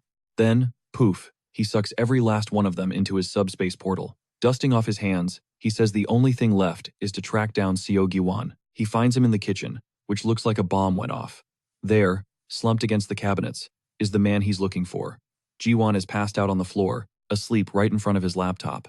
Suho calls his name, and the guy blinks awake, just gazing blankly at his rescuer. When Suho asks if he's finally back in the land of the living, Ji-won looks around frantically, stuttering, "What? What happened?" Suho gives him a warm greeting and introduces himself. That's when Gi-won freezes, asking in total horror if he's the Suho from the news. The guy can't wrap his head around how Suho is even here, or where the criminals who held him hostage just vanished to. Still trembling, he looks absolutely petrified. Suho recalls reading in Ji-won's autobiography that these very thugs had beaten and imprisoned him for 6 long months. He sees the man is way too traumatized to have a normal conversation right now, so he simply extends his hand. The ring he wears reacts to Ji-won's overwhelming terror, identifying it as black energy. Suho gently presses his palm against Ji-won's chest, completely absorbing the negative emotions. When Suho asks if he feels any better, Ji-won just stares at him, baffled. He's unable to process how the violent trembling has just stopped. Suho kneels down in front of him, explaining gently, "You were in a really bad state, so I used one of my skills to help you out." Ji-won gasps, and then asks with a shaky voice, what's going to happen to him now, if he's going to prison. Suho just asks, "Why would you?" Ji-won confesses that he was forced to do a lot of terrible things. Suho immediately reminds him that he was coerced into every single act, and people like that don't belong behind bars. Ji-won hesitantly agrees. Still suspicious, he asks how Suho knew where he was, especially since Suho hadn't even officially joined the Hunters Association. Suho explains that he found him using a unique skill that no one else has, and that he's sharing this secret because he desperately needs his help. Ji-won anxiously clutches his left hand, insisting that he's completely useless. Suho immediately shuts that down. "No, you are the only person in Korea who possesses the cyber-type trait." Gi-won's eyes go wide with shock as Suho continues, explaining that among the countless traits in the world, the cyber-type is one of the absolute rarest, allowing a user's consciousness to literally dive into the digital realm. Only 2 people in history have ever awakened it. One of them was Seo Ji-won. The other was a man known as Overload, who discovered the terrifying potential of digitization and tried to seize control of the entire internet. He became a nearly unstoppable digital god, even after the system's arrival. and the one person who finally managed to defeat him was Seo Ji-won himself. A year after he escaped from these criminals, Ji-won vanished from public life and sacrificed himself to obliterate Overload for good. He was posthumously given the title of Media. His entire tragic history was detailed in his autobiography. Thinking of this, Suho vows that, in this timeline, he won't let Overload even exist, and he sure as hell won't let Gi-won die. Suho looks him dead in the eye and says, "This is exactly why I need you. One day, this world is going to be ripped apart by the gates and the system, and I can't stop that future alone. Will you help me?" Gi-won starts shaking again, staring in complete awe as black streams of energy flow from him into Suho's ring.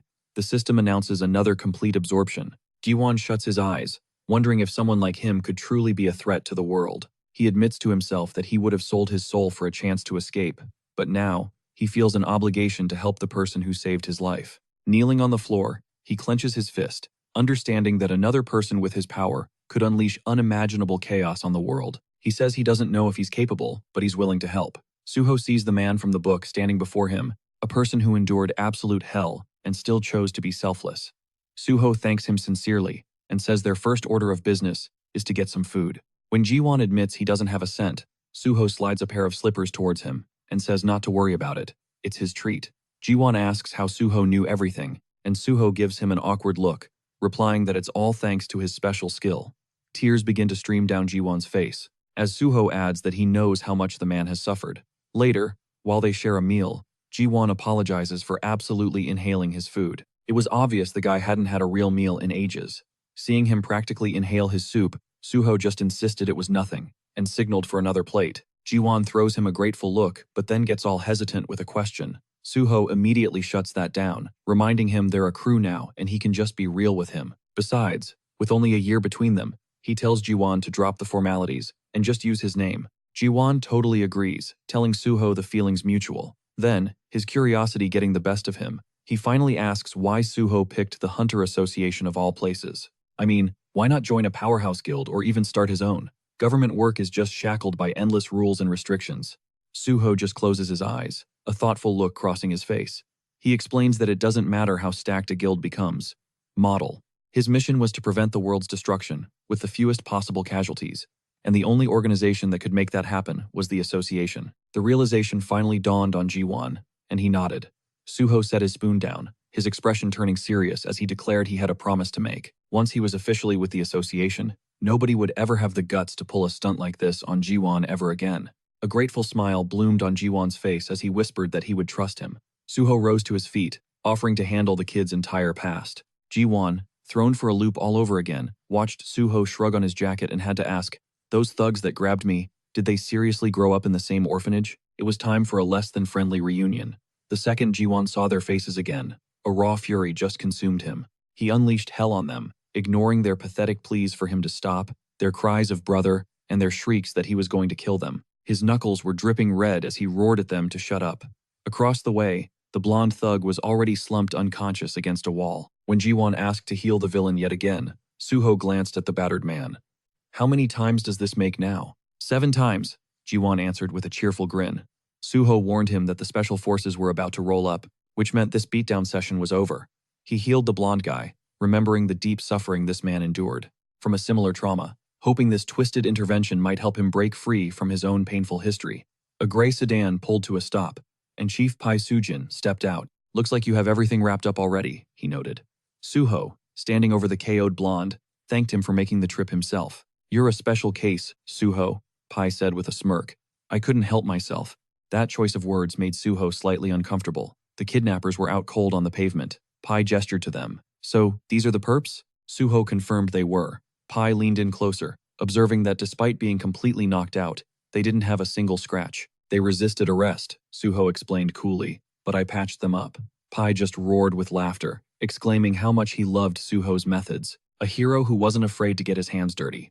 Suho offered an apology, admitting his inexperience in these matters. "Are you kidding? I'm not chewing you out," Pai clarified. "In fact, I approve." He even told Suho he could pound villains to the brink of death if he felt like it. The association's healers could wipe away every last trace of the violence. Pai then ground his shoe onto the blonde's head and snarled that scum, like this deserved to be executed. But society was too caught up in being humane. Suho's mind drifted. He'd perfected this very method during his past life working with the special department. Pai's gaze then fell on Jiwon, who was hiding behind Suho. I heard the criminals used this kid in their little operation, he said, and this is my first time seeing a cyber type. He seems dangerous. He'll have to be brought in. In an instant, both Suho and Jiwon were glaring daggers at him. Is that really necessary? Suho challenged. He's a victim. He shoved a folder into Pai's hands, one that contained the kid's full testimony and all the documents to back it up. Pai was floored. He couldn't believe Suho had compiled all of this so damn fast. So, can this digitization be used inside a gate? He asked. Suho knew exactly what Pai was fishing for. The ability is purely digital, he explained. It's completely useless in gate combat, but it's invaluable for cybersecurity. Pai flipped through the documents and declared that if the ability had no combat or support applications, then the special department had no use for the boy. Please don't punish him, Suho said softly. Pai remarked that Suho was getting soft, taking in strays, but after reading the report, he had to admit that Jiwon had been through absolute hell. Turning to his agents, Pai announced that Suho was right. The victim will not be punished, he ordered. We're closing this case and ensuring Jiwon gets his compensation. Suho bowed his head low in thanks. Justice is my bottom line, Pai stated, then locked eyes with him. Now, how did you know about this? This was the question Suho was waiting for. Lifting one finger, he delivered his prepared story. CO Jiwon sent a digital distress signal. He used his skill. I verified its authenticity and mobilized a rescue. Pai's eyes narrowed. Is that really what happened? Not even close, Suho thought, but his face remained a blank slate. Pai handed the folder to his subordinate, praising Suho for always managing to find the perfect, clean solution. Just lucky, I guess, Suho replied. Luck favors the prepared, Pai shot back. He placed a hand on Suho's shoulder, promising to set up the special recruitment just as they'd agreed.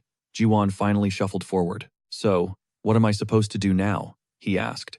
Suho simply gestured behind him. You're with me now. Jiwon stared, completely stunned by the apartment, as Suho casually grabbed a drink from the fridge. The place was straight out of a magazine, almost too perfect, and Jiwon couldn't stop himself from saying so. Suho just shrugged. It's not my place. It belongs to Jo Jinwoo, he said, naming the famous PBS reporter.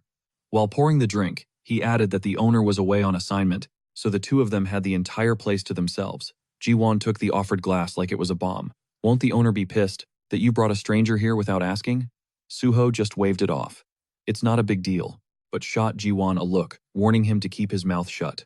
Jiwon dramatically hammered a fist against his chest, swearing he'd be as silent as a tomb. In the next breath, he was already asking what Suho needed him to do. Suho raised his glass, casually clarifying a critical point. Jiwon was snatched up by kidnappers. The second he hit level 50 and awakened his powers, wasn't he? Jiwon nodded, confirming the timeline. Suho laid it all out. That meant an overload was coming for him, and fast. To survive it, he had to power level like crazy, getting strong enough to stand shoulder to shoulder with Suho himself, if they were going to team up and stop the apocalypse. Stunned, Jiwon stammered, Wait, does that mean I have to run dungeons with you? But Suho just shook his head, his eyes glued to the laptop he was typing on. They weren't going to grind levels the old-fashioned way by clearing gates. No, this was different. Jiwon had to master his cyber-type ability and unlock its absolute maximum potential. Spinning the laptop around to face him, Suho dropped the question. So, how do you feel about logging in together? Jiwon froze. Is that even a thing? Suho told him to check his own skill description again, then pointed out a massive loophole the system conveniently left out. Sure, Jiwon could transfer his own consciousness onto the network, but nowhere did it say he couldn't drag someone else in right along with him. Jiwon stared, his mind completely blown, but finally agreed to give it a shot. He laid his hand flat on the laptop and unleashed his digitization skill. A shimmering digital matrix bloomed from his palm as a system alert popped up for Suho, player. So Jiwon was attempting to port his consciousness into the digital realm and was requesting access. Suho granted it. The system then initiated the transition protocol, and Suho's cool expression cracked with genuine shock. 1 moment later, he was standing in the middle of a colossal vineyard, under a painfully bright sky. It hit him. He was literally inside his own laptop's home screen, the Windows wallpaper he'd stared at 1,000,000 times, but never dreamed he'd actually get to walk through. Jiwon sprinted up from behind, absolutely buzzing with excitement. He yelled that it was insane to see someone else here. Up until this moment, he'd always been totally alone in this digital space. Suho had to agree this was a first for him too, and honestly, it felt incredible. Jiwon gazed out at the endless rows of vines and asked if they were for real inside that stock wallpaper photo. Suho confirmed it, an actual image from a winery, grapevines and all. He even impulsively plucked a grape and popped it in his mouth, which got a huge laugh out of Jiwon. Jiwon reminded him that this whole world was just visuals. There was no taste or smell. Suho spat out the pixelated fruit, admitting he just had to check. As they strolled through the virtual vineyard, Jiwon finally asked the big question. How were they supposed to level him up in here? Suho was floored he didn't already know. Levels come from experience points, and the system doesn't give a crap whether your actions take place in the real world or not. He even pointed out that Jiwon himself had grinded his sword proficiency during that virtual reality hunter exam. So Jiwon asked, but can you actually gain levels in a VR space? Suho clarified that while you could train your skills in there, you couldn't raise your character level. This place, however, was on a whole other level. In this world, there are no respawns after you die. Everything here was real enough to flatline you for good, and that very real danger is what allowed it to influence the system. They finally stopped before a set of closed digital doors labeled File Cleaner. Jiwon looked confused, asking what the folder was. Opening it revealed a pop-up with a chipper mascot, promising to easily organize his device. Suho explained that this thing was no antivirus. It was malware. When Jiwon asked if he seriously planned to level up by fighting a computer virus, Suho's grim smile was all the confirmation he needed.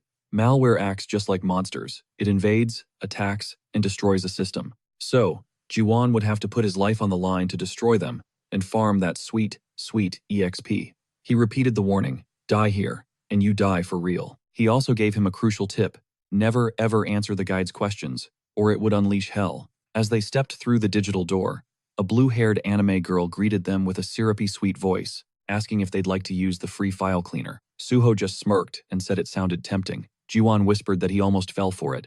Suho tossed him a weapon, telling him he was probably a magician class, so his job was to hang back, blast spells from a distance, and scoop up the loot, while Suho held the front line. The blue-haired girl reappeared, her voice now cold and sharp, repeating her question. And this time, from the shadows behind her, dozens of corrupted, glitching monstrosities with burning eyes began to crawl out. The system couldn't even process what they were. The status window was just a mess of incomprehensible, corrupted text. Terrified, Jiwon pointed out the sheer number of them. Suho summoned his blood-soaked sword and told him that even though they were trapped inside, the monsters couldn't get out through the door. But if Jiwon couldn't get out either, he was dead meat, so he'd better get that magic ready. A massive, shadowy skull beast lunged, only for Suho to slice its head clean off in a single, fluid motion. He yelled back at Jiwon to prep his spell. A glowing magic circle blazed to life around Jiwon's hand as he shouted he was ready, and Suho dove headfirst into the swarm, carving a path through wave after wave of the corrupted abominations. Finally, after a brutal, heart-pounding battle, the last of the monsters shattered into pixels. As Suho delivered the final blow, Jiwon collapsed to one knee, panting and trembling from the adrenaline dump.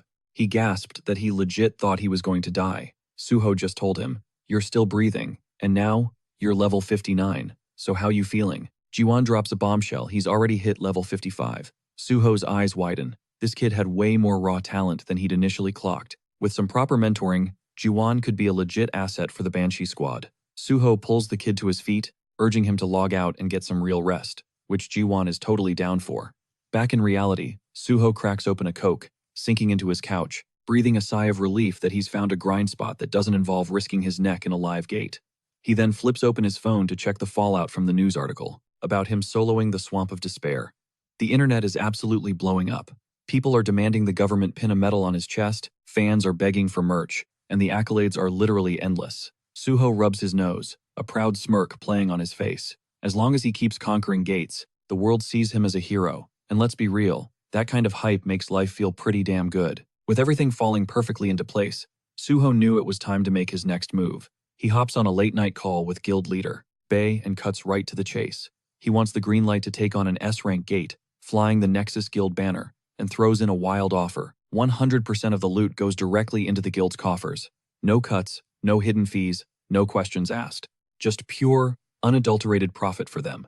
The target is the notorious Mole Mine, an S-rank nightmare loaded with mana, stones but swarming with freakish mole monsters that teleport through the shadows. Suho scopes out the intel, already imagining the absolute headache. There are so many of these damn things that snagging a single mana stone is like trying to steal candy from a den of rabid beasts.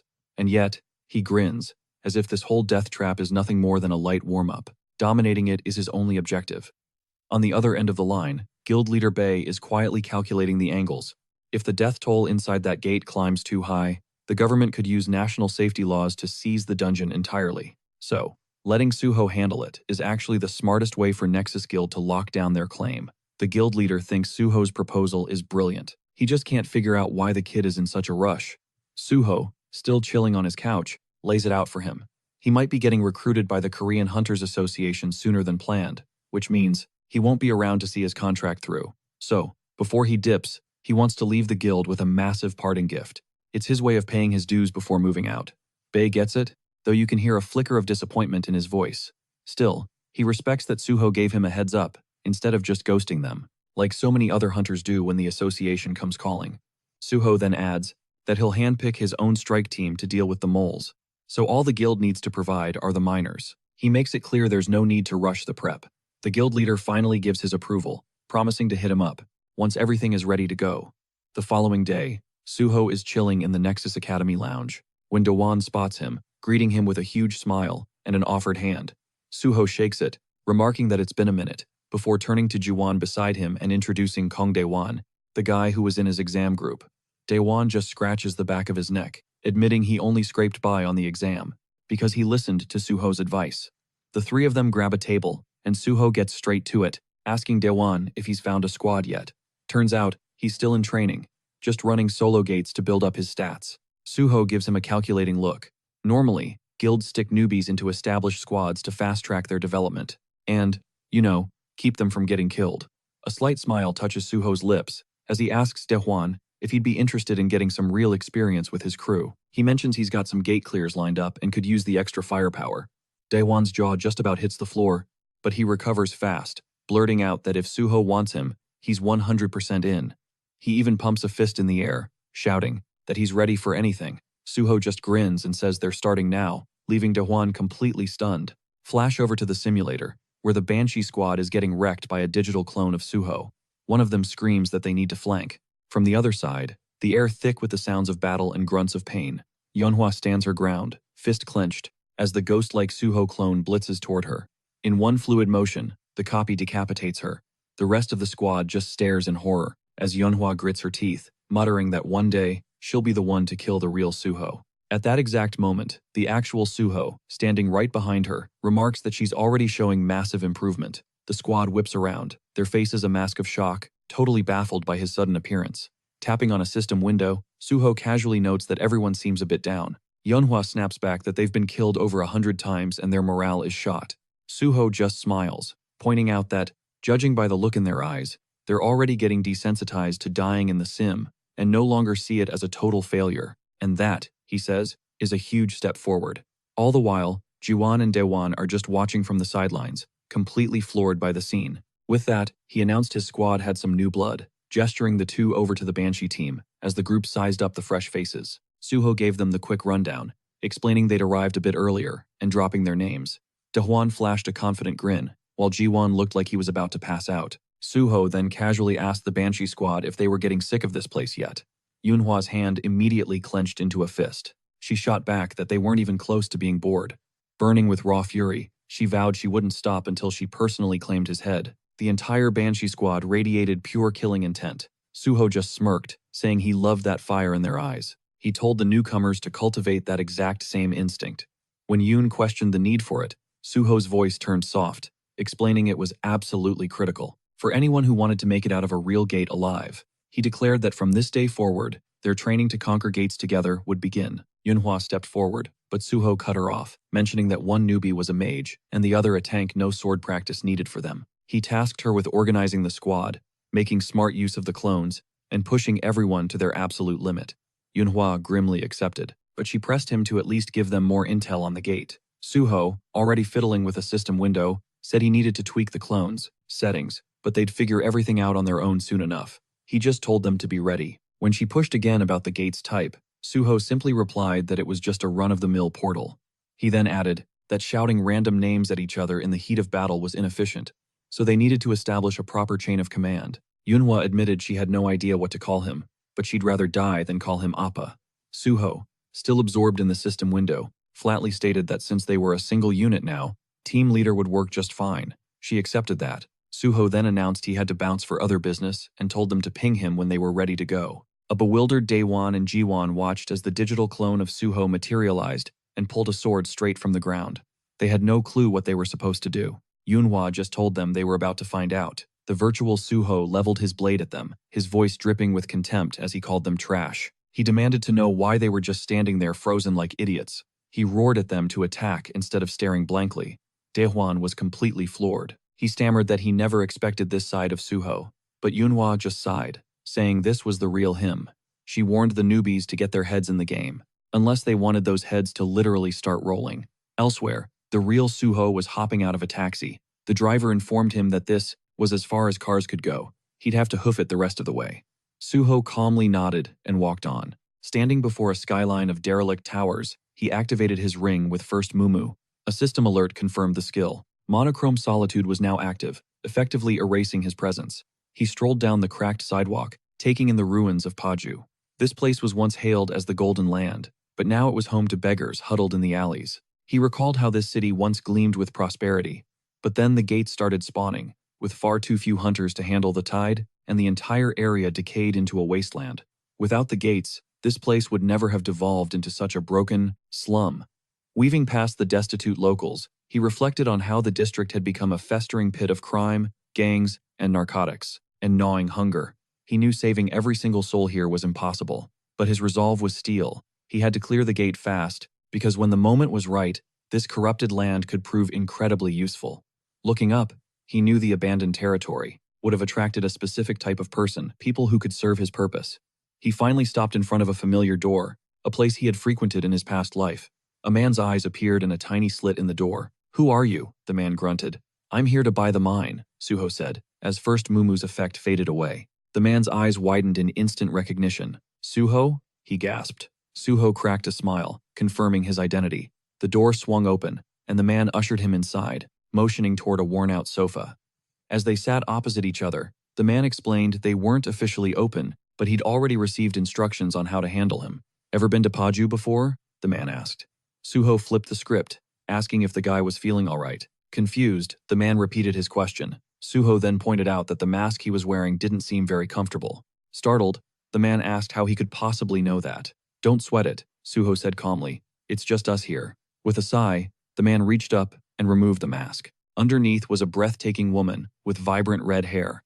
"I suppose someone who can solo 2 portals," she remarked, "would have senses like that." Suho knew her instantly. Choi Yun, one of the most legendary gate brokers in the entire nation. In his previous life, she had been his ticket into countless high-level portals, but at this point in the timeline, she was still a virtual unknown. Choi Yun elegantly crossed her legs, her eyes sharp.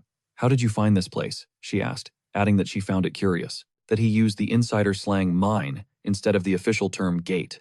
Suho's mind raced. He remembered that Choi Yun's fame only exploded later, after she joined the Union, Korea's biggest underground guild. He placed his briefcase on the table between them and simply stated, "I have a knack for finding out what I need to know," and cut right to the chase, suggesting they talk gates. She asked what he was hunting for, and he shot back, asking if she could get him into the Twisted Forest. Choi Yun froze, completely stunned. Suho slid the briefcase across the table, stating he was buying a single pass and would be going in solo. She explained that the Twisted Forest had literally just appeared on the market less than 3 days ago, and it was still deep under wraps. "How did you even know I had access?" she pressed, her voice tight with suspicion. "And what are you offering?" Suho shut that down fast, reminding her that, in the black market, you don't ask those kinds of questions. "With gates," he said, "nobody talks more than they have to. There are only 2 ways this goes. You either buy the gate outright, or you buy a one-time entry ticket." Owning it was a fortune, but even a single run in a hot gate could drain your bank account. Choi Yun, looking flustered, apologized, and laid out the price. One-time entry to the Twisted Forest would cost a cool 100 million won, and clearing it alone was basically a suicide mission. She had to ask, was he absolutely sure he wanted to try this? Suho just flashed a fat stack of cash, telling her not to sweat it. This was his risk to take. He told her she could take a down payment now, and he'd settle the rest when they got to the gate. A smile finally broke across Choi Yun's face. She admitted he'd thrown her for a loop, which was why she had so many questions. She was in. As their car sped across a bridge, Suho clocked an emblem on the dashboard. In that instant, he realized Choi Yun was already part of the Union. He felt a flash of relief. The Union's influence would definitely keep any potential trouble from popping off. Staring out the window, he listened. as she casually asked if he was surprised they were crossing into North Korea. He had to admit, it was a pretty wild move. He thought back to how North Korea descended into utter chaos after the gates first appeared. China had tried to swoop in and take over, but they got wrecked by the monsters swarming the borders. South Korean hunters, on the other hand, had a much easier time moving around. During the ride, Choi Yoon remarked that Suho was way more direct than she'd been led to believe. From the articles she'd read about him, she'd pictured someone totally different. Suho just replied coolly that he was simply trying to make a good impression. They pulled up to a sketchy camp and stepped out of the car, immediately surrounded by a crew of armed thugs. Choi Yoon announced she'd brought a client, who was ready to enter the Twisted Forest, confirming the payment was already handled. A dude with a gnarly scar sneered that he was expecting some random scrub, but seeing the legendary Suho in person was a shock. The girl shot him a look that could kill.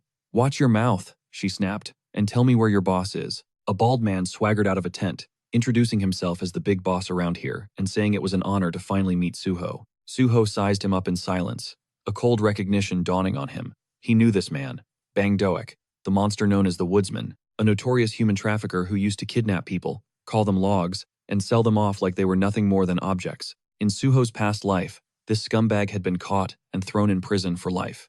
He had no memory of the Woodsman ever teaming up with the Union or owning a gate. They stood before a white vehicle, and Choi Yoon asked if they could get straight to it. Bang Doek smirked and said, "Sure, she could, but a hunter who had already solo-cleared 2 portals? He couldn't be allowed in." Confused, she demanded to know why. Bang Doek slowly took off his glasses and claimed their policy was to only sell tickets to people who had absolutely zero chance of clearing the portal. "A pro like Suho," he said, "didn't fit the profile." Suho's brow furrowed in disgust. What a twisted, pathetic excuse. Exactly what you'd expect from a human trafficker. But before he could speak, Choi Yoon went on the offensive. "Are you trying to jack up the price on us right now?" she challenged, folding her arms. "Don't even think for a second. I'm going to let that slide." Bang Doek's smug facade instantly crumbled. He threw up his hands, quickly turning away and insisting it was all just a joke. Suho knew the truth. Even the Woodsman wouldn't dare push his luck against a broker from the Union.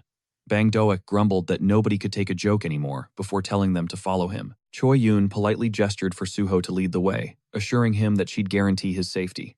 All the while, a bunch of shady-looking thugs were burning holes into Suho with their eyes. He knew exactly what was up. If he actually managed to clear this gate, there was a high chance they'd try to ambush him on his way out to steal the loot.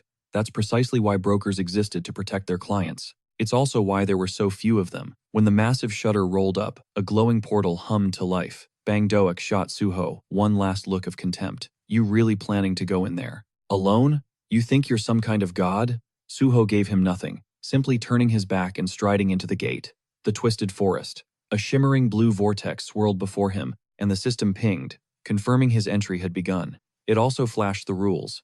Only hunters at level 99 or below were permitted, and the maximum party size allowed was 8. Suho stepped into the alien woods, his gaze sweeping over the bizarre, warped landscape. He never imagined he'd find himself in a place like this.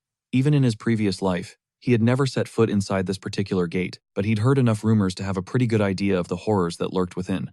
He instantly materialized his shadow spear, deciding his first move was to scout for anything he could use. Closing his eyes, he unleashed his magic detection, and ethereal purple streams shot up from the ground. Suddenly, a massive, glowing yellow eye snapped open in the bark of a nearby tree, glaring straight at him. He realized with a jolt, the trees themselves were the monsters. The system identified them as Twisted Ents, level 93. Without a second's hesitation, Suho launched his spear, impaling the tree right beside the monster's eye. He thought to himself that an axe would be perfect right now, but he didn't have one on him. The Ent let loose a deafening, earth-shattering roar as Suho summoned his crimson, blood-soaked sword, thinking the mole mine boss was a whole different league of trouble compared to these overgrown bugs. Just like with the nameless swordsman, he knew he'd need some serious grinding. Before he could one-shot a beast like this, he unleashed a devastating slash, cleaving the monster's attack right down the middle, as the system announced the activation of decapitation. Gripping his weapon, he could feel the immense power gap. A whole 30 levels stood between him and this ant. No wonder he couldn't just obliterate it. He resolved to rely purely on his raw sword skills for this fight. His blade painted crimson arcs through the air as another guttural roar ripped through the forest. Moments later, he stood over the mangled remains of the creature, his sword vibrating from the effort. Taking down even a single one of these things was a struggle, but he could feel his experience bar slowly creeping upward.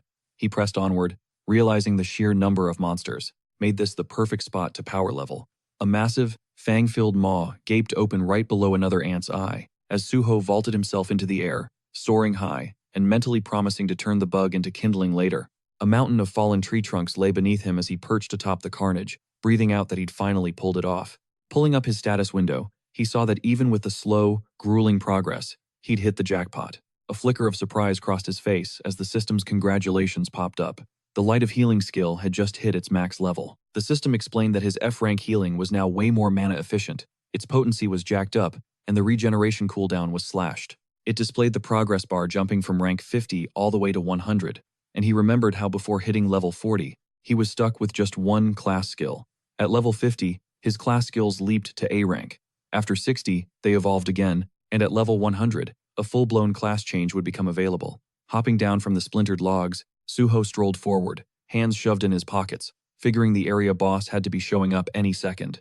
Meanwhile, in the center of a tranquil pond, a mysterious, horned figure sat in meditation. Its eyes were sealed shut, but when they snapped open, the system identified it. Malayan, ruler of the Twisted Forest, a level 100 monster boss. Suho froze in front of the horned being, finally facing down his first ever one-star monster. He knew that creatures below level 99 weren't usually a big deal, but from level 100 on, they earned a star for every 100 levels they possessed. Malayan's voice echoed, stating that an uninvited guest had dared to enter his domain. Suho shot back that he never got an invitation to this world in the first place, since the monsters were the ones who crashed the party by opening the gates. The absolute nerve of them to call anyone else uninvited. The irony was almost hilarious. He summoned his shadow spear, saying Malayan clearly didn't get it at all. The system announced the activation of divine power as he blitzed forward, launching the spear like a missile. Malayan snatched it out of the air with a single hand, his eyes widening at the divine energy. He questioned if Suho was some servant of the gods. Suho formed a crimson orb of blood magic in his palm, smirking at the boss's correct guess. The blood projectile rocketed forward, slamming into the spear and driving it straight through Malayan's chest. Suho casually remarked that he was expecting a bit more from a one-star boss. Malayan ripped the spearhead out, a predatory grin spreading across his face as he declared that Suho had just made a fatal mistake. A system warning flashed. The entire forest was shaking with Malayan's rage, and a terrifying killing intent flooded the area. The pressure washed over Suho until the dragon blood roaring in his veins awakened, activating the dragon's armor and creating a shield against the suffocating aura. Suho had to admit Malayan's aura was intense, but this fight was basically a deer trying to intimidate a dragon. Malayan was floored, demanding to know what kind of shadow magic was protecting him. Suho just shrugged, saying it wasn't magic, but a reward for putting in the work. He then resummoned the shadow spear. The boss scoffed, asking if that little party trick was all he had. Suho just replied that he had plenty more where that came from. The spear slammed into the ground before Malayan, and black chains erupted, coiling around the boss as the system triggered shadow binding and shadow bleeding. Malayan shattered them effortlessly, mocking Suho for thinking such pathetic tricks would ever restrain him. He threw his arms wide, the water of the pond beginning to boil, as a dark, sinister energy surged to the surface. Ominous, woody formations began to rise from the depths. With a cocky smile, Malayan dared Suho to feel the true chasm between their power levels. Suho watched, completely unfazed, and said he was actually looking forward to it. A massive root whipped towards him, but he dodged it with casual grace, countering with a flurry of blood-infused sword strikes.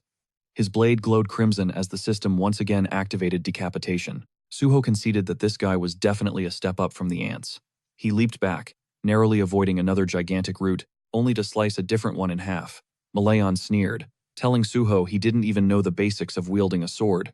Suho just smiled back and admitted it, adding that he only needed to stall for a few more seconds.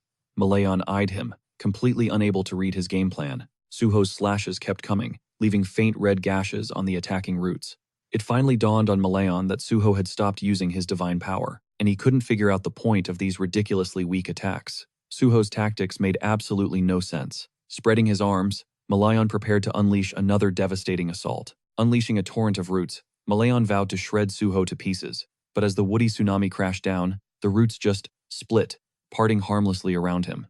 And there's Suho, posted up on a stone island, looking completely unfazed while Malayan's eyes are bugging out in sheer disbelief. Malayan starts coping hard, thinking Suho must have hit some weak points, but then more roots just drop, all sliced with impossibly clean edges. Suho lets out a little smirk, saying his new technique seems to be working out. He'd been spamming his decapitation skill just to get the system to grade his performance. And, fam, he got an A+. The system, recognizing his sheer mastery, just juiced him up with a massive power boost as he grips a wicked red and black sword. He watches as a notification declares his swordsmanship has officially transcended all others, upgrading decapitation to a legendary S rank. A second pop-up follows instantly. The will of the nameless sword is resonating with his power-up. A smile creeps across Suho's face. He scrolls through the notifications. The sword's consciousness is awake. It has blessed him.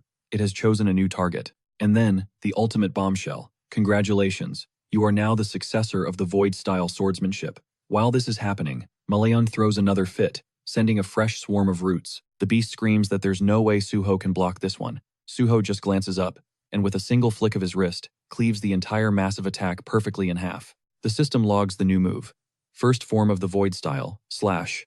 Malayan, now completely unhinged, demands to know what kind of sorcery this is. Suho just says, "It's not magic," as he levels his blood-stained sword. The real fun, he declares, is just getting started. The system then announces that Suho's grasp of swordsmanship is so next level that it's being added to the official database. Suho has a quick flashback to when he first invented this style, naively thinking he'd hit his peak. But then he learned there were absolute monsters out there, like the nameless swordsman, whose skills were basically god tier, beyond human limits. The very first technique he mastered after that rude awakening was Void style, Steel Cutter, and in this new life, he's unlocked it way faster. Malayan rages on, promising to crush this dark magic, but Suho just claps back. "Have you learned nothing?" The system activates Cutting Steel. Suho lets loose a devastating slash, and Malayan just stares, hands frozen in the air, his brain unable to process what he's seeing. Suho taunts him, asking if the old boss is going blind, and promises to put him out of his misery right now. Refusing to go down without a fight, Malayan summons giant monstrosities to back him up. The system identifies them as Twisted Forest Golems, clocking in at levels 96 to 98. Suho just scoffs, calling the summons pathetic. Malayan grins wickedly. "Kill him," he orders the golems. Suho charges forward without a word and one-shots the first golem into oblivion. As Cutting Steel activates again, more golems crumble into heaps of rubble, dropping glowing green stones. Suho stands untouched amidst the carnage. He tells Malayan that slicing through steel is child's play for him now, so these overgrown statues never even had a prayer. Malayan snarls, launching one last, desperate wave of vines. Suho dices them effortlessly and tells the boss he's officially running on empty. He leaps from one floating stone to another, declaring it's time to wrap this up, before launching himself into the air and planting a kick square in Malayan's face. The impact sends the boss crashing into the water. As the drenched monster struggles to its feet, Suho materializes a shadow spear. Shadowy chains erupt and bind Malayan tight. The beast thrashes, screaming at him to stop talking. He accuses Suho of daring to disrespect a being of his power, but the chains don't even budge. Suho raises his blade and, with a single, clean motion, takes his head. System notifications light up. Malayan, king of the Twisted Forest, has been defeated. The gate is cleared. Suho is crowned MVP, gets a fat XP bonus, 1 skill point, plus another one, as all his abilities level up. With the stat boost, a glowing green sphere floats up from Malayan's corpse. "This," Suho says, "is what I really came for." The system identifies it as the Cursed Druid Sphere, an artifact rejected by the gods, designed to control and manipulate unstable minds. It corrupts them, too. This little orb is what allowed Malayan to become the one and only druid and warden of the entire Twisted Forest. Suho examines the sphere, thinking that while unlocking the Void style was a huge win, this artifact was his main objective all along. With his goal secured, he decides it's time to dip. Outside the portal, the crowd of spectators lets out a collective gasp as they see the gate has been conquered. Cho Yun is completely stunned he actually pulled it off. Meanwhile, Bong Duex is staring, pure rage on his face, remembering their earlier confrontation. That was an S-rank gate, with an 8-person limit, and was considered practically impossible to solo. It was his personal cash cow. He flashes back to all the shady deals he made just to own the rights to that gate, and now some punk kid just snatched it all away. Absolutely furious, he turns on Cho Yun, screaming about his investment and how not even 100 million won could possibly cover his losses. His goons crack their knuckles, smiling, as he gives the order, "Skin him alive." Cho Yun steps between them, warning them, "Do you have any idea the consequences of what you're trying to do?" Bang Duex just spits curses, yelling about how the Union never did anything for him. But before he can finish his rant, shink, the tip of a shadow spear erupts straight through his chest. He looks down in utter shock at his own blood before collapsing, his lackeys screaming in pure panic. Suho emerges from the portal's shimmering light and casually walks toward the terrified gang members, now kneeling over their fallen leader. With a slight squint, he looked over at Choi Yoon. So, can we dip now? The thugs left standing shot him a nasty look and barked at him to get lost. What about the money I paid? Suho pressed, the razor-sharp tip of his sword already resting on one of the guy's shoulders. Pushing the crimson and black blade against the man's throat, Suho's voice was ice. You gate owners broke the rules. Now, you're gonna pay the price. I want my refund. The guy folded instantly, practically tripping over himself to agree. A car door slammed as they peeled away from the scene. Choi Yoon, gripping the steering wheel, let out a breath and thanked him. Of course you're grateful, Suho shot back. But last I checked, you can't pocket thanks. A more substantial gesture would be appreciated. She smirked, admitting he had a sharp tongue. He replied, kinda comes with the territory when you're a swordsman. Tossing her his phone, he told her to punch in her number so they could link up later. Choi Yoon just shook her head. I'll call you first. I'll be waiting, Suho said smoothly. Especially if you scout another prime gate. After a quick goodbye, he stepped out of the vehicle. Watching his retreating figure, Choi Yoon murmured to herself that he was a lot cooler than she'd pegged him for. The scene cuts hard to the Nexus Academy at 9 a.m. The sound of boots shuffled across the pavement as someone asked where the hell they were going. Suho, holding the trunk open, just said, I'll fill you in when we get there. He slammed the trunk shut, adding, let's not keep the boss waiting. Striding ahead of his squad, he announced their destination was the miner's quarry, a revelation that sent a visible jolt of excitement through his crew. The squad gathered in front of the massive protective frame, warping the air around the portal just as a car pulled up. Bae Dong-yuk got out and immediately thanked Suho for coming. Glad I could make it without any trouble, Suho replied coolly. Before them loomed the imposing walls of an iron barrier. So the Landkeeper's mine is behind that thing? Suho asked. Jong-yuk explained that a safety perimeter had to be constructed to contain the gate's immense energy. A team of workers in yellow hard hats stood behind him. He confirmed he had organized the mining crew. Exactly as you requested, Dong-yuk finished. Suho gave him a nod of thanks and suggested they dive into the briefing. Right on time, Dong-yuk agreed. Inside the briefing room, Suho swiped through a tablet. He explained that the mine was infested with creatures known as Landkeeper kobolds. If we can wipe them out, he continued, we'll be able to harvest a massive amount of monostones. Our game plan is simple, he stated. Annihilate every last monster and scoop up as many monostones as we can carry. Take out the boss, clear the Landkeeper's gate. A guild secretary blurted out in disbelief. Wait, is it really that straightforward? The group exchanged thoughtful glances, and someone finally voiced the question on everyone's mind. Why wasn't there any intel on the portal's boss in the briefing? Because I'm handling the boss alone, Suho answered flatly, so it doesn't concern the rest of you. Raising his index finger for emphasis, he reminded them, and as we agreed, all profits from clearing this gate belong entirely to the Nexus Guild. He shook hands with Dong-yuk, who clapped him on the shoulder and said he was counting on him. Thanks for the vote of confidence, Suho said. I won't let you down. Then, with a faint smile, he turned to a miner nearby. My squad is to hang back. You don't start mining until you get our signal. The miner nodded, understanding completely. Turning back to face his own crew, Suho's expression hardened. All right, you ready? This is your first time stepping into a real portal. He asked them if they were nervous.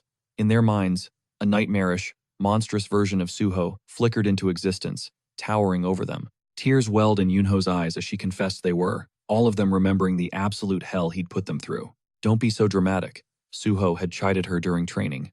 Now, standing before them, he announced, this is going to be a long mission. That means you have to conserve your stamina. Dahan, you cover G1. The rest of you, hold your formations. Your number one priority, he stressed, is the safety of the miners. This isn't like the Kunlun Mountains, the dead don't come back here. You need to be on high alert. A blood-red portal pulsed menacingly before them. Everyone, with me, Suho commanded, and his squad roared their confirmation. The system announced their entry. Inside, they navigated a suffocatingly dark passage. A system window displayed the dungeon's stats. Landkeeper's Mine. Maximum level 88 allowed. Maximum capacity, 56. A moment later, a spear punched straight through a kobold's head. Suho was already a blur, lunging toward another one. Bizarrely, he was wielding a shaft slick with fresh blood, and he used it to obliterate the second creature just as easily. Blue gore spilled from the monster's maw. As a blood jade embedded in the weapon absorbed the spilled liquid, Suho thought to himself that it was pretty damn impressive. There were only a handful of kobolds, which gave him more than enough time to collect their blood. One of the miners was absolutely stunned. He's one-shotting them all, the miner stammered. A member of the Banshee squad standing next to him nodded vigorously in agreement. When the miner asked if the kid had ever actually seen Suho in a fight, Kawan had to admit that he hadn't. Our leader is usually just the guy who does all the talking, he explained, before Yunhua snapped at them to keep moving. The squad charged forward, throwing themselves into the fight. Their orders echoed in their heads. Eliminate all kobolds and protect the miners at all costs. Jiwan thrust his hands forward, a magical circle flaring to life as he yelled that he would provide cover. With a flash of his blade, Diwan sent another kobold's head flying, and Yunhua roared for everyone to hold the line and not break formation. A small smirk touched Suho's lips as he glanced back, deeply satisfied that his team was executing his plan to perfection. With 0 hitches so far, Yunhua gave the miners the green light, and as the hunters carved out a secure perimeter, the crew immediately got to work digging. Colossal crystals pulsed with an inner light all around them when a miner yelled that they had almost gathered all the stones and needed them brought to the surface. He also commanded his teammates to perform a final sweep for any valuables and to drag away the monster corpses cluttering up the area. Suddenly, a miner froze, his gaze locked on something to his left. His partner asked him what he was gawking at, and the young man stammered that he couldn't process what he was seeing, as a fresh wave of monsters began spewing blue blood everywhere. Suho executed another flawless strike, then instantly impaled a goblin creeping up on his left. Clenching his fist, he unleashed the power of his crimson weapon. His eyes glowed with a pure white energy, as the bodies of his enemies began to form a mountain beneath him. He casually propped the blood sword on his shoulder, standing like a god amidst the field of slaughtered creatures. The miners in his squad could only stare, their faces a mixture of shock and utter reverence. Several workers thrust their fists in the air, shouting that fighting alongside Suho was a legendary experience. But Suho suddenly sensed a new presence, and ordered everyone to regroup on him immediately. Yunhua snapped to attention. In a dark corner of the mine, Suho gestured toward a branching, hidden tunnel. The squad confirmed they saw the ominous opening. Suho revealed that the Nexus Guild had completely abandoned this gate after being swarmed by an endless horde of kobolds that poured from that very passage.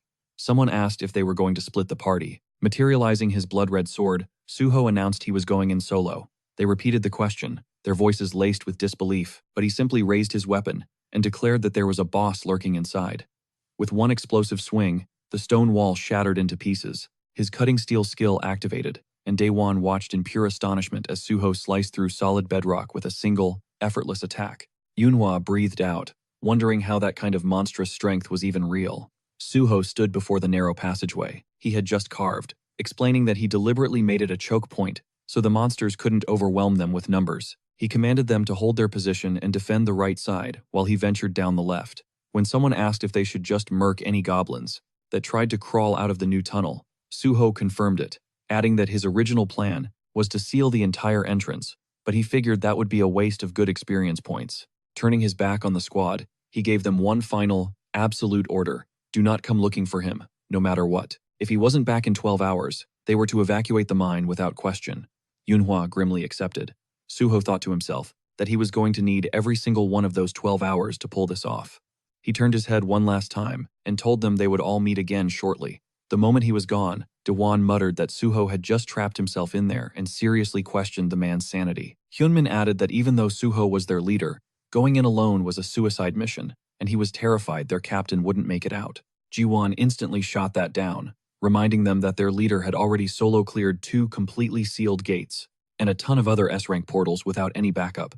Yunhua grinned, saying they all remembered his insane feats, so all they needed to do now was have faith and handle their own business. One of the other hunters agreed, declaring they needed to make sure Suho would be floored by how much stronger they'd gotten by the time he came back. The group's fists tightened with renewed resolve, ready to unleash every bit of their brutal training.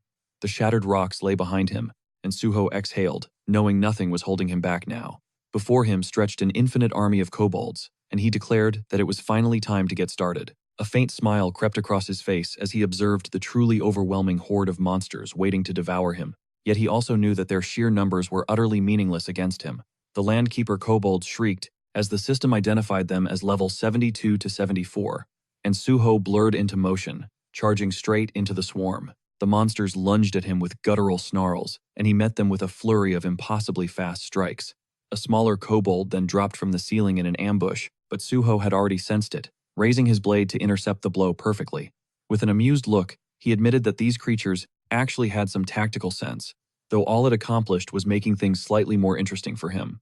The system confirmed the defeat of the Landkeeper kobolds. Outside, Daewon delivered a brutal final blow to an enemy, and, grinning, turned to his comrade to announce that they had officially cleared their side of all monsters. A member of the Banshee squad confirmed it, saying that as long as they didn't let their guard down, they would be totally fine. A miner proposed that they should finally take a break and get some food cooking. The miners slumped down wearily beside the gleaming crystals, massively relieved that it was finally lunchtime. One of them expressed shock that half the day's work was already over. A miner then approached the squad, asking if the young hunters were exhausted and commending them for doing such an incredible job. Jiwon confessed that there were definitely some tough moments, but in the aftermath, a tense quiet had fallen. Yeonhwa hung back, listening to a miner sing Jiwon's praises for wiping out an entire swarm of kobolds. Jiwon, however, was quick to explain it was only doable because Suho carved out a perfect bottleneck for an escape route. He admitted that if the monsters had all swarmed them at once, they wouldn't have survived for even an hour. Yeonhwa's gaze drifted over the slaughtered kobolds, a feeling growing that Suho had been through here. She found herself hoping he was safe, her mind flashing back to their chaotic first meeting. She cringed, remembering how it had tanked and how she'd just assumed he was a total psycho. But as more time passed, she realized she'd actually started to worry about him, a faint smile playing on her lips. She knew there was nothing she could do for him now, and had to concede that it was a toss-up who should really be worried about whom. Deep within the mine's guts, Suho was chilling on a rock, his blood-caked sword in his hand while he bit into a chocolate bar. He grumbled out loud that the kobolds wouldn't even attack him, despite the fact he was snacking right in their faces. Pushing himself to his feet, he saw the monsters were just death-staring him, completely frozen. He wondered aloud if they'd finally gotten the memo to be scared of him.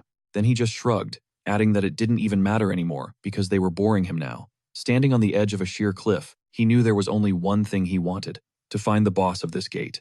The darkness was absolute, making it impossible to see a thing, so he whipped out a flare gun.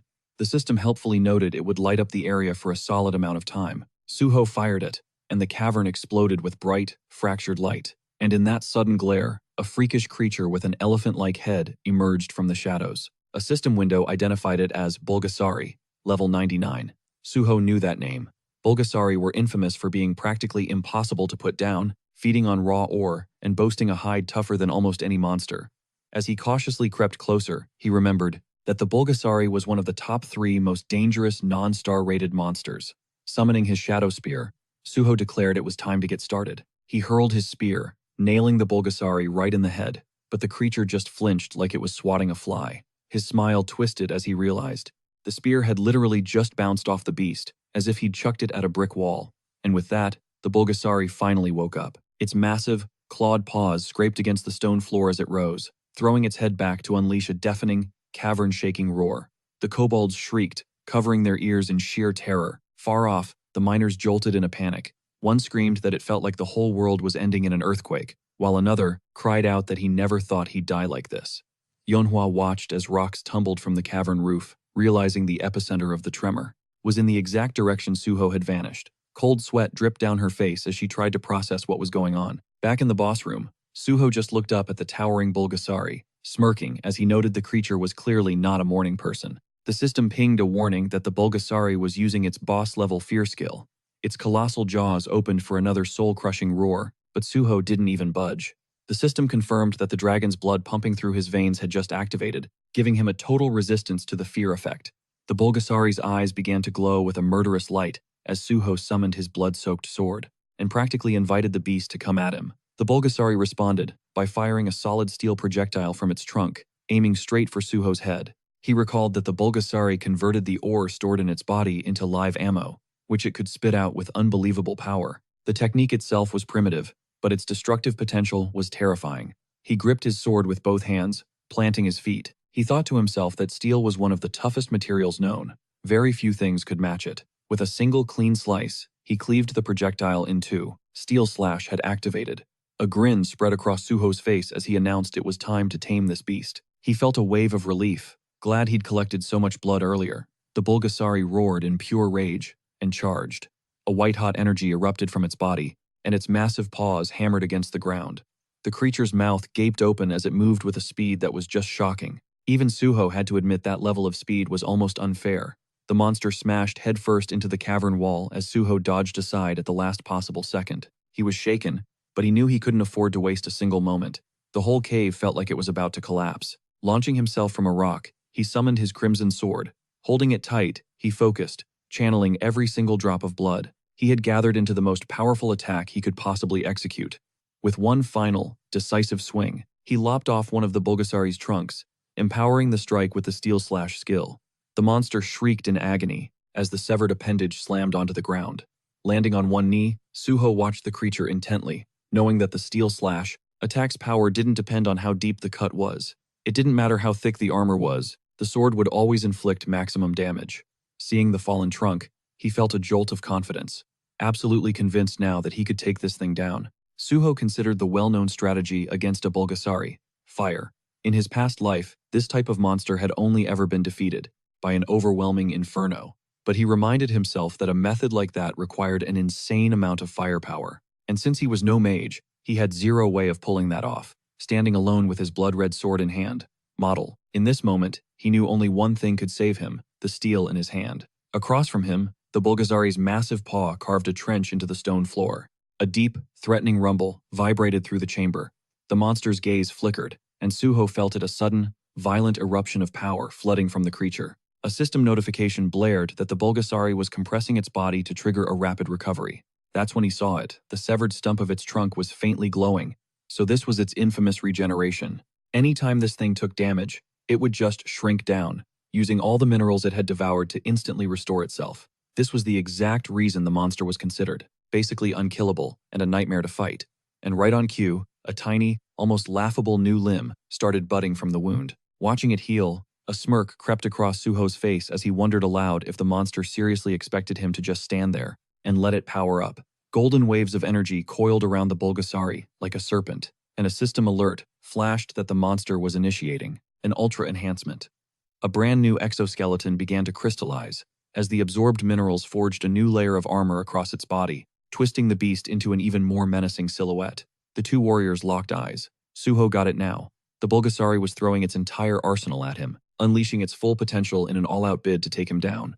In the monster's mind, this one final clash would require everything it had. Suho, a confident grin still playing on his lips, was ready to meet the challenge. The beast rocketed forward, the system identifying the skill as ultra-rotation. Clutching his blood-slicked sword, Suho planted his feet. He had always been curious about the true power of the Bulgasari, a creature hailed as one of the most powerful monsters in existence, and he was just as eager to see if his own blade could shatter that legendary might. An explosion of force rocked the cavern as steel met spinning flesh. The Bulgasari's eyes flared with a feral light, but Suho was a statue of calm, his blade a blur against its hide. The creature's limbs suddenly flew wide in a chaotic, helpless display. A pathetic growl escaped the Bulgasari's lips, its head tilting upward as if completely bewildered by what just transpired. Suho paused, wondering if he had actually just defeated the beast that easily. Raising his sword to the sky, the system announced the activation of Steel Slash. With every ounce of his strength, Suho brought the blade down, cleaving the monster clean in half with a single, devastating strike. A final, earth-shattering roar ripped through the air. The monster's last eye pulsed with a dying light as Suho aimed a glowing green orb right at it, declaring, "You're mine now." Far from the battle, the miners and the hero squad huddled near a pile of collapsed rock. "Hey!" The tremors stopped, one of them pointed out. Manhwa looked up as Jiwon, standing at her side, observed that the endless stream of kobolds had finally ceased, and it seemed they had gathered more than enough mana stones. The young woman lowered her gaze. Jiwon sighed, saying that all they could do now was play the waiting game. Then, suddenly, Yeonhwa's whole expression lit up. A system window had popped into her vision, confirming that the gate had been cleared. The miners all gasped as the exact same message appeared for them. The system announced Suho as the raid's most valuable player. Yeonhwa and Jiwon exchanged grins of pure relief, and Jiwon commented. He knew his boss would clutch up. Back in the chamber, the system informed Suho that, for his spectacular performance, it was awarding him 5 skill points. Grinning, he admired the emerald orb, just as the system showered him with more points, a full level up, and an across-the-board stat boost. He held the luminous sphere in his hands, excitedly whispering, "I did it." He replayed that final blow in his mind. Any other beast in the Bulgasari's position would have been obliterated instantly, but he hadn't journeyed here with the intention of killing it. Tendrils of green light snaked out from the sphere as he thought about his one true objective, to subjugate the monster with the control sphere he had looted from Malayan's corpse. He tossed the green orb to the ground. It cracked open, and from within emerged a tiny, elephant-like creature. The system identified it as a level 99 Bulgasari, already stacked with numerous high-tier skills. Suho realized that having a trait like Phantom Beast or Species Domination would be enough on its own to earn a monster an S-rank classification. And yet, this tiny creature had both. He knelt down in front of the miniature elephant as the system activated a healing spell. His hand hovered over the little beast, its eyes still closed. Suho softly greeted it, and the mini-monster responded with a curious little chirp. Scrambling to its feet, the Bulgasari focused on him with complete attention. Surrounded by colossal, glowing crystals, Suho told it to listen up. He explained that while its excitement was great, this was a one-time trip and they could never come back, which meant they had to strip this place clean of every last piece of ore. The tiny Bulgasari's ears wiggled as it looked up at him cheerfully. Suho asked if it was ready to get started, and the creature let out another string of happy squeaks. Far away, his squad was starting to get seriously antsy at the other end of the mine, wondering what on earth was taking their leader so long. Later, Suho stood alone inside his ridiculously lavish subspace house, a personal pocket dimension, so incredibly rare that only a handful of people on the entire planet could ever dream of owning one. Surrounded by the vast, deafening silence, his mind drifted back again to his past life, and to all the brutal lessons he had learned by surviving this world not once, but twice. In his past life, the only one who ever managed to tame the legendary Bulgasari was a player known as Gaia, the Master of Earth. Their entire reputation was built on the back of this one absurdly overpowered creature. Suho knew Gaia's playbook by heart. This beast wasn't just a monster, it was a mythical forge, capable of inhaling any metal and transmuting it into raw power, stockpiling insane amounts of minerals inside its body until it became a literal walking mountain of condensed energy. But here, inside the subspace, Bulgasari, now nicknamed Bulbul, looked ridiculously cute compared to its terrifying, true form. It was basically a happy, metallic-skinned gray hippo, bouncing around the room with boundless energy. Then, Bulbul's mouth gaped open, and it inhaled an entire mountain of shimmering magic stones like a living black hole. After devouring every last one, it flopped onto its back and began to pulse with a profound, powerful luminescence. Suho watched, a satisfied smirk on his face, absolutely certain this little guy was the single greatest miner in the entire world. By now, he thought, the Nexus crew outside would have bagged their share exactly as the contract stipulated. Every single crystal left inside this dimension now belonged to him, and he had made damn sure of it. Outside, near the mouth of the mine, D1, Yeonhwa, G1, and the rest of the squad stood vigil by the sealed-off tunnel. Daewon couldn't stop pacing, his anxiety spiking. Suho had been inside for far, far too long. The other miners were whispering theories, figuring Suho must have clapped the boss, but probably took some serious damage in the fight. A few were ready to charge in and check, but Jiwon stood his ground, flatly refusing to go against Suho's strict commands. Yeonhwa backed him up, even as a knot of worry tightened in her gut. She reminded them all that a team without faith in its leader is a team destined to crumble, and Suho had been crystal clear. Do not enter for at least 12 hours. None of them were about to break that bond. Suddenly, boom, the stone wall erupted outward in a violent blast of purple energy. From the settling smoke, Suho emerged, looking completely unbothered, as if he'd just wrapped up a quick training session instead of a fight for his life. His crew immediately swarmed him, demanding to know what took him so long. Jiwon, ever the drama king, practically threw himself in front of Suho. Suho just teased them, saying if they were that concerned, they should have just come in after him. They all shot back, that he was the one who explicitly forbade them from doing just that. Suho's playful smirk softened as he clapped a hand on Jiwon's shoulder, acknowledging that the kid had followed his orders without question. Yeonhwa confessed her relief that their trust paid off, though she still hated being treated like she couldn't handle herself. Suho simply stated that they had lived profoundly different lives, and that was a fact no one could deny.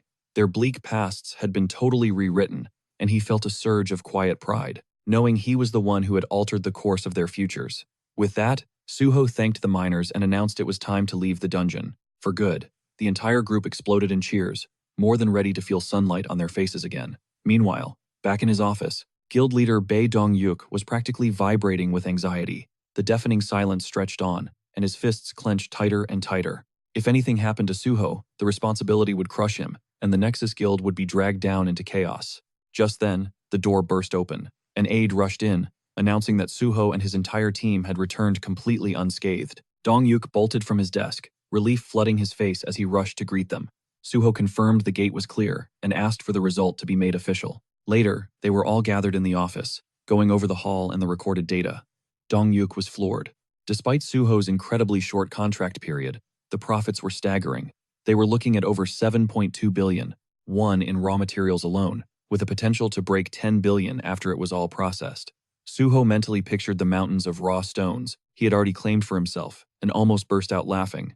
His private stash was worth a fortune. As a gesture of goodwill, Dong-yuk offered Suho's squad a 10% cut of the gate's entire profit as a bonus. Suho feigned shock, though internally he thought the offer was way too generous. He'd already secured an insane amount. Asking for more would just be greedy. After some slick back and forth, they hammered out a reward package that left both sides satisfied. With the business side of things wrapped up, Suho dropped another bombshell. He planned on forging a covert raid unit, operating from the shadows within the Nexus Guild. He explained that since he would soon be joining the Hunter Association as a government hunter, he couldn't officially lead his own team. He asked Dong-yuk to provide quiet support and to register them under the guild so they could function as his personal shadow squad, working behind the scenes. Dong-yuk absolutely loved the proposal and agreed instantly. Suho reflected that, only because he had returned to the past, could he build such a solid foundation, sidestep the betrayals that plagued his first life, and personally vet every person, until he was certain they were true allies. This time, he was building a crew of genuine companions, not a band of opportunists.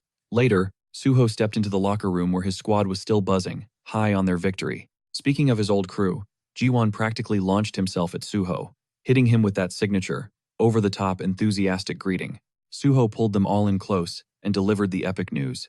As of today, they were all officially on the Nexus roster. The entire team was floored. Several Banshee members had literally torched their old careers just to follow his lead. And now, their gamble was paying off with legitimate salaries, clear paths for promotion, and official B-rank status with a shot at hitting A-rank. Dahan and the crew exploded with joy, celebrating like they'd just hit the jackpot. In the middle of the hype, Suho's phone started ringing. It was Chief Pai on the line, dropping even more incredible news. Suho's special recruitment into the Hunter Association was officially approved. In no time, he'd be formally inducted, receive a special commendation, and kick off his new government contract. Chief Pai cracked a joke about Suho becoming way too legendary, to which Suho fired back. He promised that he was just getting started, blowing everyone's minds.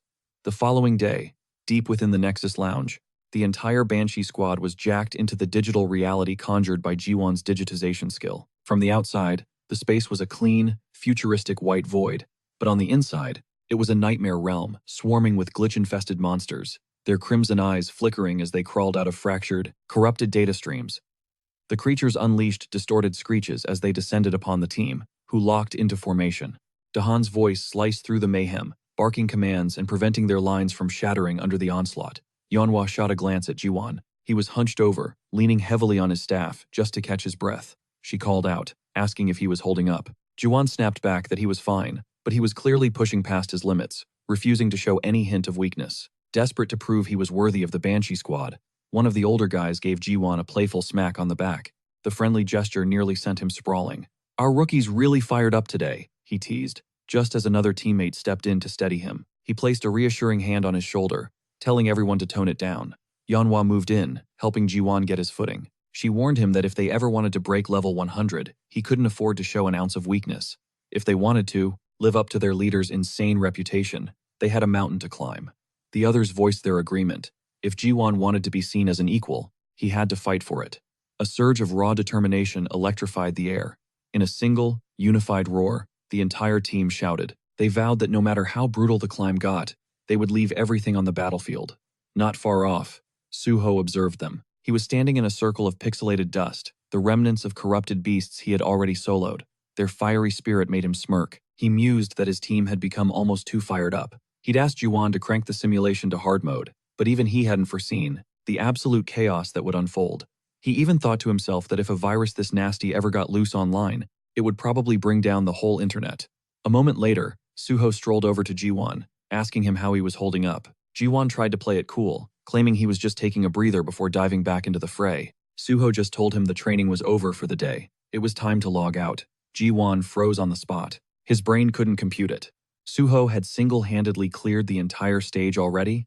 The rest of the team was beyond exhausted, but also seriously salty. It felt like their leader was playing an entirely different game on a different server. They griped that they were just getting warmed up, but Suho only offered a quiet smile. He could see they were now pushing themselves to new heights, all for him. He then disconnected from the virtual space. Later, back in the real world, Suho was posted up alone at Angel and Earth Coffee, a quiet cafe on the edge of Seoul, mapping out his next steps on his phone. Having just been accepted into the special recruitment program, He knew his free time was about to vanish. He had to move, and he had to move fast. His top priority was now hunting down a certain individual. Suddenly, a pristine white car pulled up to the curb. Choi Yoon stepped out, sauntering into the cafe like she owned the joint, and promptly ordered a strawberry frap. Suho called out, reminding her she wasn't exactly in a position to be making demands, considering he'd summoned her to call in a favor. But before she could even form a comeback, the waiter set that exact drink down right in front of her. Suho had already placed the order. She blinked, baffled, trying to figure out how he'd known the precise drink she'd crave, and had even nailed the timing. Suho just shrugged it off as a gut feeling. In reality, the vast library of memories from his past life held even the tiniest details, like her favorite snacks. Shifting gears, he cut to the chase, asking if she'd located the person he was looking for. Still looking completely perplexed, she slid a file across the table, questioning why he was so obsessed with tracking down some low-life junkie. Suho corrected her instantly. The man he was searching for was no junkie. He was a master craftsman. In Suho's memories, that so-called junkie, Nam Hee-won saw his future with perfect clarity. He would rise to become the most legendary blacksmith the world had ever known. Digging up intel on someone as elusive as Hee-won was supposed to be impossible, but Choi Yoon delivered, proving she was on a whole other level when it came to her craft. Suho then dropped the next step. They were using a Union safe house located in Cheongdam. The girl's blood ran cold. She'd heard of these safe houses, sure, but the Cheongdam location was reserved for the highest echelons of power. Even top-tier brokers were rarely allowed inside. A knot of anxiety tightened in her stomach as she pointed out that just knowing the place existed was a massive risk. Suho simply fired back a cold reminder that she was in his debt. She tried to bargain, but he just cranked up the pressure, mocking her, asking if her entire life was really worth less than some simple paperwork, and maybe saving her was a mistake.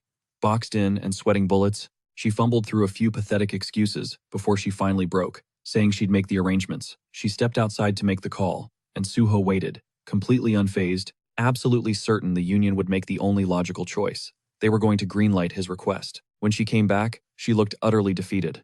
"Does it absolutely have to be Cheongdam?" she asked.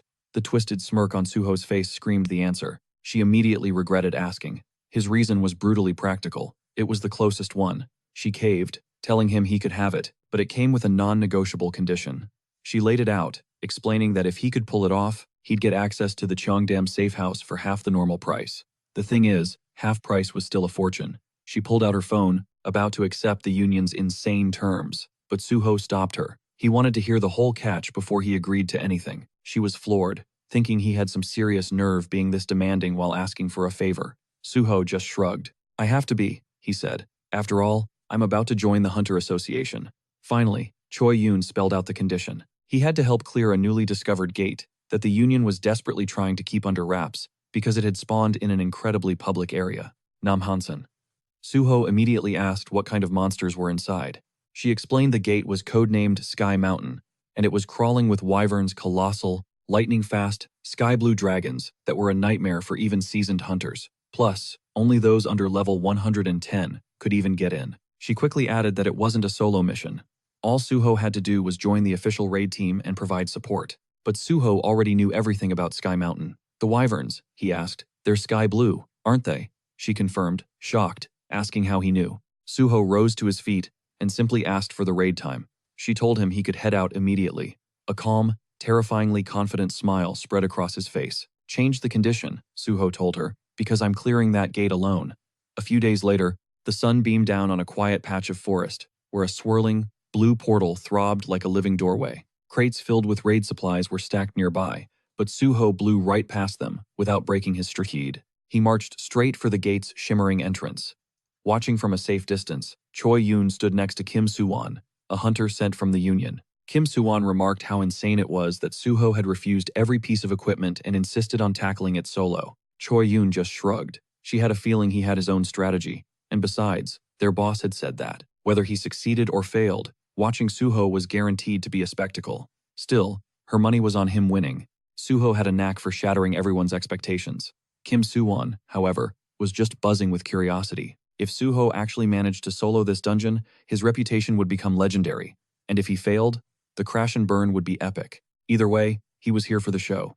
Inside the gate, the system's interface materialized, announcing his arrival at Celestial Mountain. The world around him was a brutal landscape of jagged rock and blinding light, set high above a churning sea of clouds as savage winds howled between the peaks. The system confirmed the rules.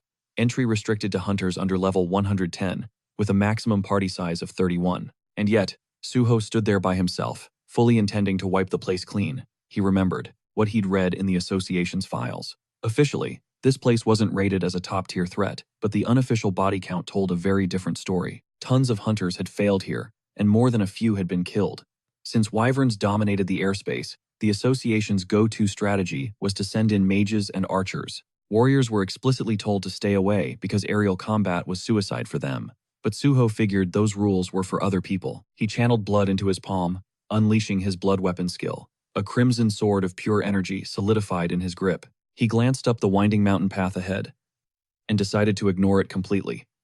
Firing off his leap skill, he rocketed upwards, cutting through the vicious winds, as if they were a light spring breeze. He paid no mind to the winding trails and just ran straight up the cliff face. Before long, he landed on a wide plateau teeming with sky wyverns. Every last one was over level 100. In the center of the pack stood their leader, a menacing sky wyvern at level 109. As Suho strode toward them, the monsters reacted with a mix of irritation and sheer disbelief, obviously stunned that a single human would have the guts to charge their nest.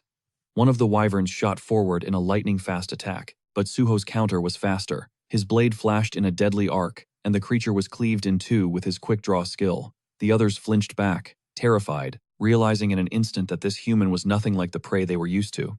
That didn't mean they were going to fight him fairly, though. When it became terrifyingly clear that none of them could handle him one-on-one, the entire flock swarmed him, attacking from every conceivable angle. In a split second, it all clicked. For Suho, this was a calculated ambush. The initial wave of enemies? They were just bait. The real danger was the leader, stalking him from his blind spot. Just as the assassin exploded forward for the kill, Suho pivoted and unleashed a vicious upward slash, and the strike found its mark. Screaming in fury, the sky wyvern retaliated, unleashing its signature fear ability as a crushing shockwave of pure blue terror erupted across the entire mountain. But the wyvern's trump card was useless. The dragon blood coursing through Suho's veins made him completely immune. This overwhelming pressure tactic, to him, it was just laughable. It would take the presence of a true dragon to even make him flinch. These wyverns? They were nothing more than pathetic, wannabe knockoffs. The lead wyvern unleashed a blast of fire as its pack tore colossal boulders straight from the cliffside. They launched them straight at Suho, attempting to pin him down while their leader prepped another attack. Not gonna lie, the teamwork was on point. As the avalanche of rock came crashing down, the leader charged in for the final blow. But Suho just triggered leap. He vaulted high above the chaotic aerial assault, channeling Airstyle's first form, Seaver, and priming cutting steel. Descending like a divine blade from the heavens, he sliced the leader clean in two, from head to tail, in a single, flawless strike. With the leader down, Suho surveyed the aftermath, feeling like he was finally getting the hang of his new skill set. Still, he knew he could be better. He pressed onward and upward, making his way toward the true final boss of this gate. But then, the very air grew heavy and dark. A monstrous silhouette blotted out the light, dwarfing everything he'd fought before. Its scales were a deep midnight blue, its head crowned with jagged horns. When it roared, the entire mountain shuddered. Far above, the Sky Wyvern King had announced its arrival. Suho guessed the king must have sensed its lackeys getting wiped out. He was officially on the king's home turf now. Everything before this point had been nothing more than a tutorial stage. As Suho reached the summit, the sky itself seemed to darken in deference to the king's presence. The colossal wyvern touched down, completely eclipsing the sun. The system pinged its level, 113. It let loose a deafening roar. The sound came with a shockwave of dark energy, and just like before, Suho's dragon blood let him tank it effortlessly. As intimidating as the Wyvern King was, looking like a legit dragon, Suho had to remind himself that the real things were infinitely more terrifying. The Wyvern King began to circle high above, waiting for Suho to make the first move. Suho hated wasting time, but he knew this was a perfect chance to level up his techniques. That's when something caught his attention, a nest brimming with faintly glowing wyvern eggs. He had a feeling that getting close to those eggs would be the perfect way to piss off the king. He took a step closer, and his theory was proven right instantly. The Wyvern King dive-bombed him, kicking up a gust of wind so powerful the ground itself began to fracture. Suho felt the immense pressure, but remained perfectly calm. The Wyvern King tried its fear aura again, but it was still completely useless. Suho countered with cutting steel, but the boss's insanely thick scales heavily nerfed the damage. A level gap of more than 40 levels was definitely making a difference. But instead of being discouraged, Suho was hyped for the challenge. This was the perfect opportunity to grind his skills at an accelerated rate. The Wyvern King roared again, summoning a massive flock of its brethren. Suho had expected the boss to call for backup, but even he was shocked by the sheer number of adds that spawned. Still, his newly upgraded stats let him move faster, hit harder, and leap higher, making him perfectly suited for this brand of chaos. The wyverns swarmed him from every conceivable angle. Suho just leaped onto one's back, using the creature as a living stepping stone. The system immediately pinged him. His leap skill had just achieved rank S. Now he could perform an extra jump in midair, effectively giving him a double jump and insane aerial mobility. Suho put it to the test right away. He literally stepped on thin air, closing the distance to the Wyvern King with flawless execution.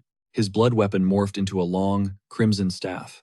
Suho whipped it around, catching the Wyvern King across the neck and slamming the gargantuan beast straight into the ground. Even after a hit like that, the monster struggled back onto its feet. Suho had to respect its durability, letting out a faint chuckle. He honestly hoped the boss could last a while longer. He still had plenty more techniques he wanted to practice. The Wyvern King, getting desperate, shrieked at its underlings to attack again, but the lesser wyverns actually hesitated, as if they feared Suho more than their own master. Some of them even looked like they were trembling. Suho quietly mused that maybe he had become the real Wyvern King here. The actual king let out a shriek of pure outrage, and its minions finally snapped out of it and resumed their assault. Suho became a blur in the sky. He was bouncing from one wyvern to the next like a pinball. Still, he couldn't help but notice his sword-drawing technique wasn't getting XP as fast as he wanted. These enemies were strong, for sure, but they just weren't tough enough to push his skill to the next level. Deciding it was time to speed things up, he blitzed toward the mountain's peak. And there, he found something absolutely enormous. The Sky Wyvern Queen, even larger and more powerful than the king, was covered in stunning purple scales. She was guarding her nest and was completely unable to leave it. This gave Suho a massive tactical advantage. The queen was powerful, but she was a stationary boss. Her only attack was to hurl gigantic boulders at him, but he just used sword drawing to slice them apart like they were nothing. Her enraged screams summoned every single remaining wyvern on the mountain. Suho remained unbothered. He knew she would just rely on her minions to Zerg rush him instead of fighting directly. Right at that moment, the Wyvern King swooped down for a full-power dive bomb. Suho decided it was about time to wrap this up. He decided against using his ultimate skill right away. Instead, he was aiming for something more profound, a new tier of mastery for his sword drawing. The greatest swordsmen rely only on their blade, and Suho aimed to embody that principle.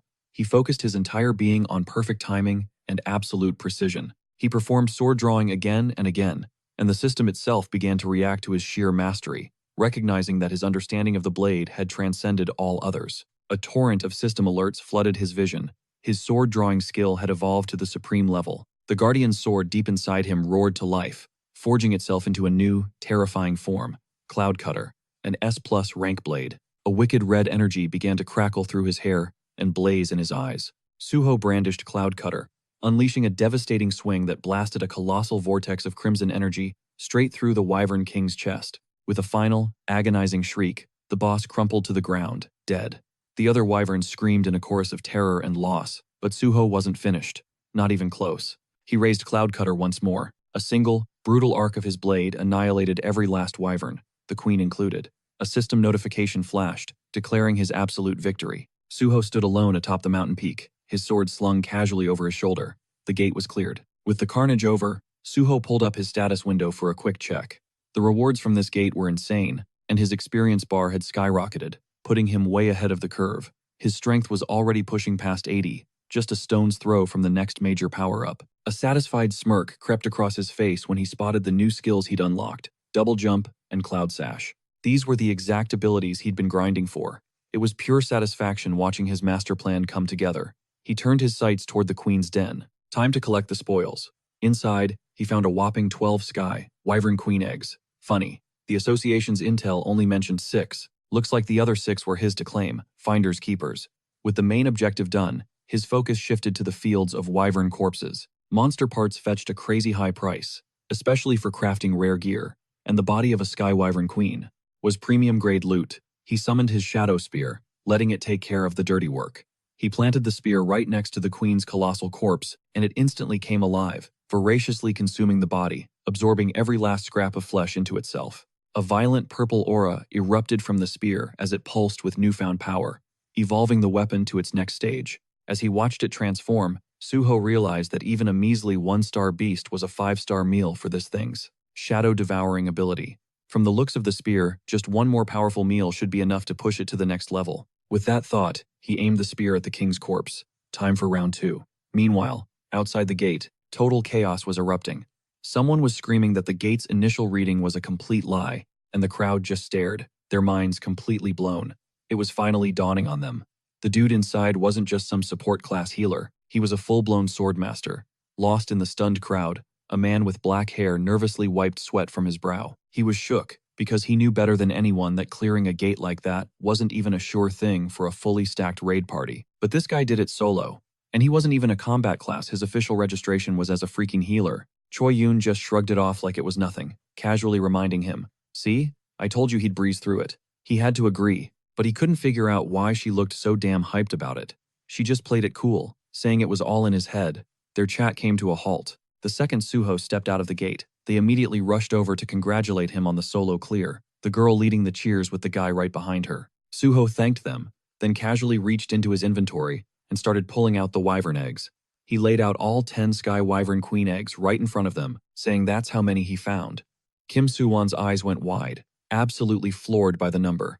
Suho coolly maintained he'd recovered every last one, conveniently forgetting to mention the extra couple he'd stashed for himself.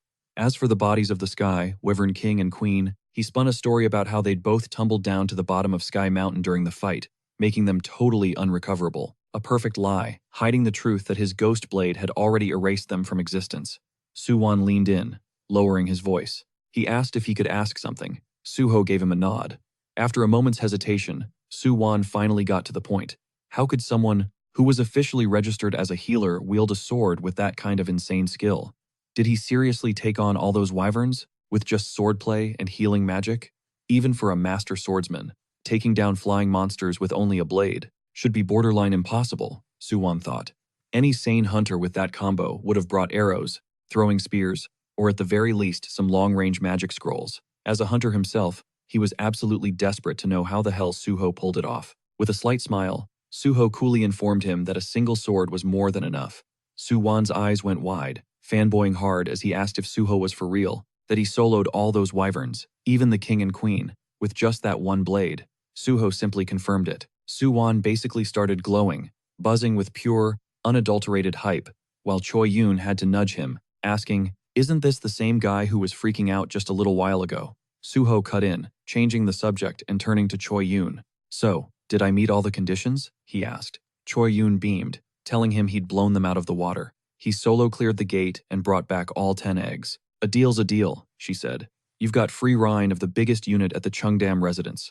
My boss always keeps their promises." She then asked when he wanted to move in. "Today," Suho replied, "and I also need access to all future intel on items and magic stones. Is that doable?" With a grin, she said, "Absolutely. You can hit me up for literally anything, from offloading rare items to, let's say, creative accounting, and I'll provide the best service in the business." Without another word, Suho suddenly slid a small diary across to her. With him needing one last favor, she gave him the go-ahead, and he presented a photo of a man with shocking green hair. Suho needed the full rundown on a patient from the Yangdongpo Dan Yak Center, a guy named Nam Hee-won. As Choi Yoon skimmed the file, it clicked. This was the exact same dossier she had just pulled. Confused, she pressed him. "Wait, what's this Hee-won's deal anyway? Didn't you say he was some kind of technician?" Suho, already getting into his car, shot back. "Do I seriously need to give you a full briefing every single time I ask for something?" She immediately backed off, admitting she'd overstepped. As he settled behind the wheel, she whined from outside. "Ouch. After everything we've done together, that kind of stings, you know? Shouldn't they have a more open line of communication by now?" Suho replied with icy calm. "You can ask how I'm doing. Anything more is off limits." Clasping her hands in a dramatic show, she muttered about how cold he was before informing him the Cheongdam residence would be prepped in 2 hours, and that she'd ping him the address when it was ready. He simply told her to send Hee-won's file along with it. Tapping away on her phone, she confirmed he was a patient there, and said that pulling the records on some junkie would be a matter of minutes. She zipped through her contacts, promising to hit him back shortly. A little while later, as Suho was driving, a call came through from Choi Yoon. She announced that the Cheongdam spot was ready for him to crash, and even better, she'd already compiled a complete dossier on Nam Hee-won. The file had been sent directly to his device. Suho thanked her for the quick work, but Choi Yoon couldn't resist pushing, asking why he was so fixated on some drug addict. Suho just ended the call, completely shutting down that line of questioning. He immediately pulled up the map she'd sent. Staring at the screen, he murmured the name Yang Dongpo, realizing this was the spot. It was time to go recruit his new guy. He soon pulled up to a block of dilapidated, worn-out buildings that looked more like a third-world slum than an actual neighborhood. Halting in front of one of the decaying structures, he figured this had to be Nam Hee-won's place, another grimy, semi-basement apartment. He peered through a tiny window only to find the curtains drawn shut. He pressed the doorbell. It was dead. He resorted to pounding on the door, yelling out Nam Hee-won's name. When silence was the only answer, he just figured the guy was out, and decided he'd circle back later. What he didn't know was that inside, 3 thugs were standing over Nam Hee-won's collapsed body. The thug, with brown hair, crouched down next to him, sneering about whether Hee-won was actually expecting visitors. They decided to finish the job before anyone could witness it, but before a move could be made, a deafening thud rocked the entire door. All 3 thugs froze on the spot, completely shook by the explosive sound. The source of the chaos, naturally, was Suho. As he stepped through the busted doorway, a tattooed goon shouted to know who he was, but Suho shut him down with a single cold glance, telling him his identity wasn't any of their damn business. The tattooed thug tried to launch an insult, but before he could even finish the first word, Suho's hand blurred across his cheek in a viciously sharp slap. It was so fast, the other 2 goons didn't even see it happen. Not until their friend staggered back, dazed. Suho's gaze fell upon the remaining 2, his voice dangerously low as he ordered them to get over here. Every last one of them. Before even entering, Suho's magic detection had already pinged 4 individuals inside the room. Now, 2 of them were in his face, screaming questions about who the hell he thought he was. The second thug, however, just kept staring at Suho, a flicker of recognition in his eyes, as if he'd seen him somewhere before. The third goon was still knocked out cold from Suho's initial slap, and the fourth presence was, of course, Nam Hee-won himself. One of the 2 conscious thugs stepped up, angry that Suho was ignoring him. He never finished the thought before Suho casually swung another powerful slap, right across his face. The guy's expression was a perfect, tragicomic mask of pure shock, as he was sent flying backward to crumple on the floor. The last thug, standing, watched it all unfold. The first slap, the second, and now his other buddy hitting the floor like a puppet with its strings cut. He barely had a split second to process it before Suho's head swiveled toward him and delivered another savage slap. This one sent him spinning in a full circle before he crashed into the far wall, landing in what was easily the most dramatic collapse of the 3. Suho strode over and checked the man's breathing, briefly wondering if he'd hit him hard, enough to actually end him. Seeing that they were all still alive, he turned his attention to Nam Hee-won. He grabbed Hee-won's shoulder, telling him to get up if he was conscious. But the moment he got a clear look at his face, Suho went rigid. Hee-won's hand was limp, his face twisted in a horrifying, unnatural grimace. A used syringe lay on the floor right beside him, and in that instant, Suho understood exactly what went down. These bastards had shot him up with something before tormenting him. Feeling how rigid his body was, almost petrified, Suho knew the injection had happened a while ago. Checking his breathing and overall condition, Suho realized immediately that the poison symptoms were life-threatening. He had to act fast. He instantly activated his recovery skill, the evolved version of his cure spell. He'd long since upgraded cure into something far more powerful. This was, for the real stuff, actual sickness, legit poisoning, damage that had nothing to do with the system. See, the skill was originally purely touch-based, only affecting the exact spot his hands contacted. But, he recalled Isabella's tip, pump it full of magic, and you can forcibly blow up the range. A wicked smirk crept across his face, as raw power surged into his palms. The irony was thick, using intel from the very person who tried to murder him, to save a total stranger. The universe really had a twisted sense of humor. After just a few moments under Suho's treatment, Hee-won's eyelids fluttered open. His vision was a complete blur, with a hazy figure looming over him, asking if he was conscious. He shot up, disoriented. Suho calmly explained they were at his place. When Hee-won's eyes finally cleared, he saw the beaten thugs sprawled across the floor, and his face went pale with terror, demanding to know what happened and who the hell this guy was. Suho casually explained they weren't listening, so he had to put them down for a nap.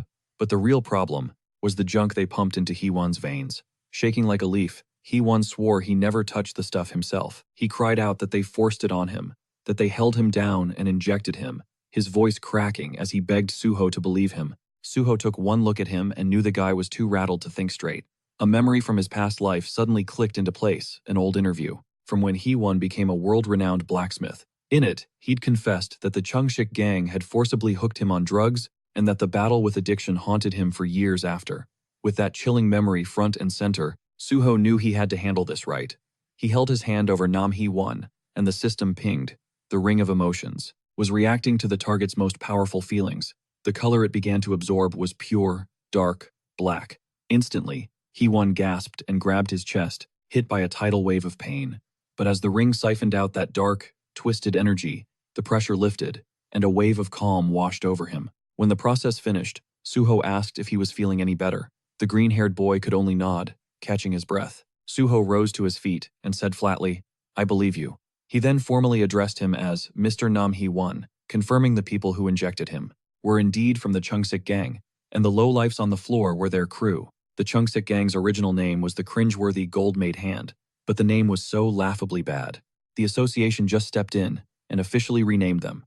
Suho then asked Hee-won if he was currently in a rehabilitation program. Still shaken, Hee-won said he was, and then asked how Suho knew. Suho just gave a slight shrug, saying, "I found out while doing a deep dive on the Chungsik gang." He promised Hee-won he didn't have to worry anymore. Forcing drugs on a person already in rehab was a major felony, and Suho declared he was personally going to take responsibility and end this whole situation. A spark of hope lit up Hee-won's face as he thanked Suho with genuine relief. Suho told him that because this was so critical, he'd be back to check on him again very soon. He then asked if he was feeling any withdrawal symptoms, like dry mouth. Hee-won admitted he was, and that a deep cold was starting to set in. Suho knelt before him, telling him to just sit tight for a second. Hee-won obeyed. Suho activated recovery, and a gentle blue light swirled to life in his hands. Watching it, Hee-won was speechless, completely in awe. Suho explained it was a specialized healer technique, one specifically designed to combat addiction. It soothes withdrawal symptoms and purges the toxic energy left by the drugs, but a full cure demands consistent, long-term care. Recovery torches an insane amount of mana, and almost no healers have the skill to even use it. That was the exact reason why, in his past life, Isabella became one of the most powerful figures within the Last Crusaders, and it's why, after regressing, he specifically chose the path of a healer. Getting to his feet, Suho told the green-haired boy that kicking an addiction is a marathon, not a sprint, and that they'd meet again for his next session. But for right now, he was paying a visit to the Chungsik gang's main base. Terrified, Hee-won begged him to wait, saying there was one last thing he needed to know. He asked who Suho was, who he worked for. Suho gave his name On Suho, and stated he was a hunter with the Korean Hunters Association. As Suho departed, Hee-won sat there in stunned silence, repeating the name On Suho in his mind. Even someone like him, who didn't even own a TV, had heard that name constantly over the last few days. It was plastered all over the news, and it suddenly clicked the man who just saved him was the same On Suho that the entire world was talking about. From high above, the slums looked like a war zone, shattered by one too many gate shocks. Half of the Yangdongpo district had crumbled into a lawless ruin. Suho made his way through its fractured avenues, the air thick with the smell of decay. Since the district was located right in the heart of Seoul, it had festered into the perfect breeding ground for every kind of crime. He scanned the derelict buildings, thinking this was the kind of place that both the police and the association just chose to look away from. Right in front of him stood a building with a ridiculously bold sign that read Gold Made. Suho just stared at it, thinking about the sheer audacity of a gang like that. To call themselves something so extra, he shoved the door open and strolled right in. The ground floor was a pristine convenience store, shelves stocked, lights humming. Suho instantly clocked the whole situation. A spotless mini-mart operating in the middle of a slum? This was 100% a front for some serious gangsters. There's no way a place like this survives without some major muscle backing it up. He headed to the back of the store and discovered a set of stairs. As he started up, a voice from above barked at him to freeze. A bald goon appeared, ordering him not to take another step, threatening that his life would be over if he moved. The thug demanded to know who he was, acting like he owned the place. Suho just looked up at him with a little smirk. A gatekeeper, how typical, he thought. Then, he casually asked where Changsik was. The bald man's face twisted in rage, absolutely stunned to hear the boss's name dropped so disrespectfully. The goon roared, demanding to know what kind of nobody would dare say their leader's name so casually. But then his face went pale. As his brain finally caught up and recognized the person standing before him, the man froze solid, realizing this was Suho himself. Suho gave him a chill little wave, thanking him for finally catching on.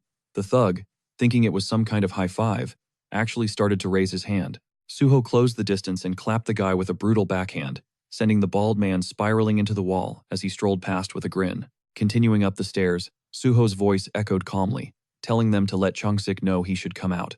Inside his office, Changsik heard the explosion of combat, erupting just outside his door. The chaos intensified, growing louder and more violent until the door was finally blown off its hinges, a goon flying through the opening from the force of Suho's kick.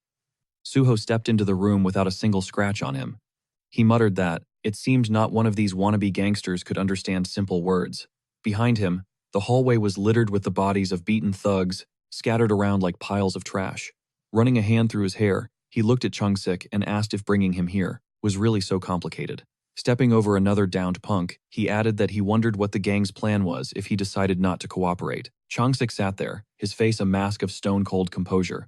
Two massive bodyguards stood behind him, completely still. As Suho advanced, he knew exactly what this operation was. Over 80% of this crew's members were awakened individuals. The fact that a criminal organization full of awakened could operate this openly was solid proof that the country's public safety had completely crumbled. In his previous life, the Changsik gang had swelled into a force even more powerful than this. They were a plague that created countless victims, and it took an eternity to finally eradicate them. The memory made Suho's fist clench. In a voice cold as ice, he said, "This is exactly why you have to cut out the cancer before it has a chance to spread." Changsik finally spoke, addressing him as Hunter Suho, demanding to know what he was doing, barging in like this. Suho stalked closer, telling him to drop the innocent act. They were the ones who threw the first punch. Changsik shot back, asking when he ever did anything to him. Suho scoffed, telling him he was really going to play dumb until the very end. He said they went after someone named Hee-won. He then tossed a syringe onto the desk, and the eyes of both the boss and his bodyguard locked onto it. Suho informed them he had just come from seeing Hee-won himself. He asked if they seriously planned to keep denying everything. Changsik leaned over to his subordinate and whispered, "Who the hell is Hee-won?" The underling quickly whispered the details into his ear. That was it. Suho lifted his leg and brought it down with devastating force, shattering the massive desk in a single, explosive stomp. "You turned my best friend into that," he snarled. His eyes flared with a menacing red glow as he demanded to know why they did it. The two bodyguards were paralyzed with fear. Changsik struggled to keep his tough guy face, trying his best not to show how terrified he was. The boss wiped a hand down his face and ordered the bodyguards to get out. They hesitated, asking why. He screamed at them to leave the room. The rest of the guards immediately scrambled out, leaving just Suho and Changsik alone. Changsik swallowed hard and said he was sure there was just some kind of misunderstanding, suggesting they talk things out. Suho just walked right over the shattered table, his steps slow and deliberate. He told him that every word out of his mouth from now on would just earn him another beating. Changsik, now visibly trembling, played his last card, warning him that if he laid a hand on him, he'd call the police. Suho instantly decked him across the jaw, calling his bluff. The impact sent Changsik and his chair skidding across the floor, like his butt was glued to the seat. Suho scoffed, saying that hearing the word police come from a gang leader's mouth was the funniest thing he'd heard all day. Changsik was on the ground, groaning in agony. Suho added that he figured a boss of his stature wouldn't go down with just one hit. Changsik managed a pained laugh, claiming he wasn't just going to sit there and take it. But the second Suho took a step toward him, pure terror flooded his eyes again. Suho reminded him one last time that he was practically begging for a beatdown, cracking his knuckles, and with that, the real punishment was about to begin. Suho's fist slammed directly into the boss's face. Outside the office, the guards flinched at the sickening, repeated thuds of a brutal beatdown, erupting from inside. Panicked, they charged the room, screaming their boss's name as they kicked the door wide open. The goons arrived to find Suho just standing there casually, framed by a completely shattered window. He drops the news. Their boss took off. One of the thugs just stares, totally stunned, asking what in the world just happened. Suho, cool as a cucumber, lays it all out. He explains that Chung-sik absolutely blasted through the window and made a run for it, gesturing to the mangled frame like it's the most obvious thing ever. The bald guard nervously raises his hand like a kid in class, pointing out that, they're on the third floor. Suho just waves him off, reminding him that Chung-sik is a level 1 to 100 hunter. A little fall like that is nothing to him, so they should quit freaking out. Then, a chilling smile spreads across his face. He announces his plan to completely dismantle their entire operation, effective immediately, and then he adds that anyone who wants to join their boss can follow him on a one-way trip to Chonggok. The name alone sends a wave of ice through the room. Chonggok isn't just any prison, it's right next to Cheongsong Penitentiary. But while Cheongsong is for normal criminals, Chonggok is reserved for awakened offenders. The entire facility is jam-packed with superpowered, violent criminals, making it a literal hell inside of another hell. It's the pro leagues of punishment, where only the absolute strongest survive. Its reputation alone is enough to make low-level thugs shake in their boots. Which is exactly what's happening right now. You can see the sweat pouring down their faces. Suho reminds them, He has pull with the Great Hunter Association. He gives them a choice: scram before he personally tosses every single one of them in there, or he can just drag them down with Changsik. Their destination? Chongok. The thugs lock eyes, pure terror on their faces, and in the next instant, they are gone, sprinting for their lives. They're all screaming that they don't even have a boss. Watching the cowards scatter, Suho remarks that's about the level of loyalty he'd expect from gangsters. He calls them a bunch of disgusting cockroach-like vermin. He screams a final warning that if a single piece of paper goes missing, he'll hunt them down and carve them up piece by piece. His final order: leave with nothing but the clothes on your backs. Once the building is completely empty, Suho unleashes his magic detection. A brilliant blue magical glyph materializes on the floor beneath him. It takes a moment, but then it pings something special, humming with mana on the 3rd floor. Tucked away in a corner of the room, Suho locates the source and reveals a hidden safe. How predictable, he scoffs. The moron must have thought stashing it here was some kind of brilliant move. It's a high-end safe from a legendary brand, the kind that's keyed to the owner's unique mana signature. Suho presses his palm against the thick, reinforced steel. A blue light ripples across its surface. This thing is so tough that trying to cut it open would just incinerate the contents. He needs to shear the door off in one clean motion. So, Suho summons Bulgasari. The miniature elephant-like monster materializes from a subspace portal. It snaps to attention like a perfectly trained soldier. Suho gives it a simple command: just take off the door. Bulgasari immediately obeys. It wraps its tiny trunk around the massive safe door and just rips it clean off. As the little creature starts munching on the steel, Suho gives it a pat, telling it to eat up. Inside, there's a mountain of cash and gold bars, but he couldn't care less about that stuff. The real prize, the reason he came, is a dark ledger. Its pages are filled with the names of an endless list of victims. The Changsik gang got their start with loan sharking, preying on normal people to build their empire. As they grew, they started recruiting hunters, then intentionally got them hooked on Aviciner 1 drugs as a way to control and blackmail them. This sick addiction pipeline was the very foundation of their power. The drug itself was exponentially more powerful than any normal narcotic, and in the end, no one could ever break its hold. Clutching the documents, Suho's thoughts turn to Nam Hewon. He realizes Hewon was one of the incredibly rare few who actually managed to break free. If it wasn't for his own immense power, even he would have been completely consumed. Suho thinks that for crimes this monstrous, even Chongok prison feels too merciful. He makes a silent vow. He will make every last one of them feel the exact same despair their victims felt, down to the very marrow of their bones. After the insane battle, Suho gets Nam Hewon back to his tiny apartment and completes his healing. Hewon can't stop thanking him, relief washing over him. He can finally breathe without pain again. Suho tells him it'll still take time to make a 1 to 100% recovery, but for now, at least, he's no longer in critical danger.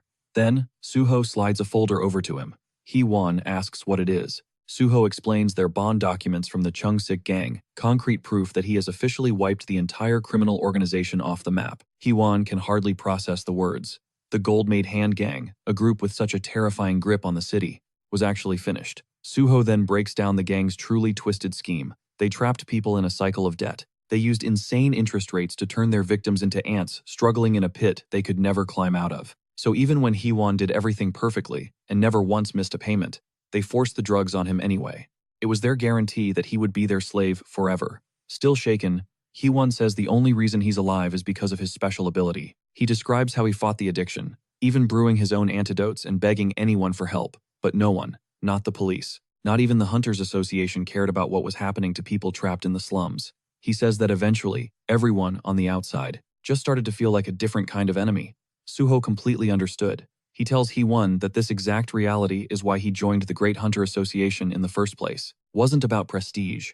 It was about dismantling the corrupt system that preyed on guys like him. Suho clamped a reassuring hand on his shoulder and commended his bravery.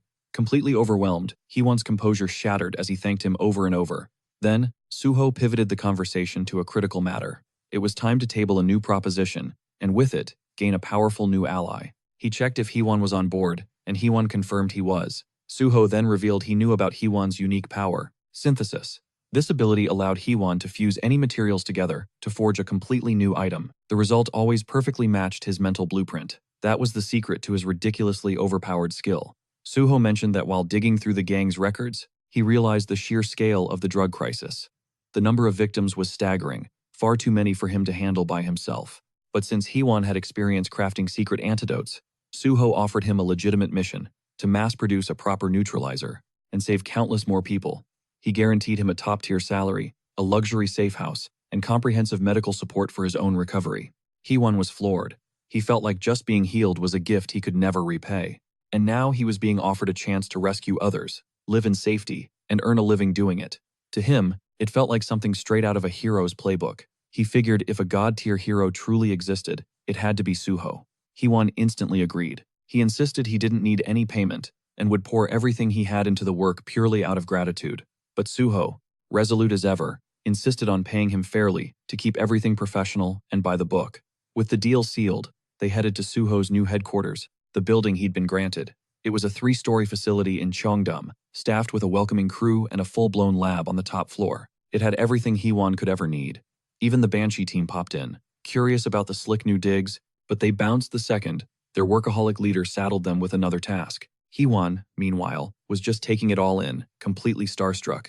Suho told him to claim a room and make himself at home, and to kick off antidote production whenever he felt ready.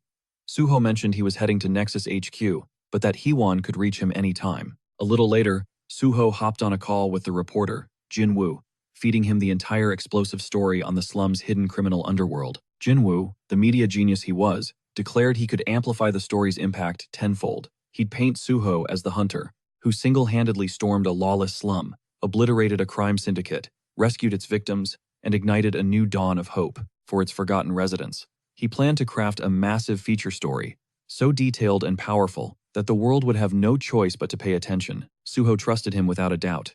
Shaping public opinion was that reporter's superpower. Following the call, Suho met with guild leader Byung Dong-yuk at the Nexus Guild and presented his master plan.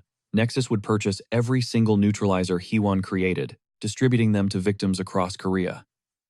This heroic narrative would completely reshape Nexus's public image, branding them as a guild with a true hero in their midst, the kind of organization the world would finally respect. Dong-yuk was ecstatic. He shook Suho's hand, promising to personally ensure Hee-won's safety from that day forward. With every piece falling into place, Suho felt a surge of satisfaction. The ultimate win-win scenario was officially underway.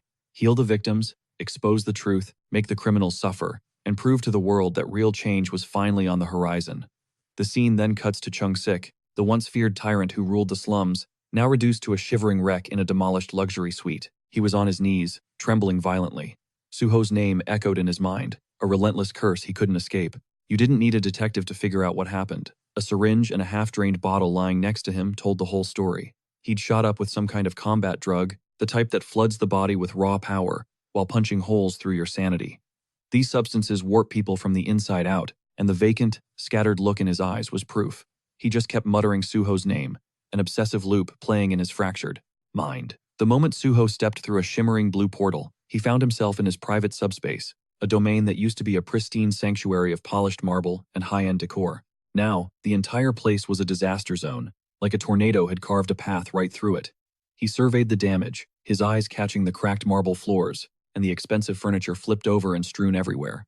For Suho, the conclusion was obvious. Someone had gone on a rampage and utterly destroyed the place. On the ground, Chung-sik was twitching, his skin ghostly pale, as his body convulsed in weird spasms. Suho studied him, concluding that the drug must have hit the guy with an unbelievable amount of force. It became crystal clear this gangster hadn't escaped. He'd been violently dragged into Suho's subspace, essentially abducted by the chaotic fallout. Suho strode over, knelt down, and laid a hand on him.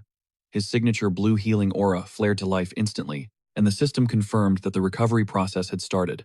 Chung-sik, still in a haze, looked like he'd just been ripped from a terrifying fever dream. Suho's voice cut through the fog, sharp and commanding, telling him to get a grip.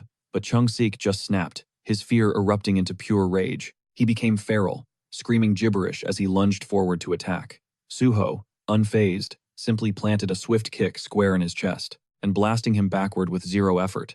Chung-sik just kept shrieking, desperate for an escape, as raw terror consumed him, as if he'd finally realized he was trapped in a room with a monster. A smirk crept across Suho's face as he rolled his eyes, thinking to himself that Chung-sik was still bursting with energy. He figured the drug was just frying his circuits, but made a mental note that he'd brought plenty more, so the guy had nothing to worry about. A fresh wave of dread crashed over Chung-sik, and he completely fell apart. He hit the deck, scrambling on all fours and pleading with Suho to let him go, swearing he'd do anything to not get hit with that drug a second time. Suho felt absolutely nothing. He planted his foot square on Chung-sik's chest, pinning him to the floor. Chung-sik howled for help, yelling that he'd been kidnapped, but Suho knew no one could get in this place, and the cowards from Chung-sik's crew had already bailed. He made a silent vow to hunt every last one of them down, and make them pay too. But for now, he told the thug to just sit tight, think about his life choices, and stew in his own regret, since that was the only productive thing he could do right now. Later that afternoon, Suho headed back to his new place. Hee-won came sprinting over, practically vibrating with excitement. Suho could see how hyped he was, and Hee-won proudly announced he'd just whipped up a brand new neutralizer for that nasty drug. He called this new version Hammer 2. The system popped up, identifying Hammer 2 as a C-grade item that specialized in wiping out the effects of the drug, known as illusion. Suho was genuinely floored, especially since Hee-won had cooked it up in just 2 hours. Hee-won explained he'd upgraded the old formula, calling it Hammer 2, because it literally smashes through illusions. Suho remembered how Hammer 4 had been a lifesaver in his past life, which meant Hammer 2 had to be a seriously solid piece of work, even if it wasn't the final, most powerful version yet. Hee-won gave all the credit to Suho's help, describing the whole experience as being just like grinding for rare drops in a video game. He was convinced that if you threw enough time and money at a problem, you'd get lucky eventually. Suho mused that Hee-won was always so humble, and he couldn't help but wonder just how much of a beast he'd become once he leveled up some more. Suho then asked if they could mass-produce Hammer 2, and Hee-won was totally on board. He'd already locked down the formula, which meant they could pump out huge batches as long as they could source the ingredients. That was a massive relief for Suho, who then glanced at Hee-won's current stats.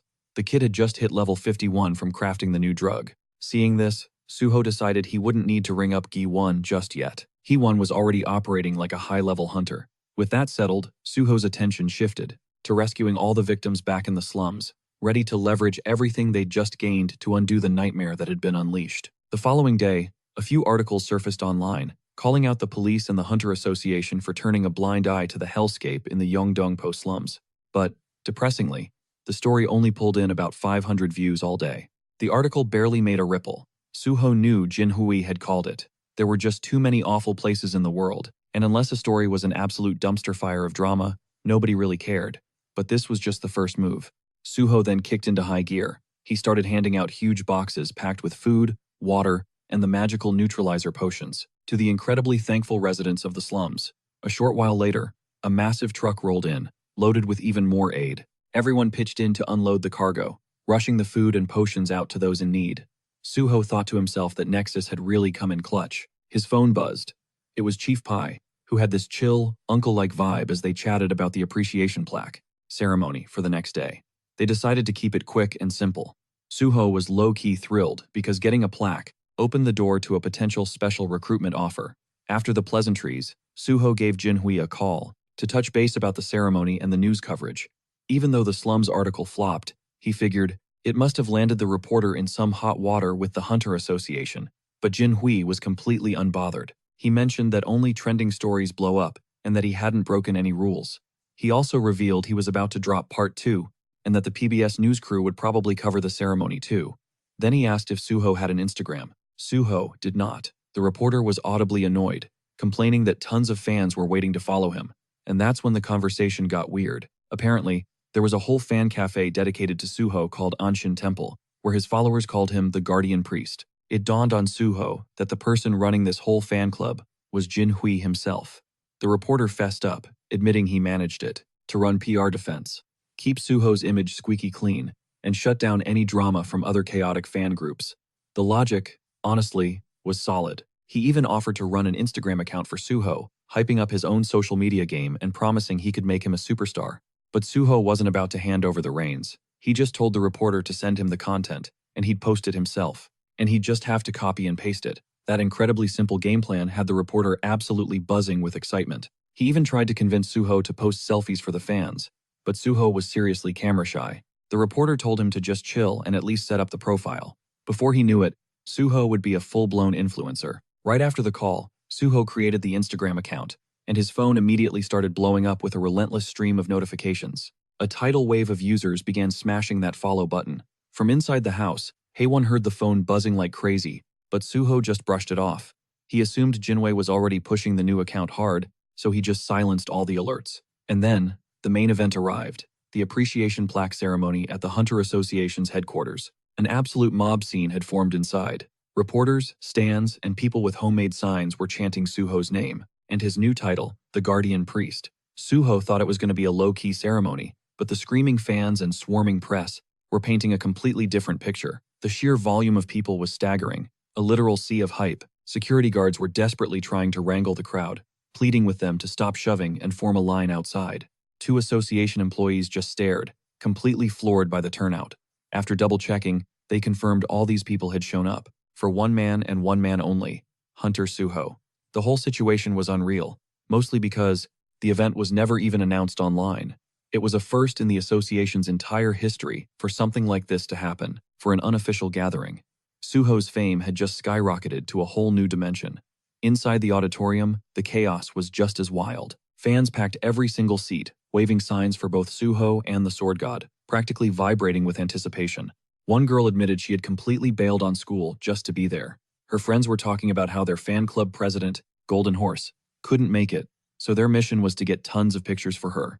Over in the press area, reporter Joe Jinwei was furiously typing on his phone. He shot a text to Suho, letting him know that a massive crowd was waiting for him and asking where the MC was.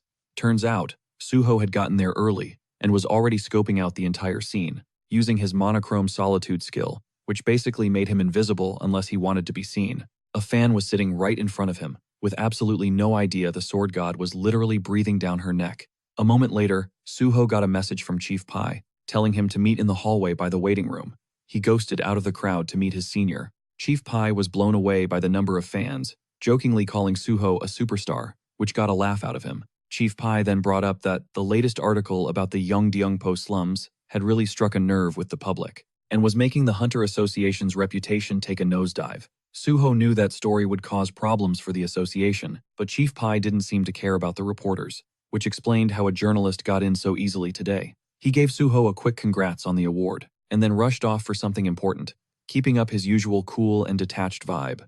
Just then, an announcer told everyone to find their seats. The show was about to start. As Suho made his way to the stage, the crowd absolutely lost its mind. A storm of camera flashes went off.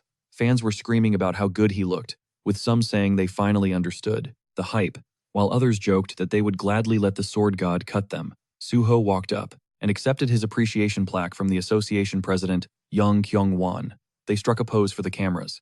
The president playfully teased him about being a natural at posing, but Suho smoothly deflected, giving the credit right back to the president, keeping the vibe totally professional. The president then commended Suho's heroism in Yongdungpo and dropped a hint that some good news, probably a job offer, was coming his way. Suho figured it had to be a special recruitment deal. The president then invited him to say a few words. Suho thanked everyone and simply said he only did what he felt was his duty. He confessed that it felt a little weird, getting an award just for helping people, but he vowed to keep working hard. The fans screamed their love for him, and all he could do was chuckle and say thanks. A brief Q&A session kicked off. Reporter Kim Sang-won asked if Suho still planned on joining the association. His answer was a firm yes. Another reporter brought up his new Instagram account, and Suho just explained that a buddy suggested it, so he thought he'd give it a shot. Someone else pointed out that he'd gained 50,000 followers in just one day and asked what that felt like.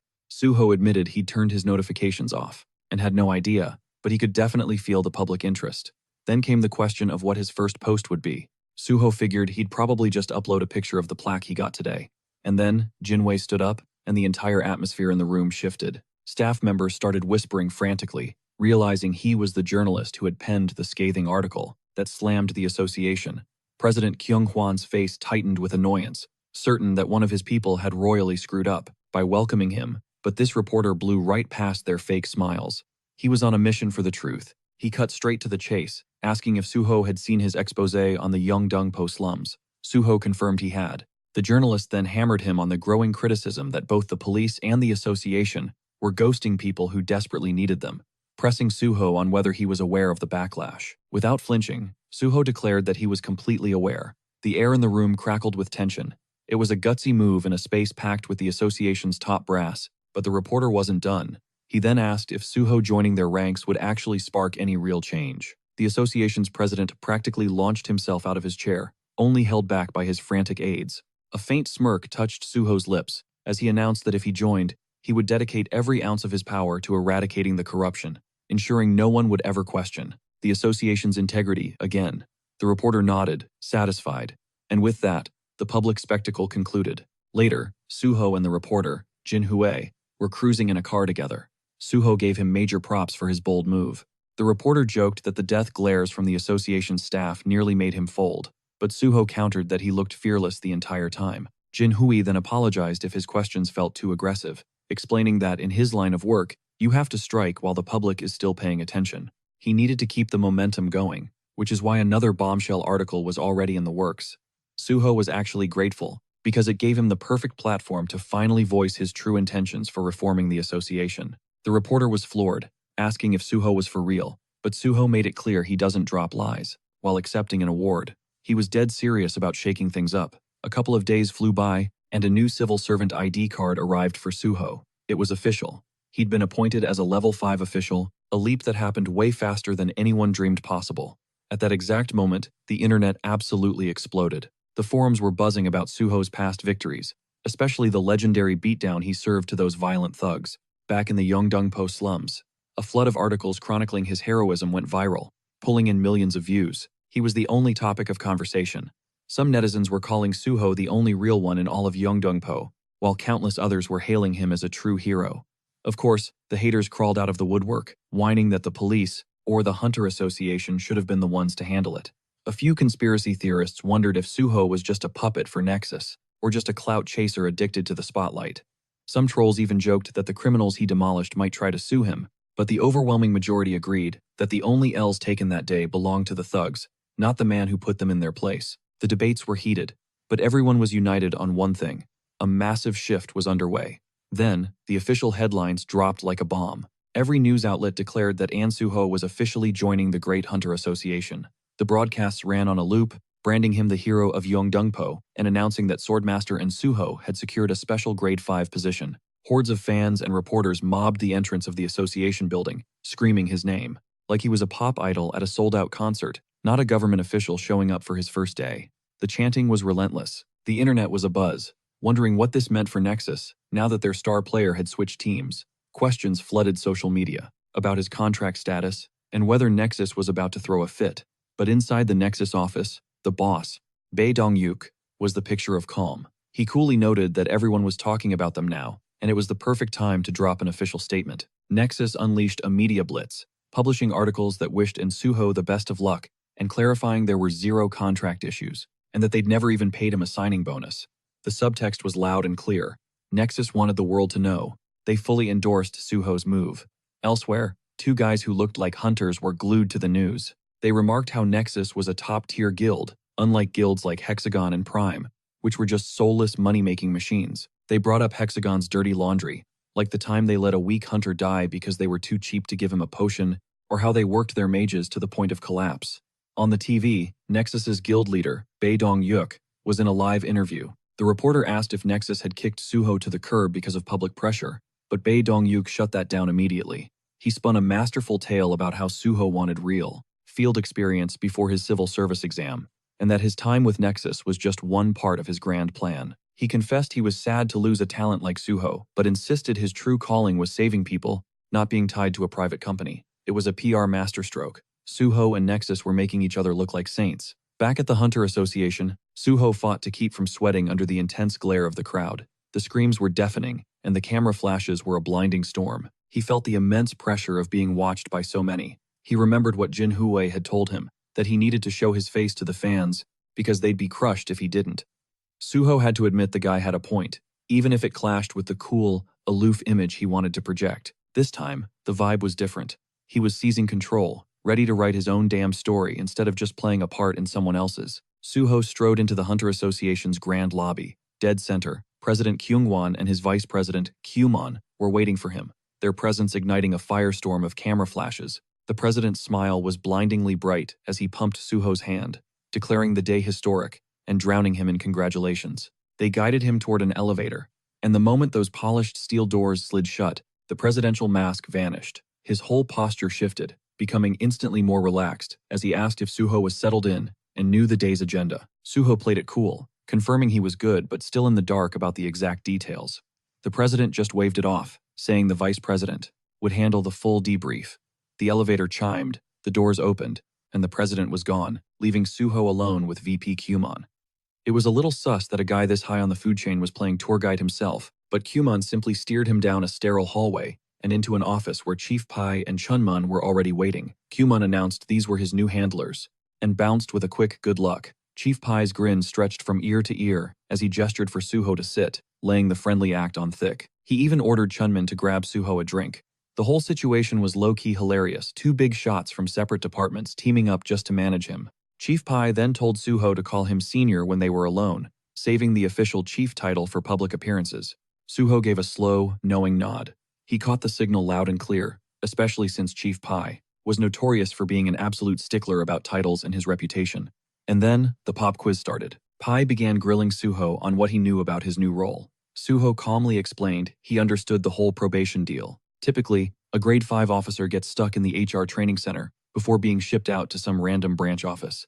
But for a superstar like him, the association was rolling out the red carpet. He'd be doing a grand tour, rotating through every department for 2 or 3 months each. Every division head was desperate to get their hands on a talent like him. Chief Pai sealed it with a promise. After the rotations, a spot in the Elite Special Forces Division was waiting for him.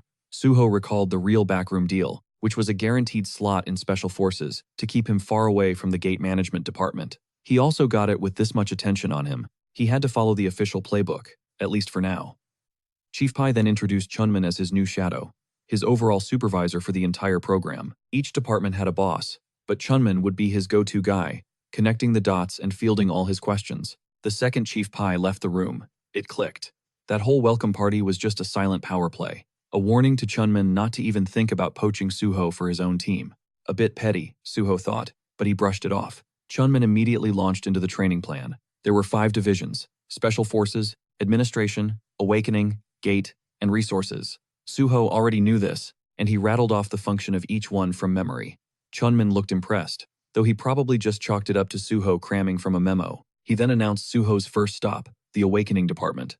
As they started walking, Suho's internal gears started turning.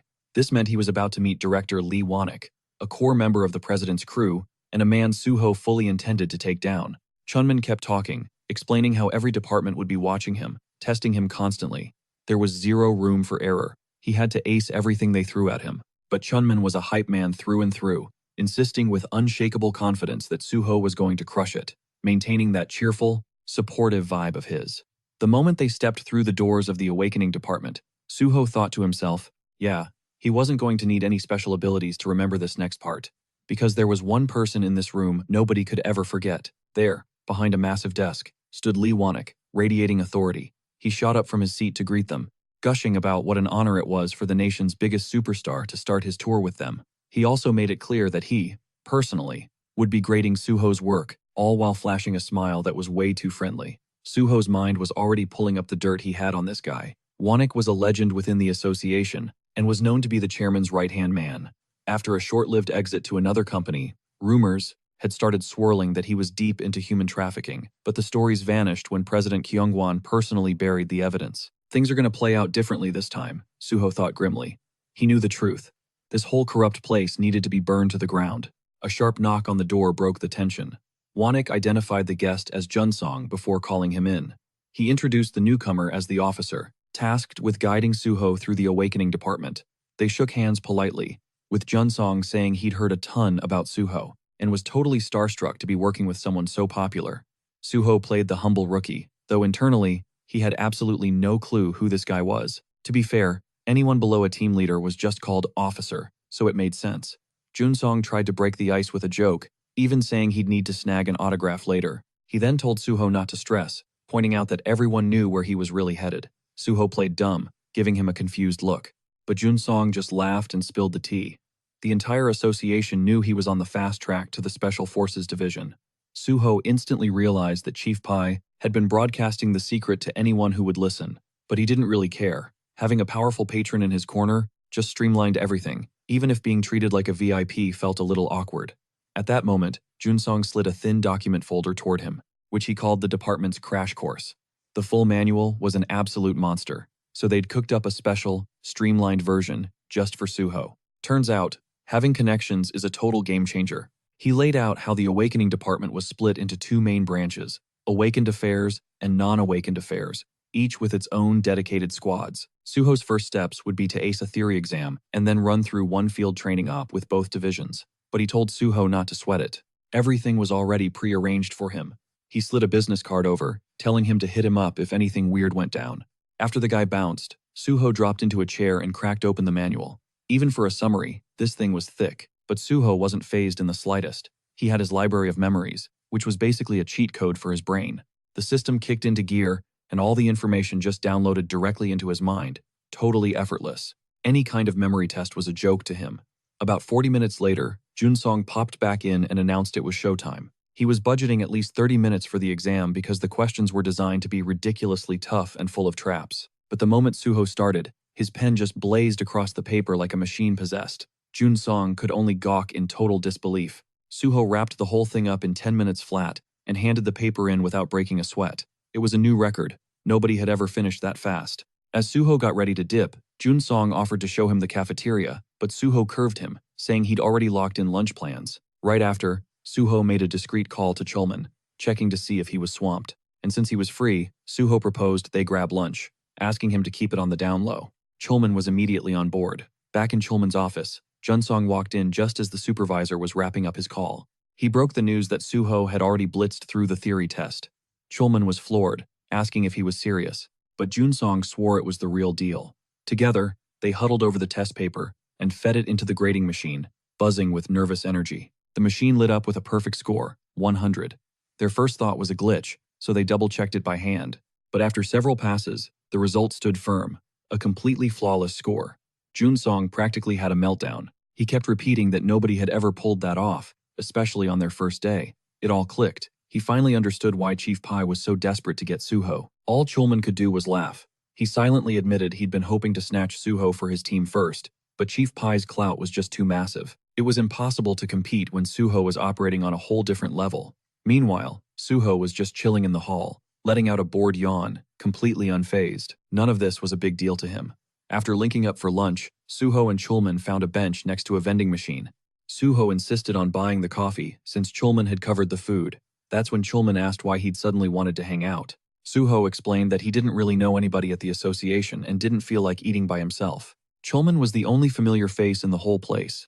Chulman cracked a joke, saying that if Chief Pai heard that, his feelings might get a little bruised. But Suho just said he wanted a chill spot to eat, so it couldn't be helped. After a moment of comfortable silence, Chulman congratulated him. On his perfect score from that morning, he admitted he'd graded it right away because Junsong wouldn't stop bugging him about it. He laughed, telling Suho he was absolutely insane. The guy could fight. He waltzed into the association as a special grade 5, and now it turned out he was a certified genius too. To him, Suho was straight out of a story, like the main character. Suho chalked it up to the people helping him, and said he'd seen similar tests before. Chulman playfully warned him that being too humble can get on people's nerves, so Suho just laughed and openly agreed. Yeah, I am pretty amazing. For the first time in what felt like forever, he let out a genuine, heartfelt smile. It felt good. Ever since his life got a hard reset, it felt like he was constantly grinding through homework. But just sitting here, sharing a coffee with someone he was once tight with, brought back a flood of memories of simpler times. He remembered the moment he was poisoned, thinking it was game over. But now, he swore to himself he would never let himself be brought that low again. His new mission was to power through every disaster thrown his way and reclaim a life of peace. Suho then asked Chulman if he had any pro tips for navigating the two different divisions, awakened and non-awakened. Chulman started to break it down. He first asked if Suho knew the main gig of the awakening division. Suho nodded, saying they manage both types of individuals. Chulman confirmed it but stressed their single biggest duty was keeping everyone's data fresh. No one can see an awakened status window except for the person themselves, so they have to physically show up to update their own info. If they blow off the deadline, they get slapped with fines, which eventually escalate to jail time after enough warnings. They even had a special label for these problem cases: malignant non-updaters. Handling those headaches was their #1 job. He kept going, explaining that some awakened individuals were basically superheroes. A few were so durable that bullets literally bounced off them. Others could just vanish, completely disappearing, like they were never there. They even had a special label for these problem cases: malignant non-updaters. Handling those headaches was their #1 job. He kept going, explaining that some awakened individuals were basically superheroes. A few were so durable that bullets literally bounced off them. Others could just vanish, completely disappearing like they were never there. Every single country needed to keep their data on these people constantly updated. He admitted it might sound like the association viewed them all as potential threats. Model. Total walking disasters, but for now, it was the best system they had. Suho then probed him about the non-awakened side of things. Chulman explained it was a similar story. You had people who awakened as players but decided to ghost the system instead of registering. The department's job was to hunt them down and drag in these unregistered players. Suho knew all this, of course, but played the part of a total newbie. After the break, Suho headed back inside the building, falling into step with Junsong. The officer made some small talk, asking if Suho had a good lunch, before announcing they were heading to the awakening department. He clapped him on the back, once again hyping up his perfect score, mentioning that even the director would be impressed. They stepped into an office where a man was already waiting. This was Lee Moon-ho, the chief of the awakening section. He gave them a huge grin, saying the news of Suho's perfect score had already reached his desk. He slapped a folder into Suho's hands and declared he could jump straight into his field training. With a final good luck, he sent him on his way, and Suho gave a firm nod. Down the hall, Junseong laid out Suho's first mission, dealing with malignant non-updaters. His objective? To track down these problem individuals and basically force them to update their status. He then passed Suho a folder ominously labeled non-updater list. Suho glanced at it and asked, "This is seriously the list of people I'm supposed to handle?"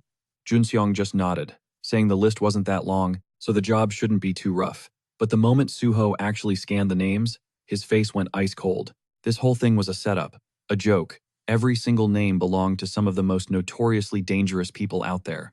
Individuals known for giving the entire awakening section a run for their money. He had a sinking feeling this was another one of those secret tests. From Chief Pai, a man who got a kick out of constantly testing his subordinates. But whatever, Suho was ready for anything. He was going to hunt down every last person on this list, one way or another. Since Junsong was pure desk jockey, he passed Suho off to his field mentor, Han Hosong, a grade 7 field officer who Junseong hyped up as a veteran pro at catching these off-the-grid players. And with that, Junsong dipped out, leaving the two of them alone. Suho introduced himself, while Hosong just casually leaned back against a desk, looking completely unbothered. He gestured at the file, suggesting they take a look. But when his eyes landed on the names, a heavy sigh escaped his lips. The association had told him to roll out the red carpet for Suho, treat him like a VIP, and then they hand him this suicide mission of a list. It was a who's who of legendary troublemakers, people who had either completely vanished or were considered straight-up impossible to catch. Hosong had a hunch. The top brass wanted Suho to look like some kind of rock star, especially with everyone's eyes on him. He then asked if Suho was already familiar with the stat, scanner, and all the other essential gear. Suho confirmed he was, so Hosong figured no extra training was needed. "So," he asked, "you got a first target in mind?" Suho didn't hesitate. He pointed directly at a photo of a dude with long, dark hair. Hosong's eyebrows shot up. "You even know who that is?" That guy was a top-tier malignant non-updater who'd skipped the country and dodged capture for years, but Suho wasn't fazed.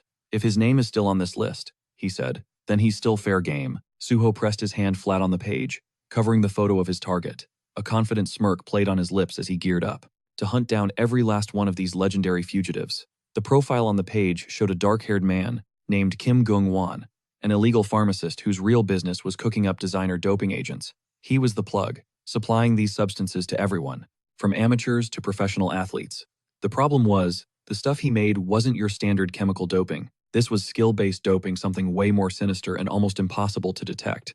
Suho skimmed the intel, noting that Kim Gung-won denied everything, even though a mountain of reports confirmed the allegations against him. The association had demanded an update to his status window years ago, but the guy just kept running, evading every single attempt to pin him down. His last known whereabouts were supposedly overseas.